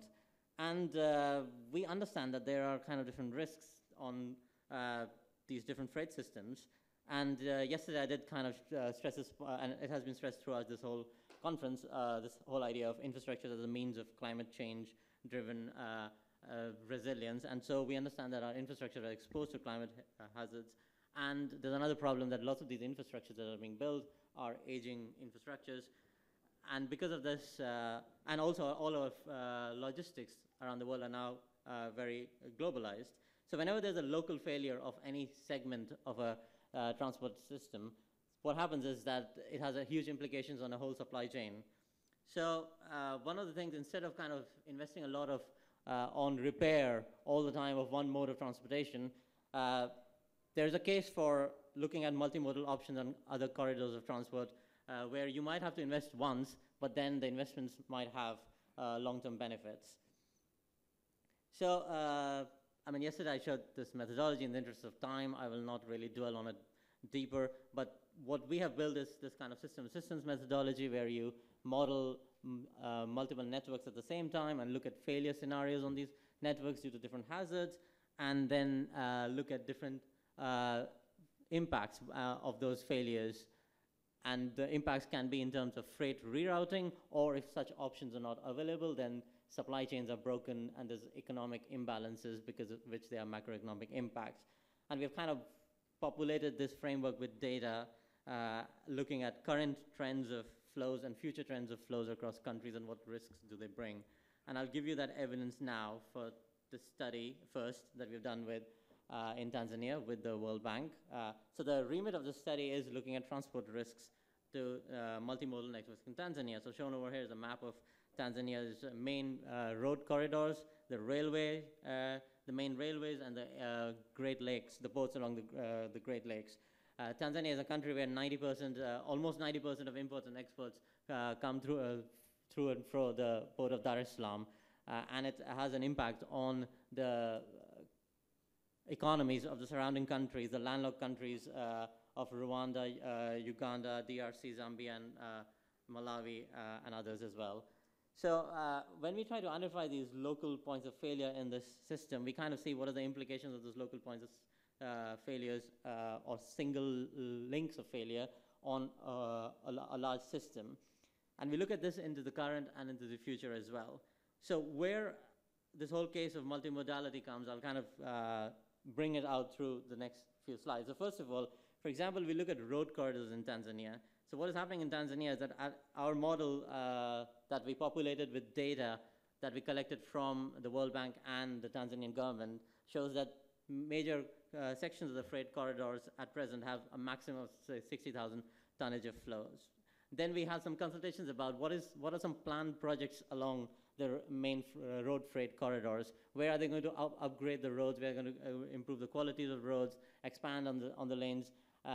And then based on that analysis, we kind of put some upgrading characteristics on this road network, improve the performance of some of the roads. And then you saw, then over till 2030, there's another kind of growth of flows along with, which are forecasted based on the GDP growth of the whole region. And then we see that from 60,000 tons per day, freight in some of the main corridors grows up to 200,000 tons per day. So it's a 5 to 9% annual growth rate. Interestingly, in Tanzania, they want to invest in upgrading their railways because they feel that it's very underutilized. And this is what we are seeing across different countries in the world as well. So it's currently the railways, very little flow in the current situation. It is only at most 100,000 tons per day. But in the future, they want to invest in railways and improve the performance of the railways. For example, the current speeds of an average speed of a railway, taking into consideration start and stop speeds, is roughly averaged around 10 kilometers per hour. They want to upgrade it to 40. It is start and stop, as I said. So just this upgrade of speed would result in lots of cargo going through the rail because it becomes a much cheaper option. So from 100 tons per day flow in the current situation, it can go up to 30,000 tons per day, which is an annual increment of 27% if they implement these projects. So this kind of makes a whole case of kind of the modal shifts that could occur from roads to railways. And that has an impact on failures as well. So what you see over here are two maps. A map of locations where failures have occurred in the current situation and what are those impacts of those failures. So each section over here shows the impact of that particular section on the whole network. So what you see in something like very dark blue over here shows that that section failed, and because of the failure of the section, there was a 800,000 USD per day increment in losses due to increased transportation costs along the road network. Over time, this can go as high as 200 million USD per day. A flip side of understanding these failures is that the failures, understanding failures is also making a case for investing in, making a case for the benefits in investing in improving or adaptation of the segment. So it shows how important these segments are.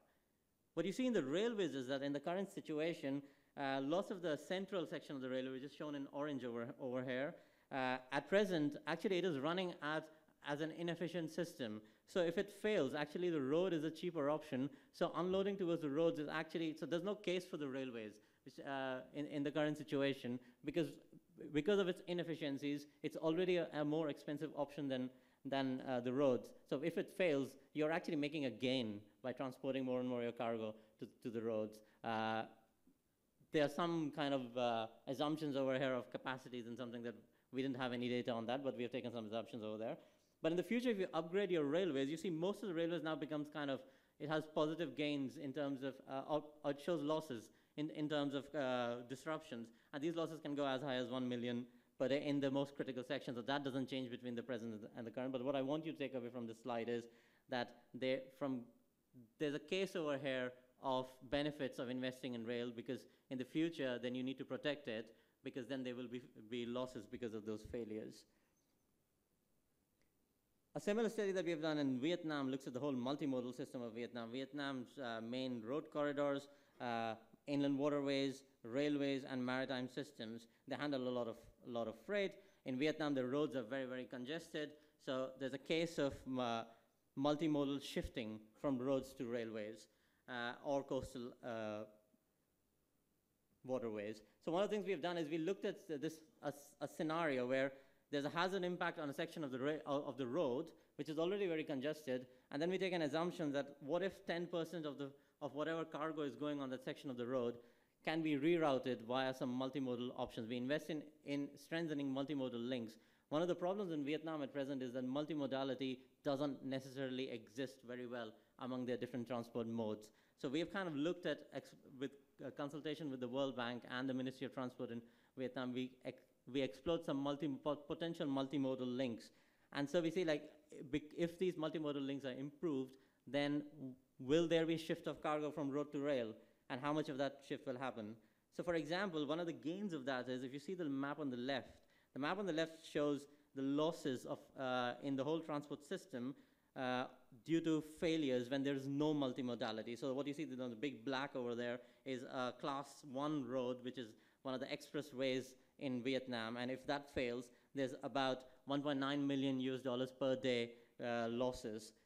But then on the one on the right, we have incorporated now multimodal options. So some of the roads that are failing, they have the railways as an alternative or inland waterways and coastal systems as an alternative, because of which the worst case losses fall down from 1.9 million per day to about 1.4 million per day, which is a 25% reduction in the worst case scenarios.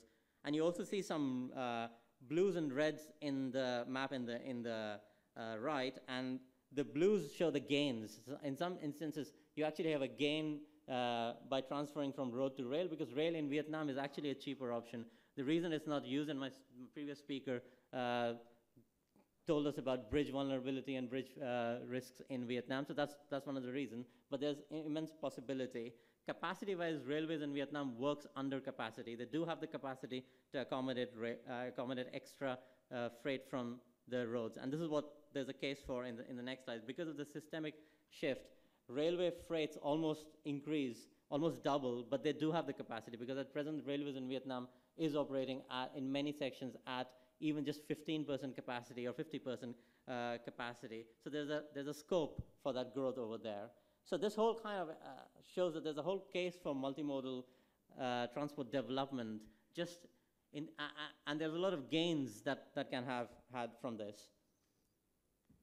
So, I mean, what I want to, in the limited time I have in this whirlwind presentation that I've given, is the key message over here is that there's a strong case for improving multimodal transport linkages to enhancing the efficiency across different corridors within countries. And we also have to consider how multimodality could be considered as a climate adaptation option. In Vietnam, we looked at adapting roads through engineering interventions, upgrading roads and everything. Some of them are very, very expensive. You have to spend hundreds of millions of dollars on upgrading sections of road. Maybe the alternative could be that you increase your operational efficiency across transport modes, and then you can do modal shifts and improve your efficiency. In that way, you can save some costs. So this is what I had to say, and thank you very much for your time and attention. Thanks, Supriya.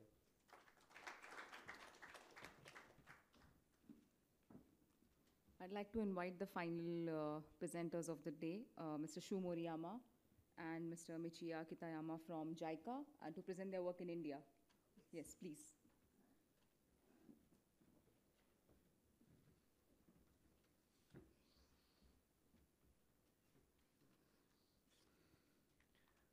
Good afternoon, everyone. My name is Shu Moriyama, Jaika expert for MRTH. I came to India from Ministry of Land Infrastructure, Transport and Tourism in Japan, 2016. It's a great pleasure for us to be given this opportunity to make presentation in this workshop. In this presentation, we'd like to talk about introduction to the Jaika's Technical Cooperation Project for mountainous highways and some good practice in Japan for disaster management. Actually, Jaika's technical cooperation to India's road and bridge sectors started from 2007. So far, 2 capacity development projects for expressway have been already completed. For the project, 1 Jaika expert has been dispatched to MRTH from MLIT. The other Jaika experts has been dispatched for NHI from Nexco East. And now we are engaging new technical cooperation project for mountainous highways from 2016. In the project, we had some findings based on the result of field survey from slope protection aspect.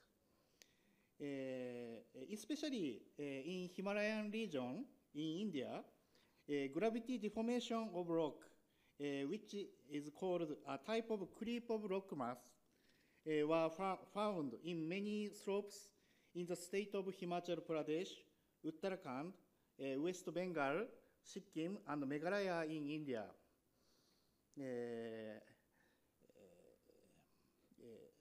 Actually, gravity deformation often causes gradual sinking of road surface at many places.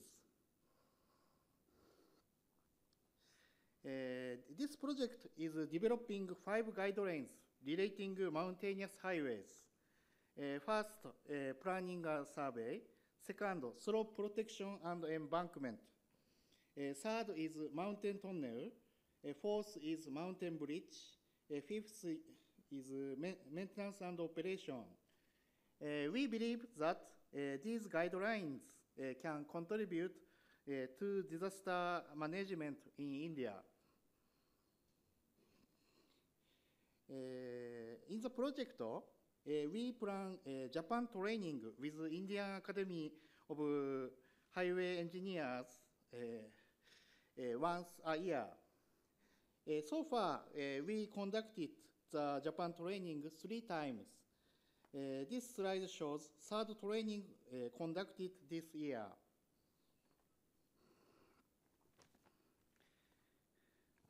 Sorry.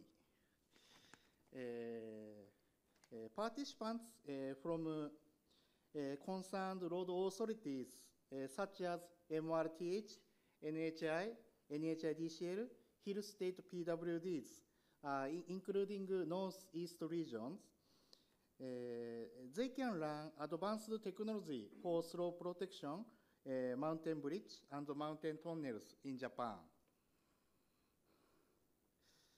After developing draft guidelines, we will conduct some model activities in this project. One is a pilot project for slope protection. The objective is dissemination of the technologies in the newly developed guidelines and trial the technologies based on the guidelines. We will start the activity from this April 2019 to March 2020. We'd like to try some Japanese technology. Now we decide on 3 project sites. We'd like to introduce some Japanese technology of slope protection. For example,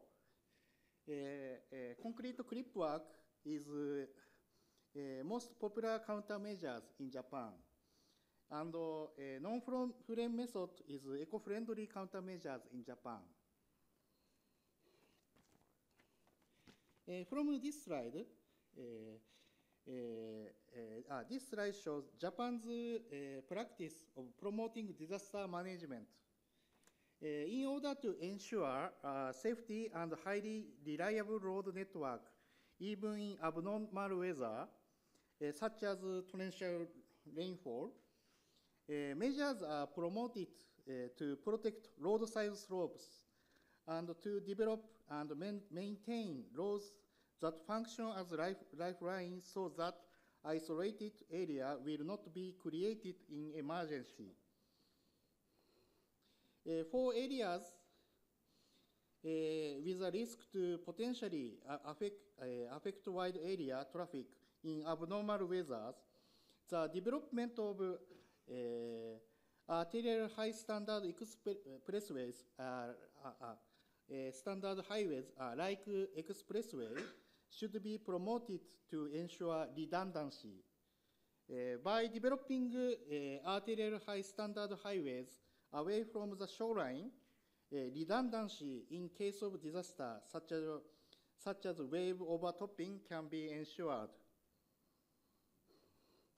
This slide shows one of survey results in Japan. Thanks to promoting structural countermeasures, number of damaged road segments from against natural disaster had been decreased.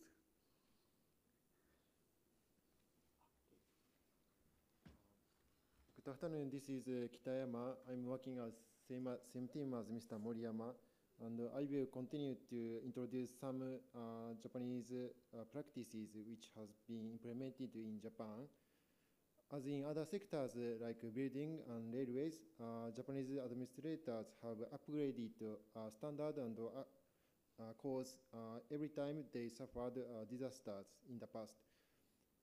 These are some examples of seismic strengthening work, like concrete winding method and attachment of vibration control damper and bridge fall prevention system to prevent a breach from earthquake damage. In recent years, or in the last several couple of decades, road administrators have keenly performed seismic strengthening work throughout Japan based on these upgraded codes and standards.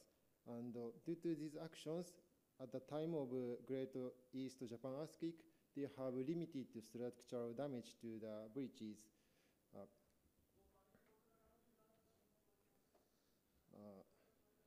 Japanese road administrators have performed countermeasures not only along highways but also the strategically important locations.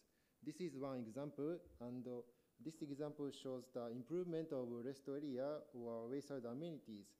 And improved rest areas plays a role as a frontline base for self-defense force and rescue team, medical personnel to gather and go to the disaster-affected areas. And several facilities like heliport, solar panel, or emergency power generator have been installed in these rest areas. Countermeasures are not only structural measures, but also non-structural measures road administrators are performing. This is one example, and administrator install weather station along, this is a dedicated weather station for highways or along highways, and they monitor the weather data on real-time basis. And based on the weather data, they perform patrolling or road closure on real-time basis and on right sections. To perform this kind of adequate road operation, accumulation of weather data or disaster history is necessary. And of course, based on the record or new experience of disaster, they upgrade the criteria to make a decision.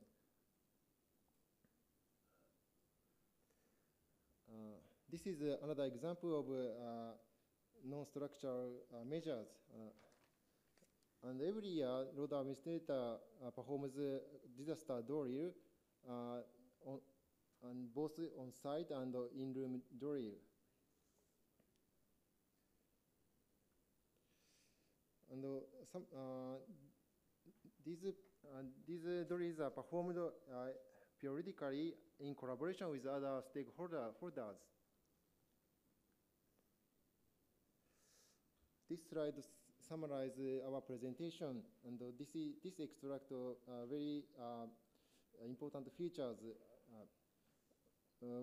Firstly, combination of structural measures and non-structural measures Japanese administrators are performing. And as for structural measures, they are performing both along highways and strategically important locations. as for non-structural measures, it is very important to carry out periodically and in collaboration with other stakeholders.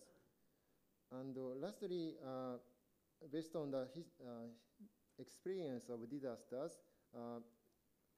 road administrator have updated and upgraded criteria and standards periodically and timely. And also they are incorporating lessons learned from the disaster and new technologies where appropriate. Thank you very much for your kind attention.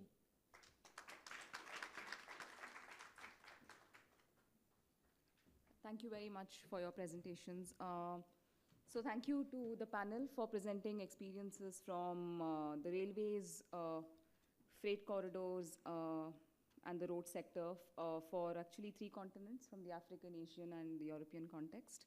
In keeping up with the spirit of the workshop, we are of course running out of time. However, we should, I think, take advantage of the panel here, and I'll open the floor for a few questions. Thank you. Yes, good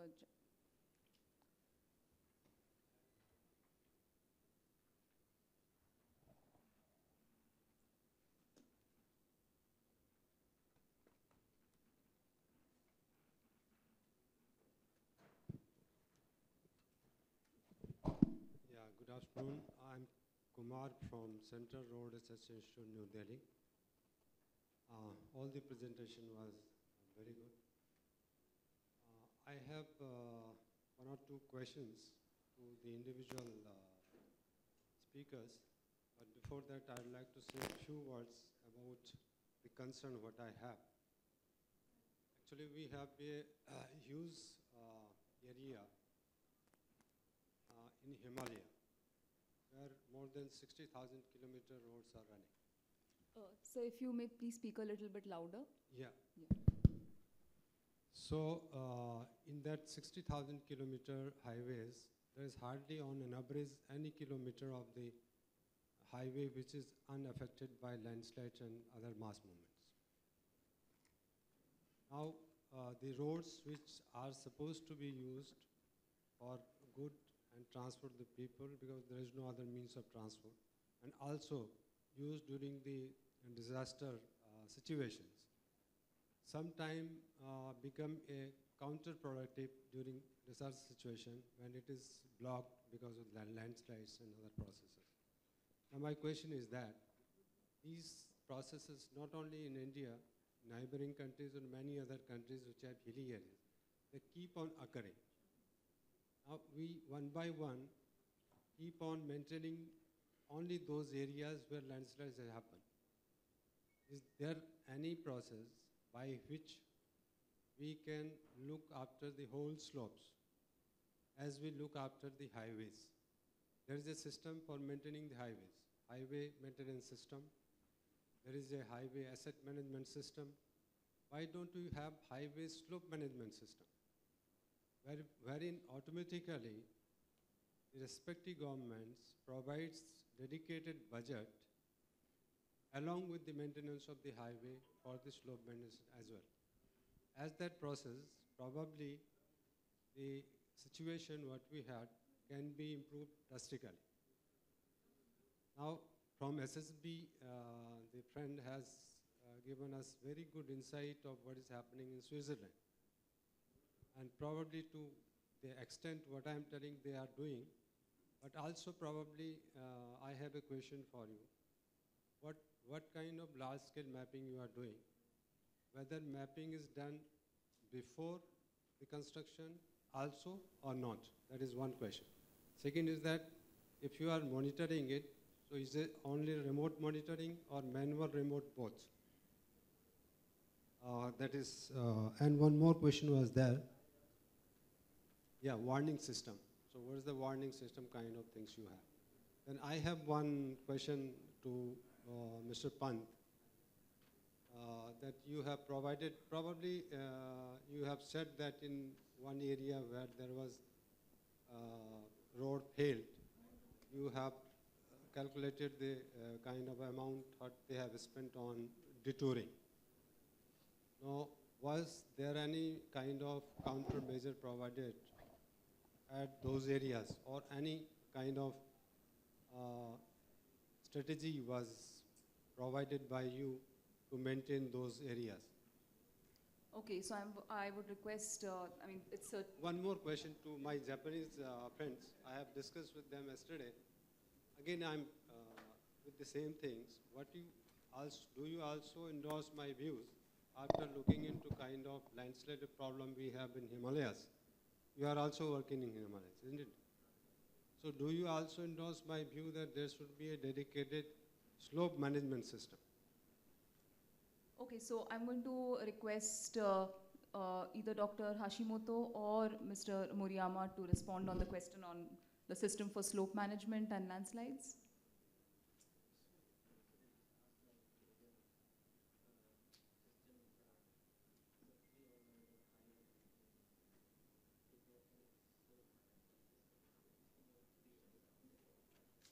Mr. Moriyama, would you like to reflect on your current experience of managing slopes in your collaborations with the various highway authorities in India?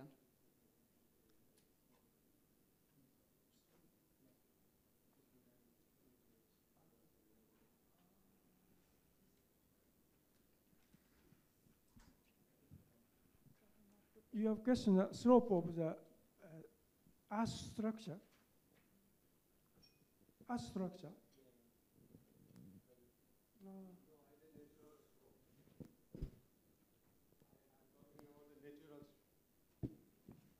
Before the slope fails, shall we have a system to maintain or manage that? Slope means embankment slope. Natural slope. I can say. Along the highways. In our experience, the condition of the embankment is not so good. We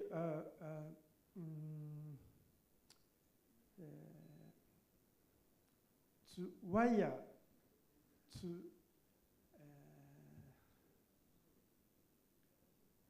measure the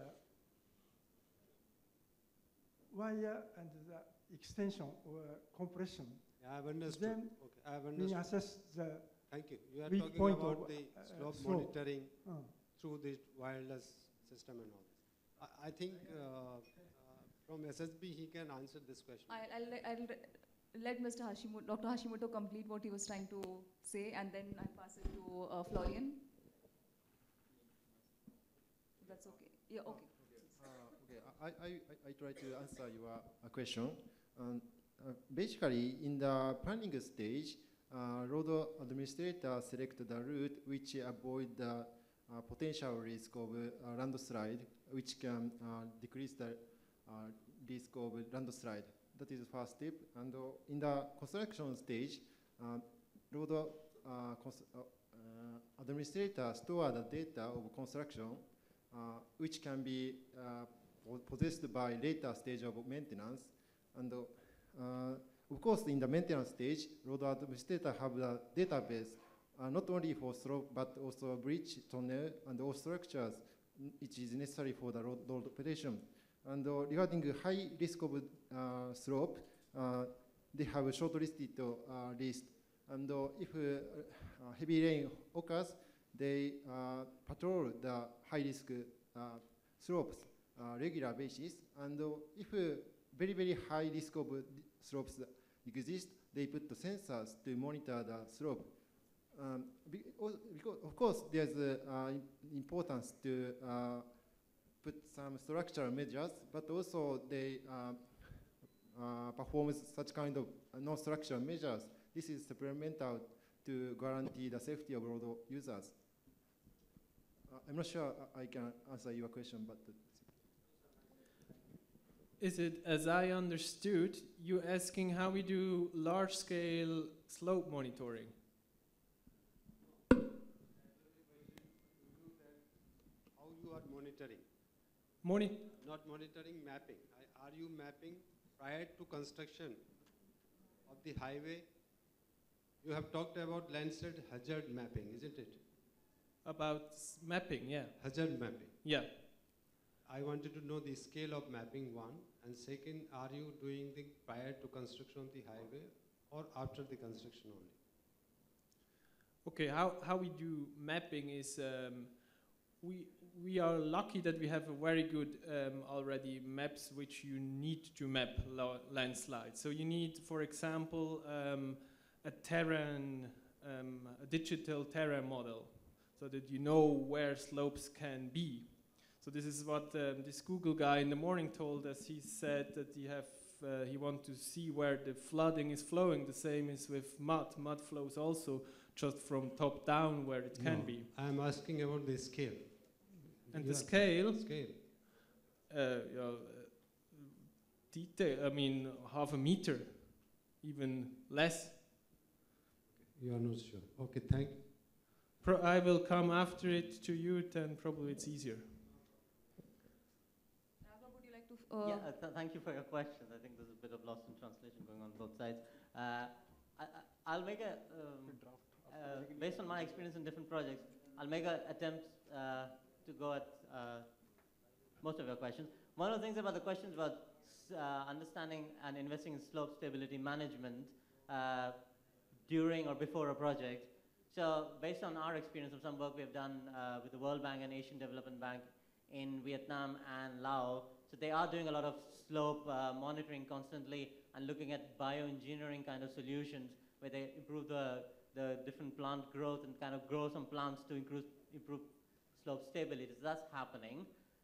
In some cases, they have like the mapping of risk of an infrastructure that has not been built yet, a priori infrastructure. I did a study last year with in UK. So in the United Kingdom, they're building a new rail line called the High Speed 2 rail line. It has not been built yet. There's no physical infrastructure on the ground. But they wanted to do an assessment of what will happen if this railway infrastructure is actually built. And it is connected to legacy infrastructure that was built way back in the Victorian era in the United Kingdom. And lots of, for example, the railways is dependent on the old railway that exists, which was built in the days of Isambard, Kingdom Brunel, way back in time. There are electricity substations which have been built in the 1950s, and this new railways is going to then be dependent on all of this system. So one of the things was we were trying to map risks of this system on the other system, and same way, even before building it. Regarding your question about like looking at rerouting options, so one of the ways of kind of rerouting in itself is kind of looking at as one option of reducing the risks. And then we have also looked at in studies of the road which is itself failed. What are the options of fixing those roads, the adaptation options in terms of improving its design standards, improving the drainage so that we avoid those kind of losses. So there's all kind of those exercises that go within this analysis to produce a comprehensive risk assessment and adaptation analysis. So thank you very much. So I'd encourage discussions on a one-on-one basis after the session is done. But in the interest of time, thank you very much to the panel here for all your presentations, and thank you also to the audience.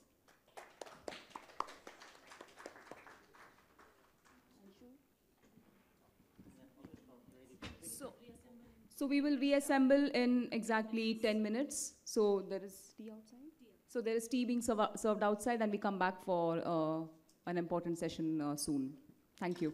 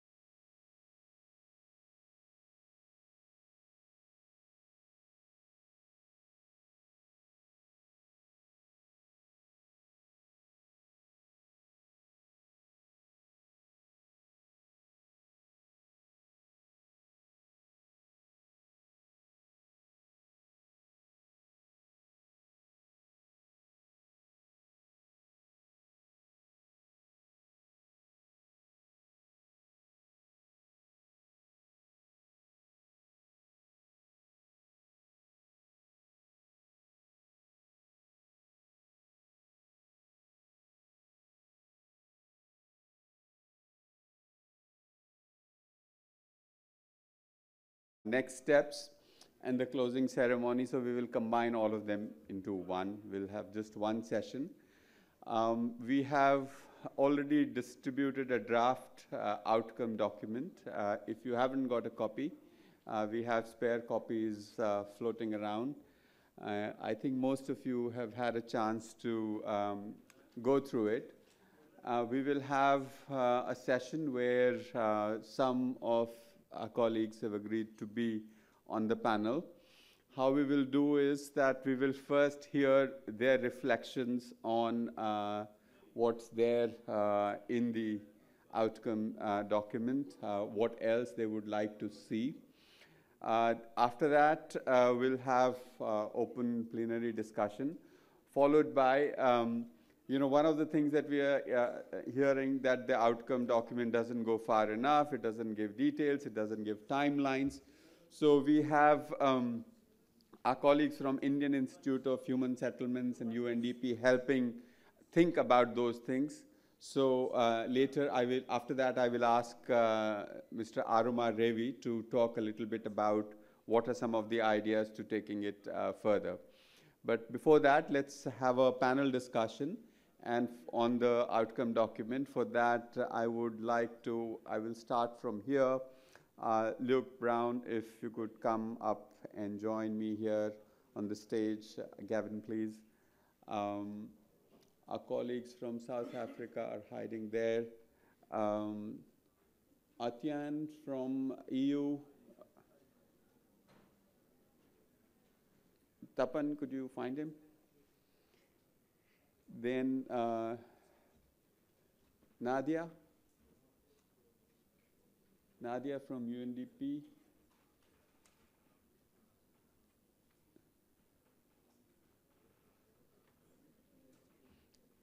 Andrew.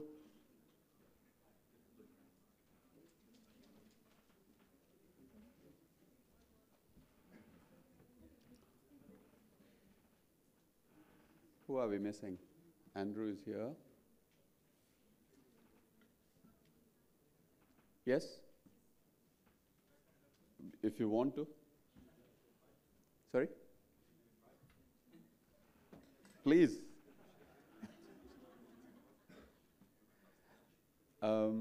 Then we have Joe Lightman. Where is he?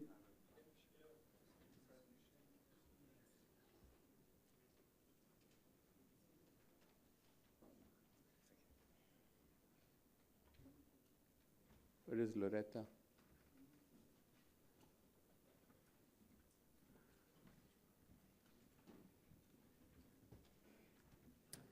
Okay, so maybe we will start. I will as well sit down as well. So I guess everybody here has had a chance to take a look at it. So maybe we can start from the far end. So Luke, if you could talk a little bit about your reflections on the outcome document itself, the last 2 days more generally, and where do we go from here?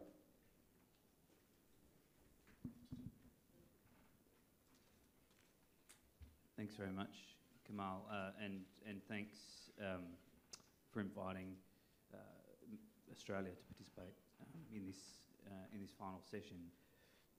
Look, in terms of a broad reflection, I'm sure we've all got them.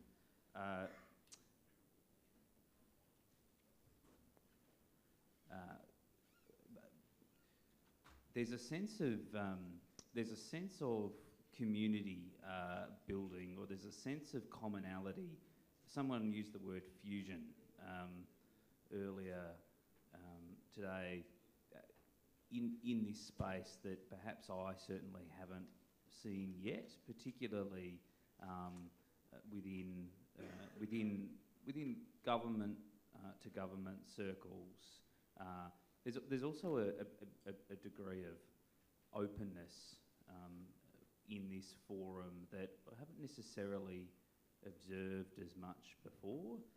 I think I can say this because I'm an emergency management official, but emergency management officials like to like to tell everyone that everything's going to be okay and that everything's under control. And in fact, it isn't necessarily so.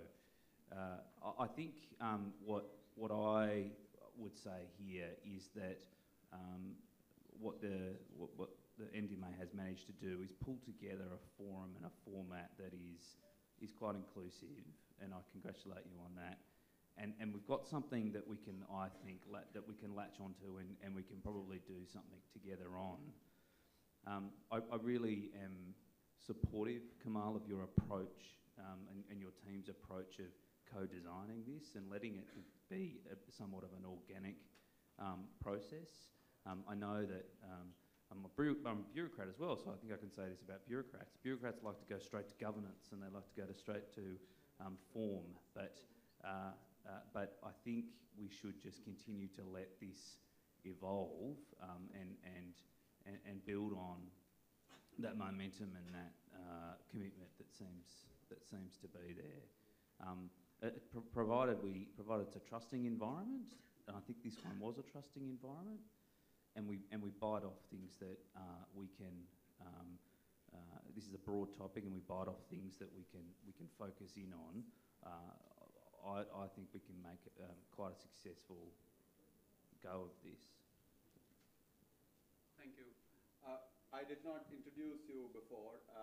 I think most of us know, but Luke Brown is Assistant Secretary in Emergency Management Australia, Ministry of Home Affairs of Government of Australia. So do you have anything specific to say on the outcome document? Not necessarily at this point. Look, I've had one quick read of it. Can I suggest I think there's a bit of an urgency to this issue. I've sort of quipped a few times in the last few months that we've all politely nodded about this issue for a really long time. There's a sense of urgency to action that I think is starting to become quite omnipresent. And the last the last couple of months, just in my country, demonstrates that the linkages between a changing climate and the ability of government to be able to respond through the agencies and services that they currently have is undoubtedly being tested. So if I could encourage just a slighter sense of urgency in the tone and the language, I think would be helpful. The other thing I would just suggest is that I don't think it would hurt us to put some markers in there for to hold ourselves to account too. So some time frames. If we don't get this right soon, the sort of gap between risk and resilience is actually going to open rather than close. So this does need, I think, getting set up now as soon as possible and major investment into it as soon as possible. And finally, as others have said, I would fully commit our group to supporting this in any way we can as we move forward in our own areas of specialization. So thank you very much. Thank you very much.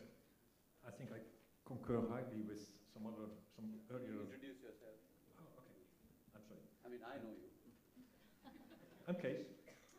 My name is Kees van der Guchten. I'm representing the Dutch government, in particular the Ministry of Infrastructure and Water Management, and I'm an advisor to them working with the Knowledge Institute, which is Delthuis. I concur very much with earlier said words on having this sense of, well, this is a community that has something tangible to act upon. And I think it's also progress compared to the first international workshop that we had on the same topic. I also think it has said at several moments in the deliberations that we had to seek coherence among those agendas. And then disaster risk reduction and climate adaptation, it's a bit logical to mention those next to those wider agenda items of SDGs in 2030. This ministry I worked with before, Ministry of Infrastructure and Water Management, has a number of portfolios under its mandate, which is about infrastructure, its rail, roads, airports, and also water networks, next to more integrated water management and all its different uses. I believe that here together gathered, maybe some aspects of this wide field are not elaborated very much upon, and I just mentioned slow onset disasters, the droughts initiatives, and maybe also the social-oriented infrastructure, which is also a wide field. Those are recognized within the Sendai framework of disaster risk reduction, and I'm very happy to see that you try to affiliate very closely with that UN agency. I'm talking about coherence and thinking of how my minister would read this outcome document. Please understand me, I'm not a native English speaker, as you can hear, but my minister isn't either. She will read, for example, well, in paragraph number 8, it talks about functions of the global coalition. Functions, okay, it might focus a little bit, maybe what already has been mentioned, system level thinking, transboundary aspects may also be a niche which can focus something. But then the last word says resilience building and climate adaptation. Although there's a drive for seeking coherence among those agendas, my minister will also ask, well, what makes it then different from our already substantial support to this global commission and center on adaptation? There was a plea for looking for joint working and bringing it close together, but has it added value to support it different? Or what is the mandate of this coalition where I would subscribe to? There have been recommendations to bring it to the highest level possible, which I would think is very logical to make an impact. But again, it would question the minister, what would be my role then? This high level political forum, the GA summit. There are more of those summits, for example, the GA special thematic session on water and disasters. There's a help panel reporting to the UN Secretary General at the end, a high-level expert and leaders panel on water and disasters where she is a vice chair to. So there are a number of functions that she already has, and then she will be much looking at what is the added value here and what do I commit myself to from the perspective of the government. In the text that several points the word governments is mentioned, or countries is mentioned, and then at that moment it's not clear whether you mean the responsibility of the minister or what level. Yeah, what level? Because it doesn't take away the intention of the Netherlands to very much be willing to share and learn experiences and technologies and financing constructions that you may have in this wide field. That's what we support very much, and which is also very much welcomed by the initiative taken by you from the India side, jointly with you and ISDR. But then I think I would very much propose to make this very clear for the level of commitment, the mandates that are there. At some moment it's maybe also about financial support and how it adds up to what is already out there. Maybe also good to be aware that well, within the EU system we do have a number of obligations also, and there's a lot of work being done within this field of infrastructure development and resilience and also climate adaptation, where it should link to somehow as well from the viewpoint of this national representation by the minister. I wish you a lot of success with further developing this process, which is very interesting and I'd like to contribute to personally. Thank you. Thanks. Joe Lightman from the World Bank's Global Facility for Disaster Reduction and Recovery. I think everyone's noted that the coalition has had a long gestation period, but we're now ready to deliver the baby. And the first comment is we really like the delivery method, because what the outcome document doesn't do is focus a lot on governance, process, institutional development. We could have gotten bogged down in that, and we would have missed the big picture. So it's important that the focus is really on substance and substantive outputs. The institutional arrangements will come in due time. The second point is that if the child is speaking already by September, then I think the Climate Summit is a great place to launch this. If there are some delays in elocution, then I think we could offer the annual meetings of the World Bank and the IMF and the Global Infrastructure Forum as a venue in mid-October for a possible launching. And the third point would be that it's always good to see as much detail as possible. And I think an outcome document, to a certain extent, has to be a lower common denominator. But we understand that there will be a presentation on some of the finer points where we look for sort of the low-cost, no-cost, initial low-hanging fruits, the early wins that the coalition could produce in the next really few months. So that level of detail we're looking forward to, not necessarily in the outcome document, but in discussion later on. And I'd like to conclude with some good news. It's always a good thing to do. We're really looking forward to welcoming India as the next co-chair of GFDRR in July. And we understand that India will be advocating and championing resilient infrastructure as its sort of locomotive for what it wants to champion. And we hope that GFDR can be a source of institutional and financial leverage for the coalition as it moves towards adulthood. Thank you very much. Thank you. My name is Lori Heber-Girardet. I am the Regional Director of UNISDR based in Bangkok. And I'll be speaking again in a moment, but I would really like just to take a moment and say how gratifying it is to listen to our speakers share such enthusiasm for this coalition. Compared with last year, when it was still quite in a nascent form, it's quite clear that there's a strong political momentum behind this idea, and that really is taking root now. And I think the reason why it's so critically important is because for us, we see this coalition as absolutely fundamental to helping countries achieve the Sendai Framework goals. Reducing mortality, reducing economic losses, reducing the number of people affected by emergencies, by disasters. This is all what this coalition will help countries achieve. It will also have knock-on effects, I think, as well. I think that some of the work that the coalition can do around data, for example, could really help promote greater transparency on data, greater interoperability on data, and greater data sharing, which will be a great benefit across multiple sectors.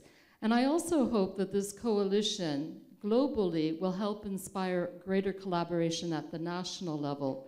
One of the challenges we see in implementing the Sendai Framework, but also the SDGs, is fragmentation at the national level. Line ministries that are working in silos and not bringing on, to the extent possible, other stakeholders. And so this can really help set the pathway at the national level as well, perhaps for the creation of national level coalitions that are working on developing sustainable infrastructure development plans, which would then feed very much into the SDGs, planning and helping the countries achieve long-term, disaster-proofed sustainable development. And so thank you very much to all of the panelists here who really demonstrated support. Some even offered financial support, which in the field of disaster risk reduction we know is often not as forthcoming as we would like. So this is really a great beginning. Thank you. Thank you very much. I think before we turn over to Mr. Aruma Revi, I think we can give a chance for the audience to say something. And there is a Voice of Social Infrastructure rising from that corner, and Michael. So. Yeah, thank you very much, Kamal. You take the words out of my mouth. Indeed, I'm Lars Byrne from UNICEF here in India. Basically, everything has been said how successful this is, and I just want to join the candidate, but also want to use this opportunity given to make a suggestion how to further improve. This is basically a very tiny but I think important aspect. I think this coalition should basically build upon indeed these great commitments which were made in 2015, which are referenced here in the text. We heard about Sendai, the SDGs, but also of course the climate agreement. In that sense, we should not stay behind the agreements made there for social services and infrastructure to be resilient. Concretely, under the point, actually the bridge possibly between point 6 and 7, where there's reference that actually the coalition should respond to the sectoral demands, and then the next one, which basically brings the vision, mission, goals, and objectives, and refers to the SDGs, Paris, and Sendai. We could specifically refer to target E, which has a focus on making health facilities, education facilities, and other critical infrastructures resilient to disasters. Thank you. Target D. E, I think. It's D. Oh, you're better informed. Anyway, E or D, it's very close also. Thank you. Michael.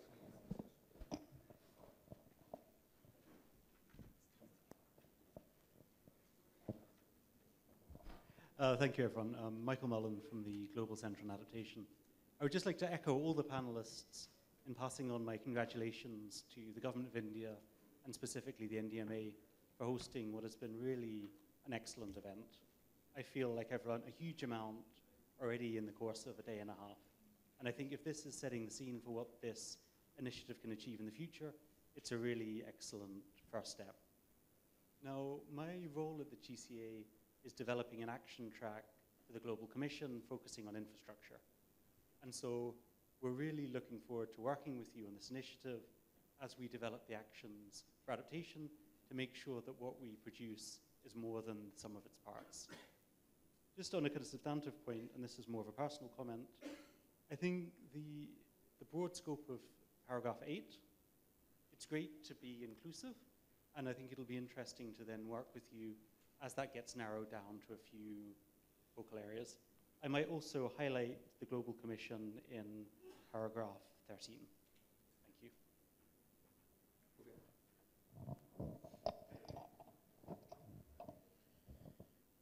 Any more comments?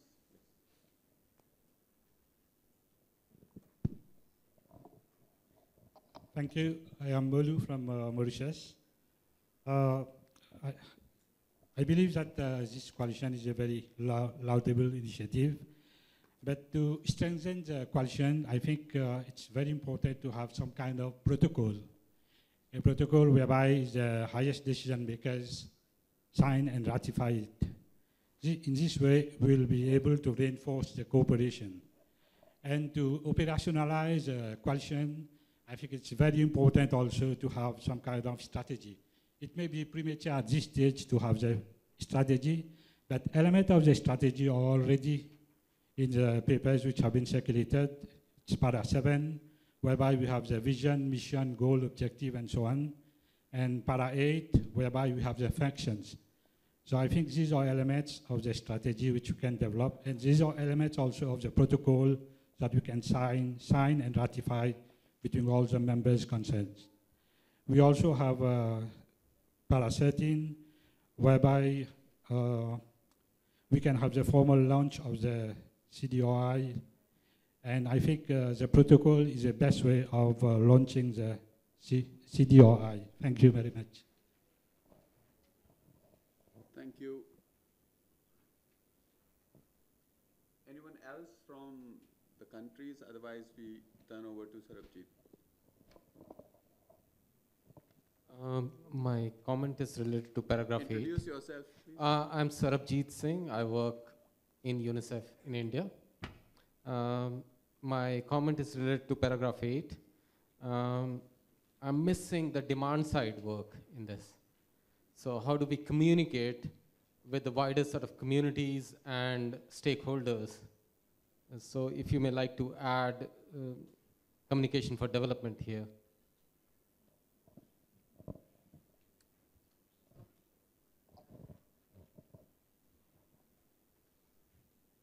Yes. Thank you very much. My name is Ken Kosone. I'm Economic Minister at the Embassy of Japan. I think the Japanese message already delivered by our ambassador at the opening. And the outcome document, I think, is very much well prepared. Just one thing, well, maybe two things. As Ambassador mentioned in the opening session, that the Japan is being hosting the G20 summit, and one of the important aspects is the quality infrastructures, and the resilient infrastructure is a main core of this quality infrastructure. So I hope you can somehow incorporate the quality infrastructure aspect as a main pillar of the resilient infrastructure is the core of the quality infrastructure. Another thing is that the session before this one was the Japanese expert from the road maintenance has some presentations. I think the infrastructure itself is very important, but the infrastructure, how you can use and maintain is also the very important aspect that you can really maximize the effectiveness of the quality infrastructure or the resilient infrastructure. And also how to use when you have a real disaster is also the another aspect. Without utilizing those infrastructure, you cannot survive from this disaster. So our expert already explained that one in the session before. So I think this aspect will be, in a sense, will be discussed in the future as well. Thank you very much. Any final comments? Yes. Hello, I'm Rajiv Verma, ED Bridges and Structure from Indian Railways, that is RDSO. My focus to follow up is step number 10. It is the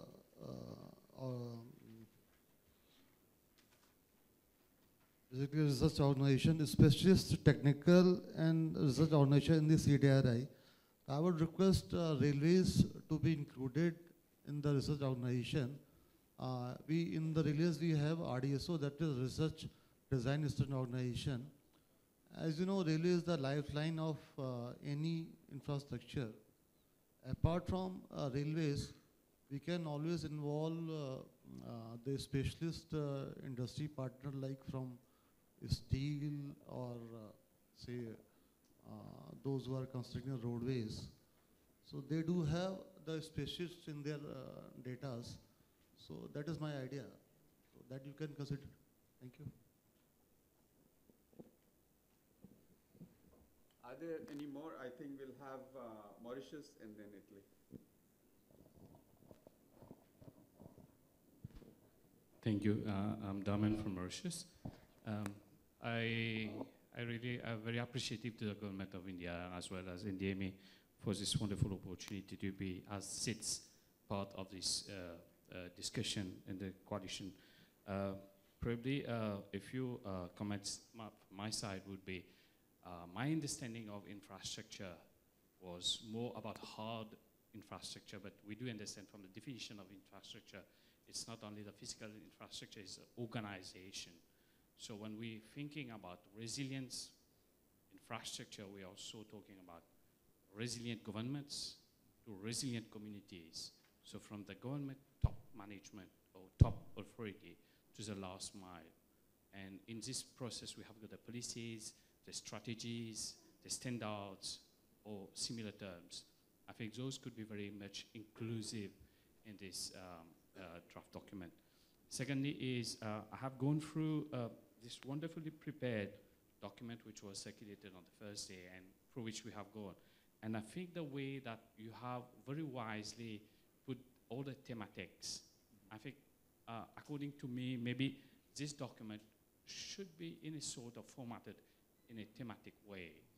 And probably, I have probably 5 or 6 thematic in mind, But I do believe you can very wisely put it in things like hard infrastructures, then social safety nets is very much important. Social housing, which we have not much talk about these last few days. And we know the poor are the most affected when we have got disasters. So how we secure resilient infrastructure for the most vulnerable, I think those also could be covered. And also having environmental infrastructures. I think all of us, we have a tendency to give away risk, and very surprised to see that during these 2 days forum, we saw people that were willing to buy risk, and we are willing to sell it. Just put it like that.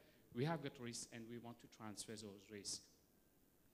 And we know that there are a lot of organizations, donors, and investors who are willing to buy those risks. But I believe that we have to have this, through this forum, a platform where the buyers of risk and the sellers of risk could be facilitated rather than having bottlenecks. We saw that in the past. So if those could be inclusive. And lastly, not the least, is about seats. So our specificities are very, very, very different from many landlocked countries and big countries. And I just take an example from my colleague from Maldives. I think in the next few years or decade, they have to look for another island to go and stay. So what will happen to the infrastructure? So, and we are investing a lot on infrastructure. Should we not create more risk by investing in infrastructure? Thank you so much. Mauro. Yes, thanks. Kamal, Mauro Dolce from Italy, Italian Civil Protection. I would like to stress an aspect of infrastructures. When a catastrophic event occurs, infrastructures are fundamental for the emergency management and for the recovery. So I believe that in point 8, it should be stressed that also infrastructures, perhaps after point F, infrastructure are fundamental for emergency management and recovery from emergency.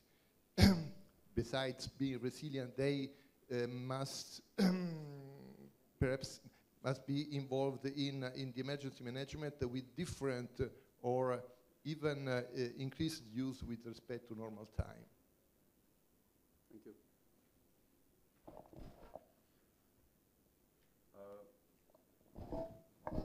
Rita and then Deepak. One quick point. Thank you so much. I think this outcome document is quite elaborate. The only plea that I would like to make is that, you know, we include a paragraph somewhere in the document. I don't know where it would fit well, because right now I don't see it. Resilient infrastructure for whom? And so there is no mention of the word people, communities, disaster affected or otherwise are climate resilient in this document. And so I think it's very important for us to define what are these resilient infrastructure meant for and for whom and how it will be used. So I think that is something probably we could add to the document. Thank you.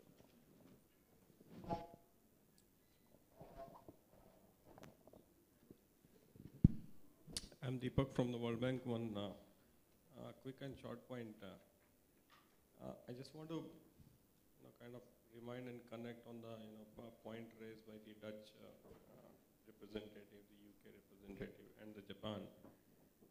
There are also several and maybe sometimes similar activities or the initiatives by different other countries, the quality infrastructure, the adaptation commission, and like that.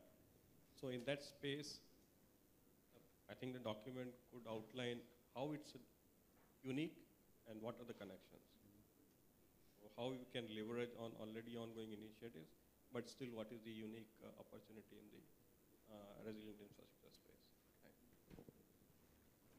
I think we'll close it here. And now I invite Aruma Ravi to talk a little bit more about the details, and I would like the panel to be here with us. And take this thing a little bit further. Arumar and Krishna, Arumar Ravi from Indian Institute of Human Settlements, and Krishna Vats from UNDP. That displaces me.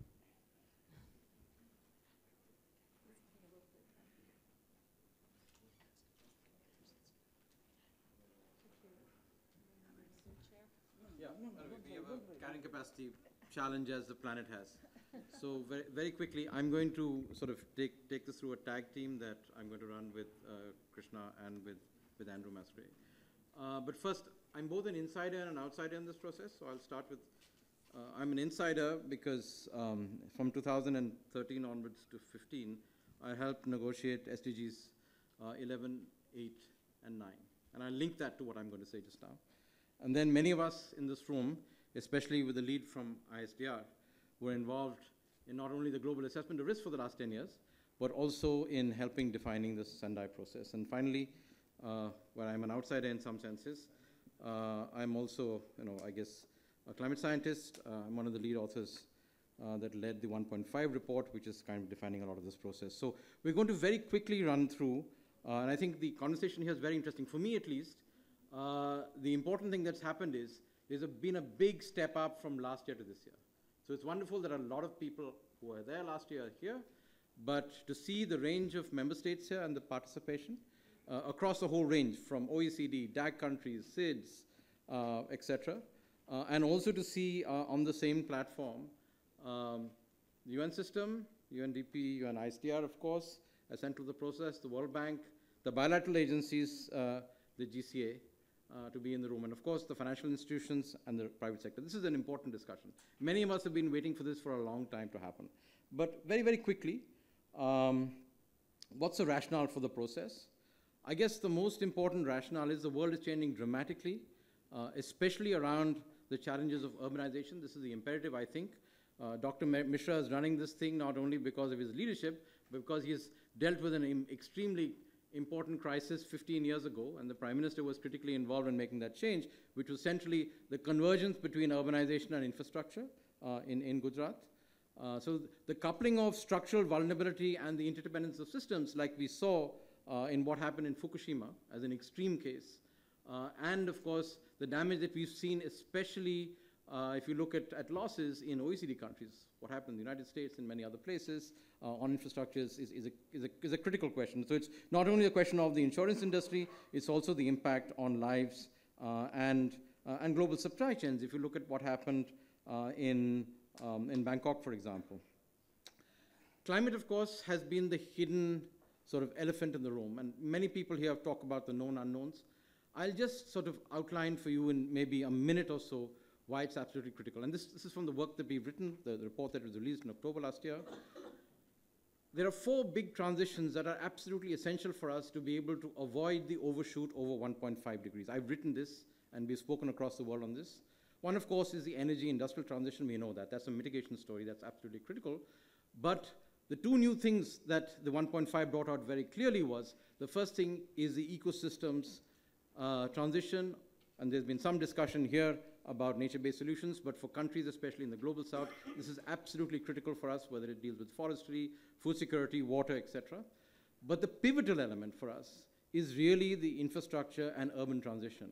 And especially in Asia and Africa, and to some extent Latin America, as we are urbanizing, we have a tremendous opportunity just now to actually tunnel through. We do not have to make the same mistakes that have been made in other parts of the world, and that is a great opportunity to be able to invest quickly and try and basically make sure that we don't have significant losses. So the future climate risk question is a very critical question, and I think bringing it together may be an interesting thing. We've heard this from a number of people on the dais and otherwise. The interesting thing here is that we have, in a sense, a typology of different kinds of institutions. For me, as a climate scientist, as somebody who works on sustainable development, to see countries which are at $40,000, $50,000 per capita, and those at 2,000 actually sharing some similar experiences speaks to a critical imperative for us of addressing infrastructure gaps, including in OECD countries where there's serious infrastructure questions, and ensuring resilient development in things that we have to build, things that have to be retrofitted, and things that actually have to be changed around because of emergent risk.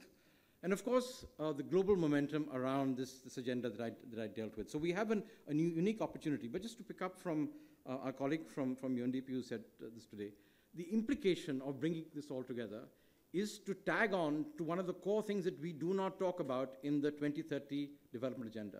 It talks about all of these wonderful things, but it also makes a commitment, 3 commitments. First, to leave no one behind. In the risk and vulnerability space, this is one of the most critical and difficult things to do. We know that from a country like India, where poverty is endemic and extreme poverty exists. The second thing is to leave no place behind, which means we have to deal with spatial justice. And the final thing is to leave no ecosystem behind, which is critical, especially for countries that are facing a whole range of ecological and environmental crises, including the SIDS landlocked countries, areas that we belong to. So that is the implication in some senses that we have to look at. It's not only a top-down thing, it is really responding to where the risks really are. And there are a whole range of places that we can actually deal with this, including obviously the ongoing discussion that's happened since Addis on funding, on financing for development. The G20 summit, some of us were there, have made a strong commitment to actually dealing with quality infrastructure. And I think, as India and Japan and other countries lead with this, is going to be quite important. And in HLPF this year, we're expecting to see some interest on this. The fundamental operational challenge actually is a challenge of implementation. We've known about this for a long time. In the global assessment of risk, UNISDR has dealt with this now for over a decade. The challenge is for implementation, and implementation cannot happen unless localization happens. In fact, I think that's the operational challenge that we face. How do we link local action with support at the national and regional level so that there's a continuity of process? Because without that, risk transfer, risk reduction is not going to actually happen. And this is a challenge that we talked about. We just heard it on the panel just now about the fragmentation of institutional processes. And then, of course, the big question, financial sector engagement with DRI is quite important. In the discussion on the SDGs Climate Summit, we've been involved in that process. One of the critical questions that I've been stressing again and again, the Climate Summit is not only about heads of state, that's absolutely central. It's also about finance ministers who will make the public finance commitment, but it's also critically involved with regulators from central banks and markets. We cannot make the turnaround unless market processes are able to enable, connect this process. Why is that important? Because we're trying to connect up 3 agendas. The core agenda across the world is fundamentally about employment and livelihoods. Infrastructure is a key enabler and also a key risk pretty much across the world as far as that's concerned. And cities and balanced rural development are very critical enablers for that to happen. So financial sector engagement is critical. I'm really glad that we've opened up this dialogue. The outcome document, given that it's a multilateral frame, it has to be a little open because there are different positions that we're coming from. So that's the rationale. I guess we know it. I'm just trying to highlight a few questions. So what is potentially the vision and the mission? In some senses, the critical thing that we're trying to do here is to build a knowledge platform that connects local knowledge to global processes. Because large-scale infrastructure is about moving large amounts of capital, knowledge, technology from different parts of the world to try and apply to various places. If we don't build the local to regional to global linkages, the final implementation, whether it's on the disaster risk side, extreme climate events question, is, at least in my experience, having done this for 25, 30 years, is not going to happen. So that's the big challenge for us, the delivery on that side, and the knowledge and the sharing that we've seen in this platform, and otherwise I think is going to be very important. In this, we have to look at the entire stream of processes. So like I said earlier, focus on implementation and localization. Eventually, when you're putting a bridge in place, an airport system, or a port, or even dealing with social infrastructure, it's about local implementation. And then the entire cycle from design, development, maintenance, operation, and governance. We often forget that each of these elements are critical. You can build a wonderful infrastructure, but then if you don't spend money on operations and maintenance, resilience falls apart, and then you find the life cycle costs are much higher than it should be. We've said already, alignment with the 2030 agenda, and accelerated action on climate and Sendai. We have less than 4,000 days to make this happen, till 2030. We have 4,000 days to make this happen. So if you look at the number of places in the world that you've got to do this, you've got to literally do 1 place a day to make this happen, in all our countries and many other countries that are not in this place. So the call to action is critical. At least I can tell you very clearly from the climate side, if we do not do it by 2030, there will be an overshoot, and if there's an overshoot, God help us all.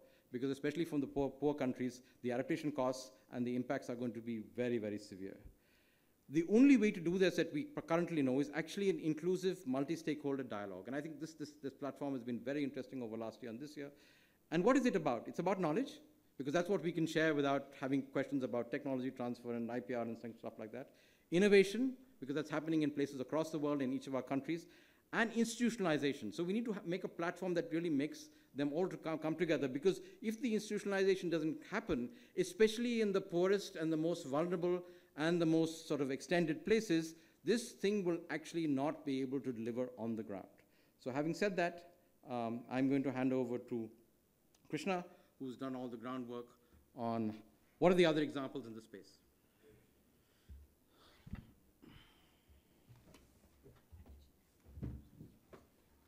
So we have been discussing the key functions and structure of the CDRI.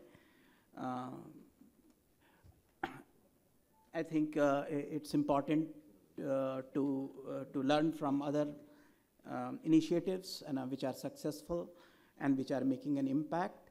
There are a lot of platforms which keep rising, but it's very important that they make an impact. They have a long life and they have a wider membership.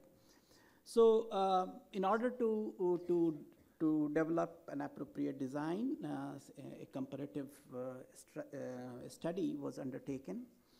We have identified some of these important functions, risk governance and policy development, risk assessment, risk identification and estimation, resilience standards and regulations, institutional and capacity development, knowledge exchange, technology and innovation, support for infrastructure recovery and reconstruction.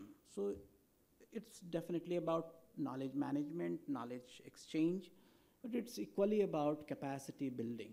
So it's a partnership through which the countries can help each other in developing capacities and strengthening institutions, improving standards and regulations, and assisting in recovery and reconstruction. So it's definitely more than a knowledge partnership. It's going to work at all levels. The CDRI will be working at the level of global hotspots, but at the same time, it will be working at the country level. It will have a strong focus on the small islands, developing countries, low-income countries. And I think it has also a relevance for the developed countries in the sense that developed countries also are going in for retrofitting of their own infrastructure. Developed countries also can have a very strong partnership with the developing countries. So it is a partnership which applies to different groups, and everyone should have a strong stake in its success. It's working across the sectors: energy, transport, water, telecom. It will be working at the local level, country level, global level, and it will also have we are focusing at the resilience at the sector level, but also there is a systemic resilience that also the CDRI would focus upon.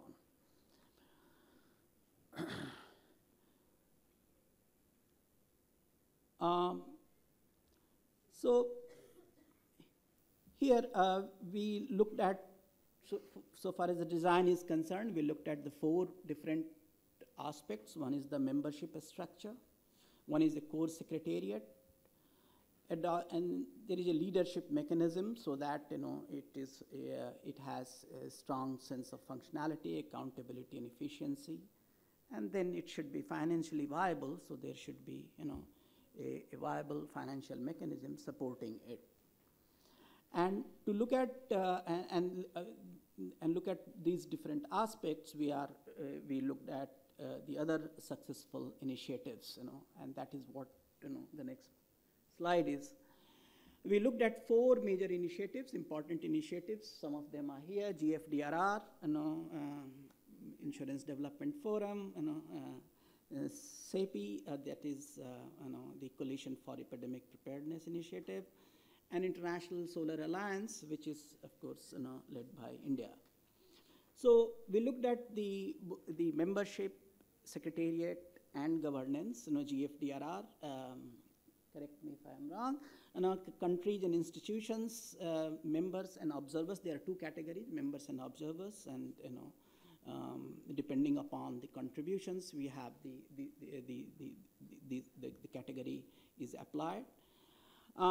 So far as IDF is concerned, it's open to all the industry partners, CEPI, again, countries and organizations. So all of them are quite inclusive, in their membership structure. So far as IS is concerned, it has a treaty-based membership. The countries are members, and there are partner organizations which are supporting the ISA. So far as the secretariat is concerned, GFDRR, of course, is situated in the World Bank. There is a large technical team which also provides the technical support, but at the same time acts as the secretariat. IDF, there is a focal group which supports its steering and operating committee working groups. So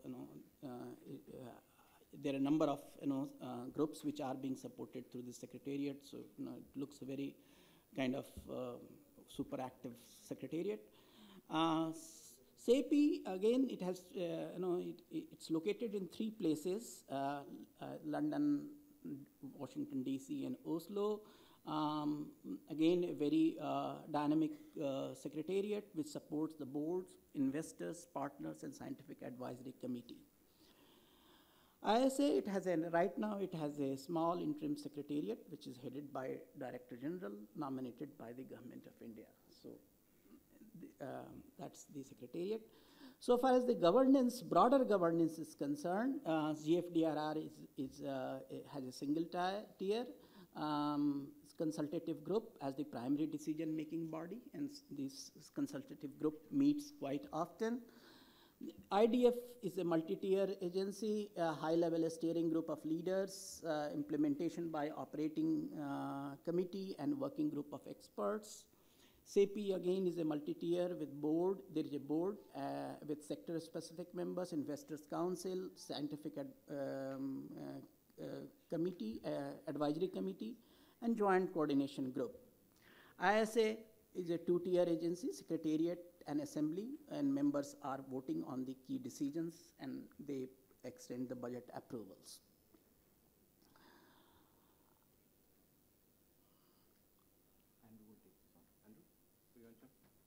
Andrew. Yeah.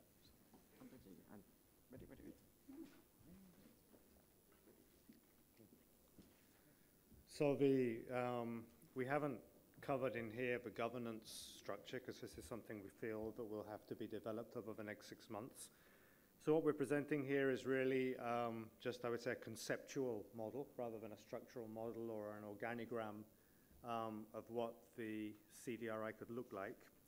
But clearly it would have the member countries in the center, which can include, this all has to be worked out in terms of governance, national, regional, and city governments.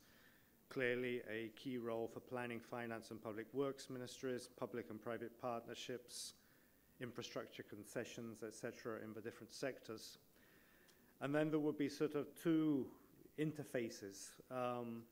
One on the right side, looking at the sort of financing mechanisms, the technical assistance, the risk transfer, and the implementation to a range of implementation partners. Whether that's the title that stays or not, we can talk about, but that clearly has to involve the multilateral development banks, the insurance sector, infrastructure companies, and probably the financial sector in general. And on the left-hand side, we'd have an interface focusing in on really the knowledge aspects, the standards, capacity building, risk identification and estimation, etc., with a range of what we could call maybe knowledge partners, which would include universities, technical institutions, research institutions, UN organizations, etc. And pulled together through a secretariat, which is also mentioned in the outcome document, which has functions related to financial management and accountability, monitoring and reporting, annual convening of these international workshops, and so on and so forth. So this is really, as I said, it's just a starting point. It's a conceptual model. It's not an organogram. It's not a structure. But it's something, I think, which can help to orient our discussions over the next 6 months as we really work out the governance arrangements for the consortium. So I think now back over to Aramar. Yeah, thank you. Just quickly to sort of recap, we've laid out, in a sense, a whole range of functions which have come from this audience both last year and this year. I think there's one thing that's missing that we may want to consider, which is precisely the demand side. If you do not have behavior change, if you do not have community-based adaptation, in effect, this thing will never go to scale. So I think that was something that was probably needs to be highlighted. It was not in the outline that's there. We've also tried to lay out that this is going to be a multi-level engagement from the local through the national, through regionally. And then, because there is such a diverse set of interests in the room, from SIDS and landlocked countries at one end, to other countries that have significant hotspots or are hotspots for themselves, to countries that are developing very rapidly and building large-scale infrastructure that we're seeing in Asia and some parts of Africa, to OECD countries which actually have their own infrastructure challenges of a different kind. So we really have to cluster them differently, and I imagine this would work out in different clusters. So it's, and then given that, you have 3 sets of institutions, obviously led by member states, by national governments, and within that, the sort of settlement of what kind of infrastructure ministries would be playing itself out, knowledge partners at one end, and other partners to help implementation and financing. The critical question for us, of course, is that this will not fly unless we get resources on the table. In terms of financing, the Government of India has provided initial seed funding for the first 3 years, but the key question is beyond that. If this has got the ambition of doing what it wants to do, to integrate and bring together inputs and partnerships with other kind of platforms, long-term cash flow and an endowment is necessary for sustainability. This is I guess a bottom line question as far as we're concerned. Our initial guesstimates, these are very rough, and this obviously has to be done in consultation with all the members in the room, is the minimum in some senses, is somewhere between 50 to 200 million over the next 3 to 4 years. And just to put it into context, the Paris Climate Agreement made a commitment to 100 billion. When we lay out the 1.5 report, we said that's hugely underinvested by a factor of about 6 to 8. So we're talking about, on that side, 600 to 800 billion dollars a year on the mitigation infrastructure. We do not have investments on the adaptation side, and I'm hoping the Global Commission is going to give us some numbers on that before the climate summit. So this is a relatively small amount of money to leverage and transform and change that kind of resources, but it'll be required, otherwise we're not going to get there. Obviously, once that's in place, as this process builds up and it needs to scale, there will need to be member country contributions over subsequent years, so somebody's got to think about that structure. Obviously, multilateral banks and bilateral agencies, we've heard some very supportive comments today, will be critical to support key regional and functional priorities. Within their own programs and coordination, not everything has to come onto this platform, both financially and I guess in kind. I would imagine that the private sector and in the insurance sector is going to be very important in this process, either directly or second order. And in many cases, we've heard of foundations here who are focusing on resilience to be able to support key functional priorities. So in some senses, you have to have a menu which people can then pick from depending on their priorities, both from the funding or the knowledge or the implementation side to put it together. And in that sense, the secretariat is going to be pretty important. And separately from that, obviously, it's a good thing to help implement and support processes. There will be emergency events that happen across the world at any given point of time. So if you're able to support that and deal with them, whether it is the Indian Ocean tsunami of a long time ago or more recent climate-related events, I think that would help build both the coalition and the practice of making this happen. And then, of course, you need to promote innovative financing instruments. This is happening in other spaces, and I think there's a lot of innovation in the room in these processes. So given that, we have a lot of opportunities on hand this year. I don't have the fund bank meeting later in this year, but there's a whole range of different events that are here. I think the obvious highlight is ANGA and the Climate Summit in September. If, like somebody said, if the baby is actually talking and walking, by the time it would be fantastic to actually be able to launch that there. It's a good startup, and then get moving with a whole range of activities, because the political commitments are required, the resource commitments are required. So this is a good time to start, and then, of course, build out over the next 2 or 3 years. So very quickly, what are the possible ways forward? I've tried to make this very simple. These are obvious in some senses. The first thing, I guess, is an in-principle agreement on the CDRI rational vision and mission. By and large, and I'm speaking here as an independent sort of whatever academic researcher and scholar and practitioner is, what I'm hearing in the room is that there's a good deal of interest and support for the process. In fact, people are encouraging us to be much more ambitious than where we are just now. So that's a good sign for implementation, because the key thing in this is going to be implementation. Stuff on paper is not very useful. To make that happen, you need to create a secretariat. I'm imagining that there may be some support for this forthcoming in the short run, in the next whatever. Having done that, you need to confirm a funding cohort of national governments and other partners. So I guess, there are a whole range of national governments in the room. Some of them very clearly laid out what they would like to do. There may be others that would like to join. And of course, the thing is, this is a multi-stakeholder engagement. So building the architecture that allows that contribution and participation from the private sector, the insurance industry, et cetera, is going to be quite important to make this fun. And of course, obviously the financial institutions. There has to be preliminary financial commitments. Without that, this is not going to go off the ground.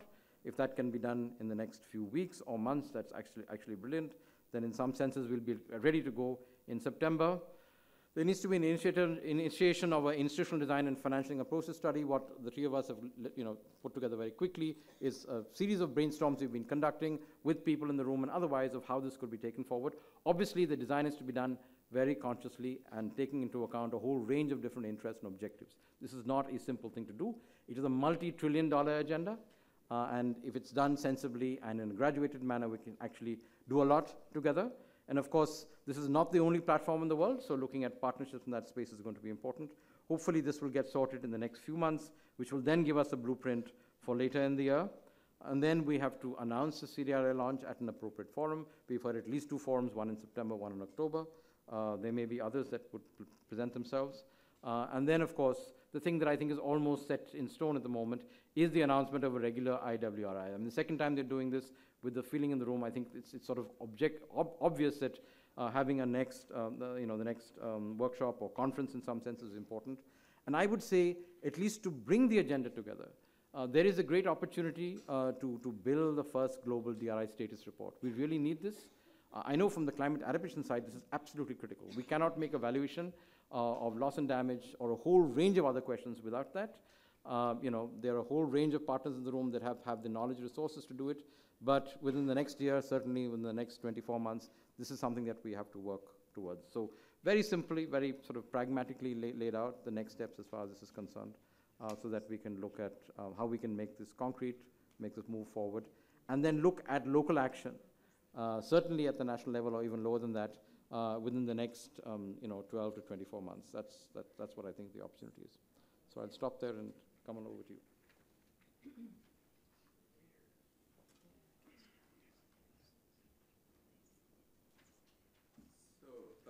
Thank you very much for putting forth those ideas very quickly, for something for us to think about, consider, deliberate upon.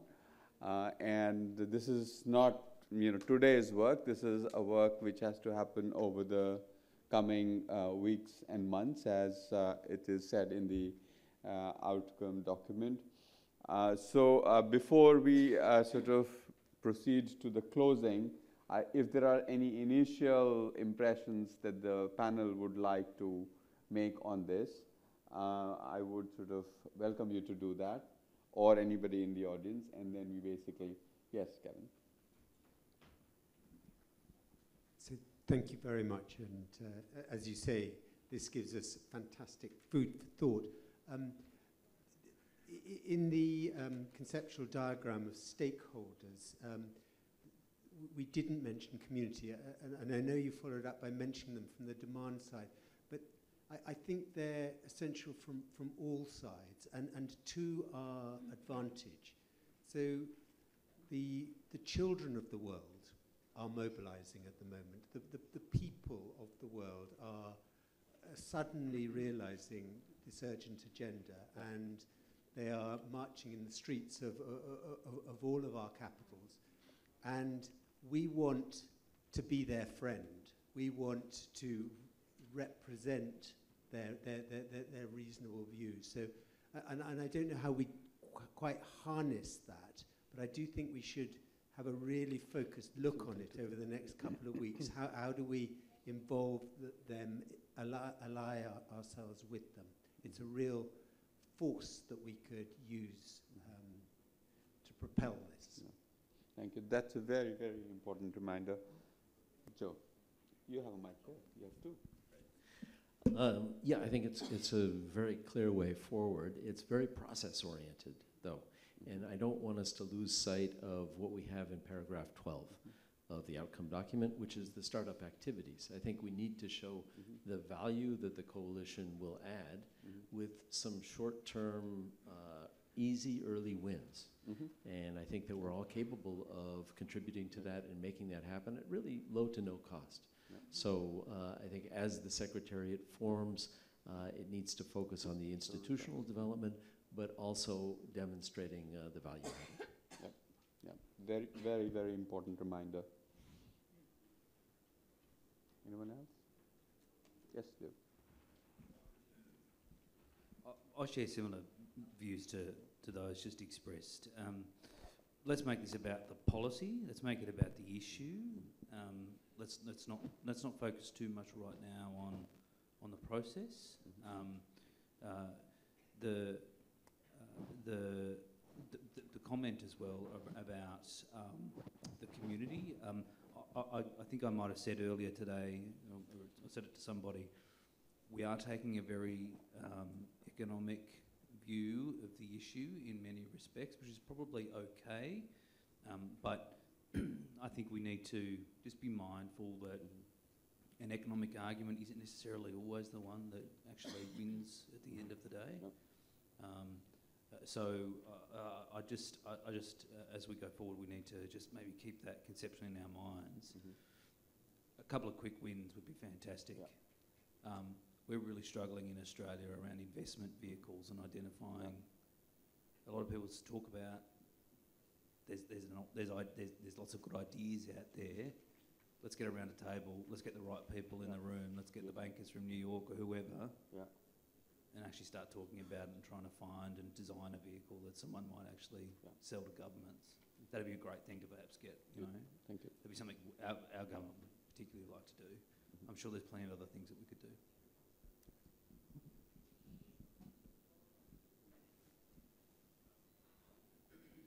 Sir, to what extent, if any, do you think the national elections, the model code of conduct might affect the timeline of the development of this Secretariat coalition?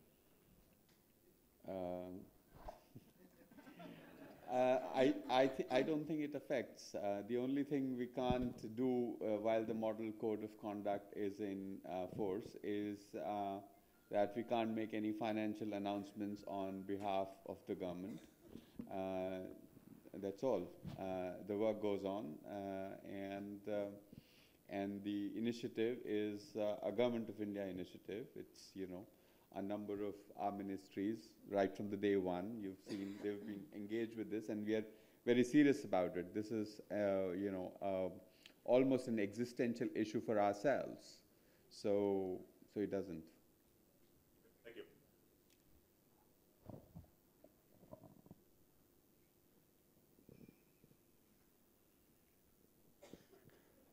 Just one point is housing has been left out. So I don't know whether etc. includes that or etc. doesn't include that. So far, the focus has largely been on physical infrastructure, not so much on social infrastructure.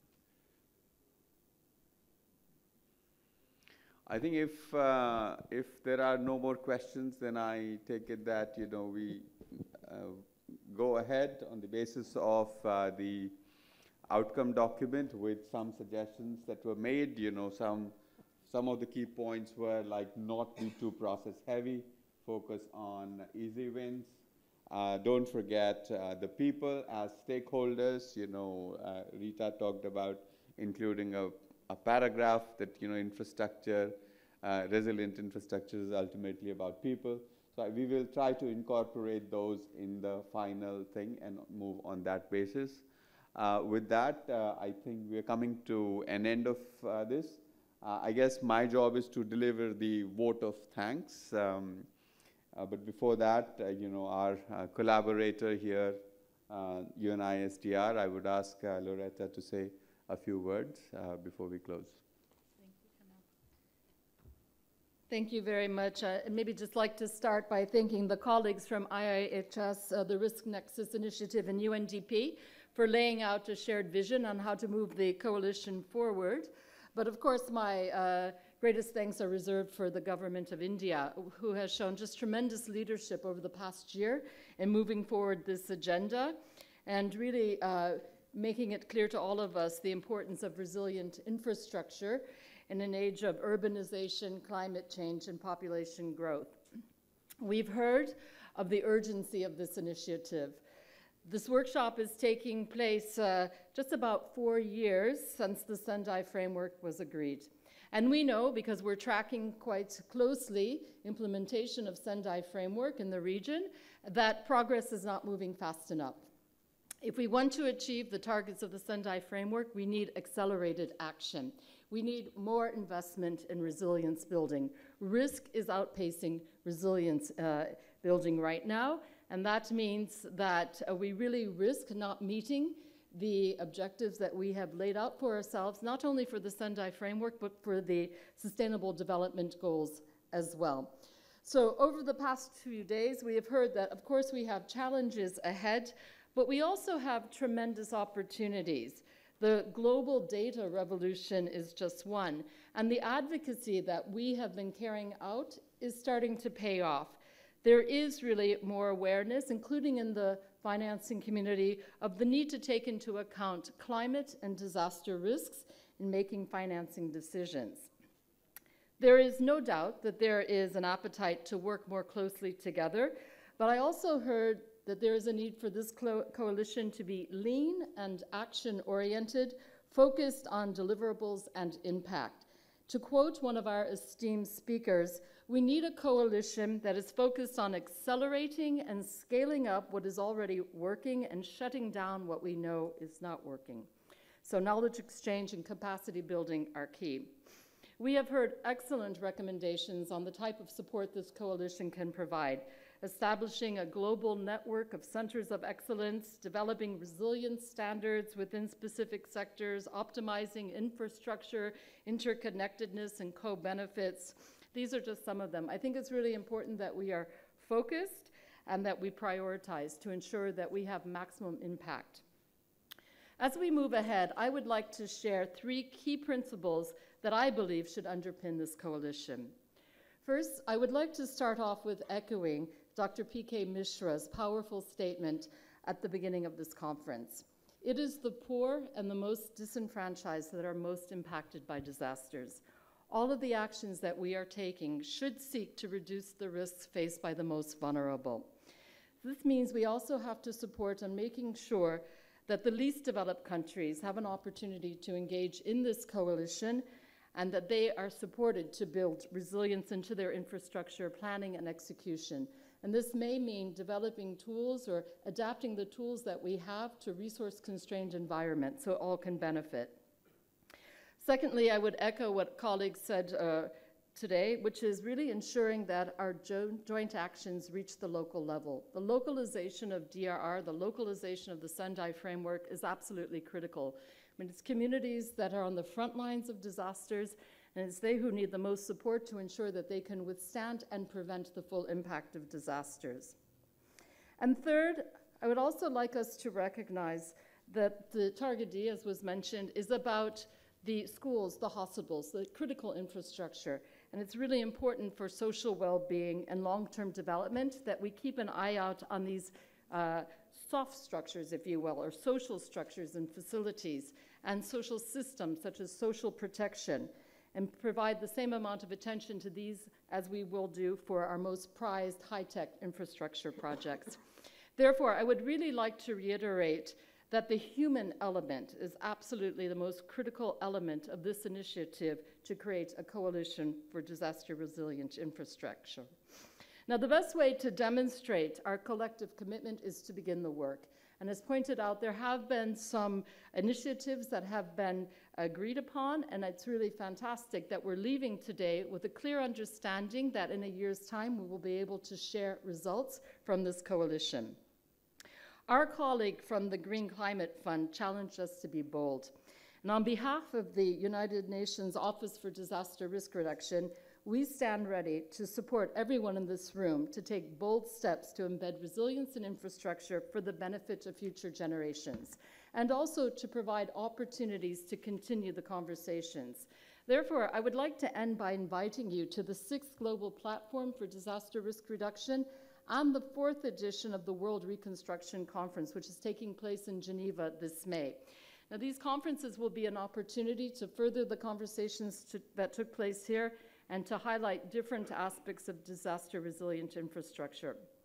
I'd also like to remind us that in June 2020, Australia will be hosting the Asia-Pacific Ministerial Conference on Disaster Risk Reduction, and resilient infrastructure is one of the key themes that will be addressed there. And finally, I'm happy to announce that the launch of the Next Generation Global Assessment Report, which will take place at the Global Platform, has a focus on a systems approach to risk. And we've heard very much about systems approach as key to understanding and to underlining the elements of resilient infrastructure. So with that, I would like to once again thank the Government of India, but also to thank very much all of the participants over the past 2 days. You shared your expertise, great ideas, and above all, a real commitment to work together to lock in resilience for future generations. Thank you very much. Well, thank you very much. It's my very pleasant task to deliver a vote of thanks. I haven't prepared anything, so I'm sure I will leave out somebody or the other, but I will make an attempt. I think, first of all, I have to thank colleagues who have come from really far and wide, representatives from countries as far as Trinidad and Tobago, Chile and Peru, to Fiji, Australia. You've come long distances to be here. It's, 2.5 days. Some of you were there in the GCA workshop as well. Some of you were there in the Indo-Japan workshop, and the room is still full. So that really shows your commitment. So we are very thankful on behalf of Government of India that you have engaged with us on the issue. Then the partner organizations, international organization, whoever we turned to for support, nobody said no. We got whatever support we asked for. I would particularly like to thank UNISDR for being an excellent collaborator in this journey.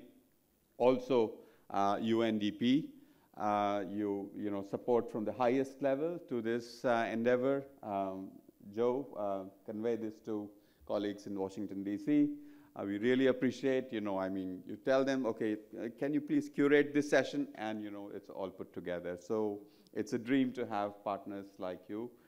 Global Commission on Adaptation, we began to talk to them pretty late in the day, but we really came together very well. And I think the outcome also is beginning to reflect that, and we make sure that going forward we will link up with that as well. So thank you for academic institutions, Professor Jim Hall and his team for really setting the tone for the workshop in the very beginning.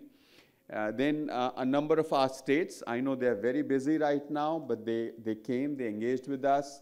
The sectors from within India, you heard colleague from the railways, we had the airport authority, we had the Central Water Commission, a lot of engagement from the infrastructure sectors, academic institutions, venerable professors from IIT Bombay and other IITs, so excellent engagement from them. Of course, I would be not doing my duty to acknowledge the contribution and leadership of Dr. P.K. Mishra. He is very humble and low-key, but he drives the agenda in a very unassuming fashion with a sense of purpose and focus, which is quite inspiring and encouraging for us, across the board in the Government of India who are working on these issues. Colleagues from Ministry of Home Affairs, really working very closely with us on all aspects. Ministry of External Affairs, our Joint Secretary for Policy and Planning is there. They're watching all of this very intently and guiding us from behind the scenes on how to work with everyone and, you know, promote a sort of inclusive approach. Then I have to thank Brigadier Gangwar. He is Joint Secretary. Can you please rise? He is the man who has put together all the arrangements for this. He and his team, they are all, I mean, I will not be able to name all of you, but maybe if you can rise, the colleagues from NDMA. So,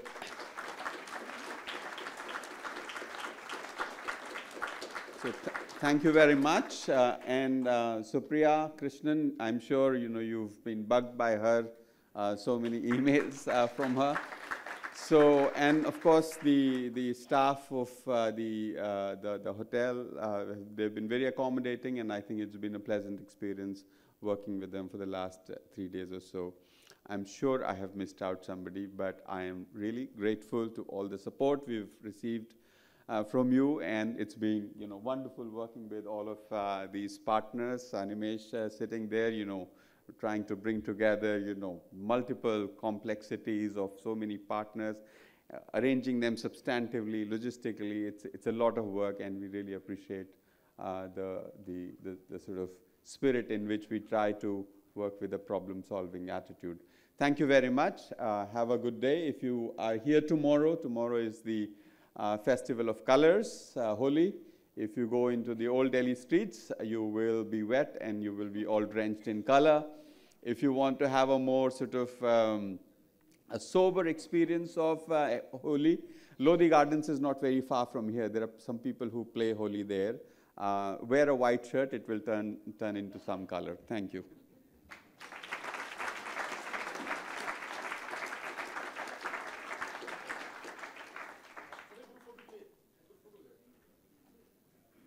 Oh, we'll have a group photo.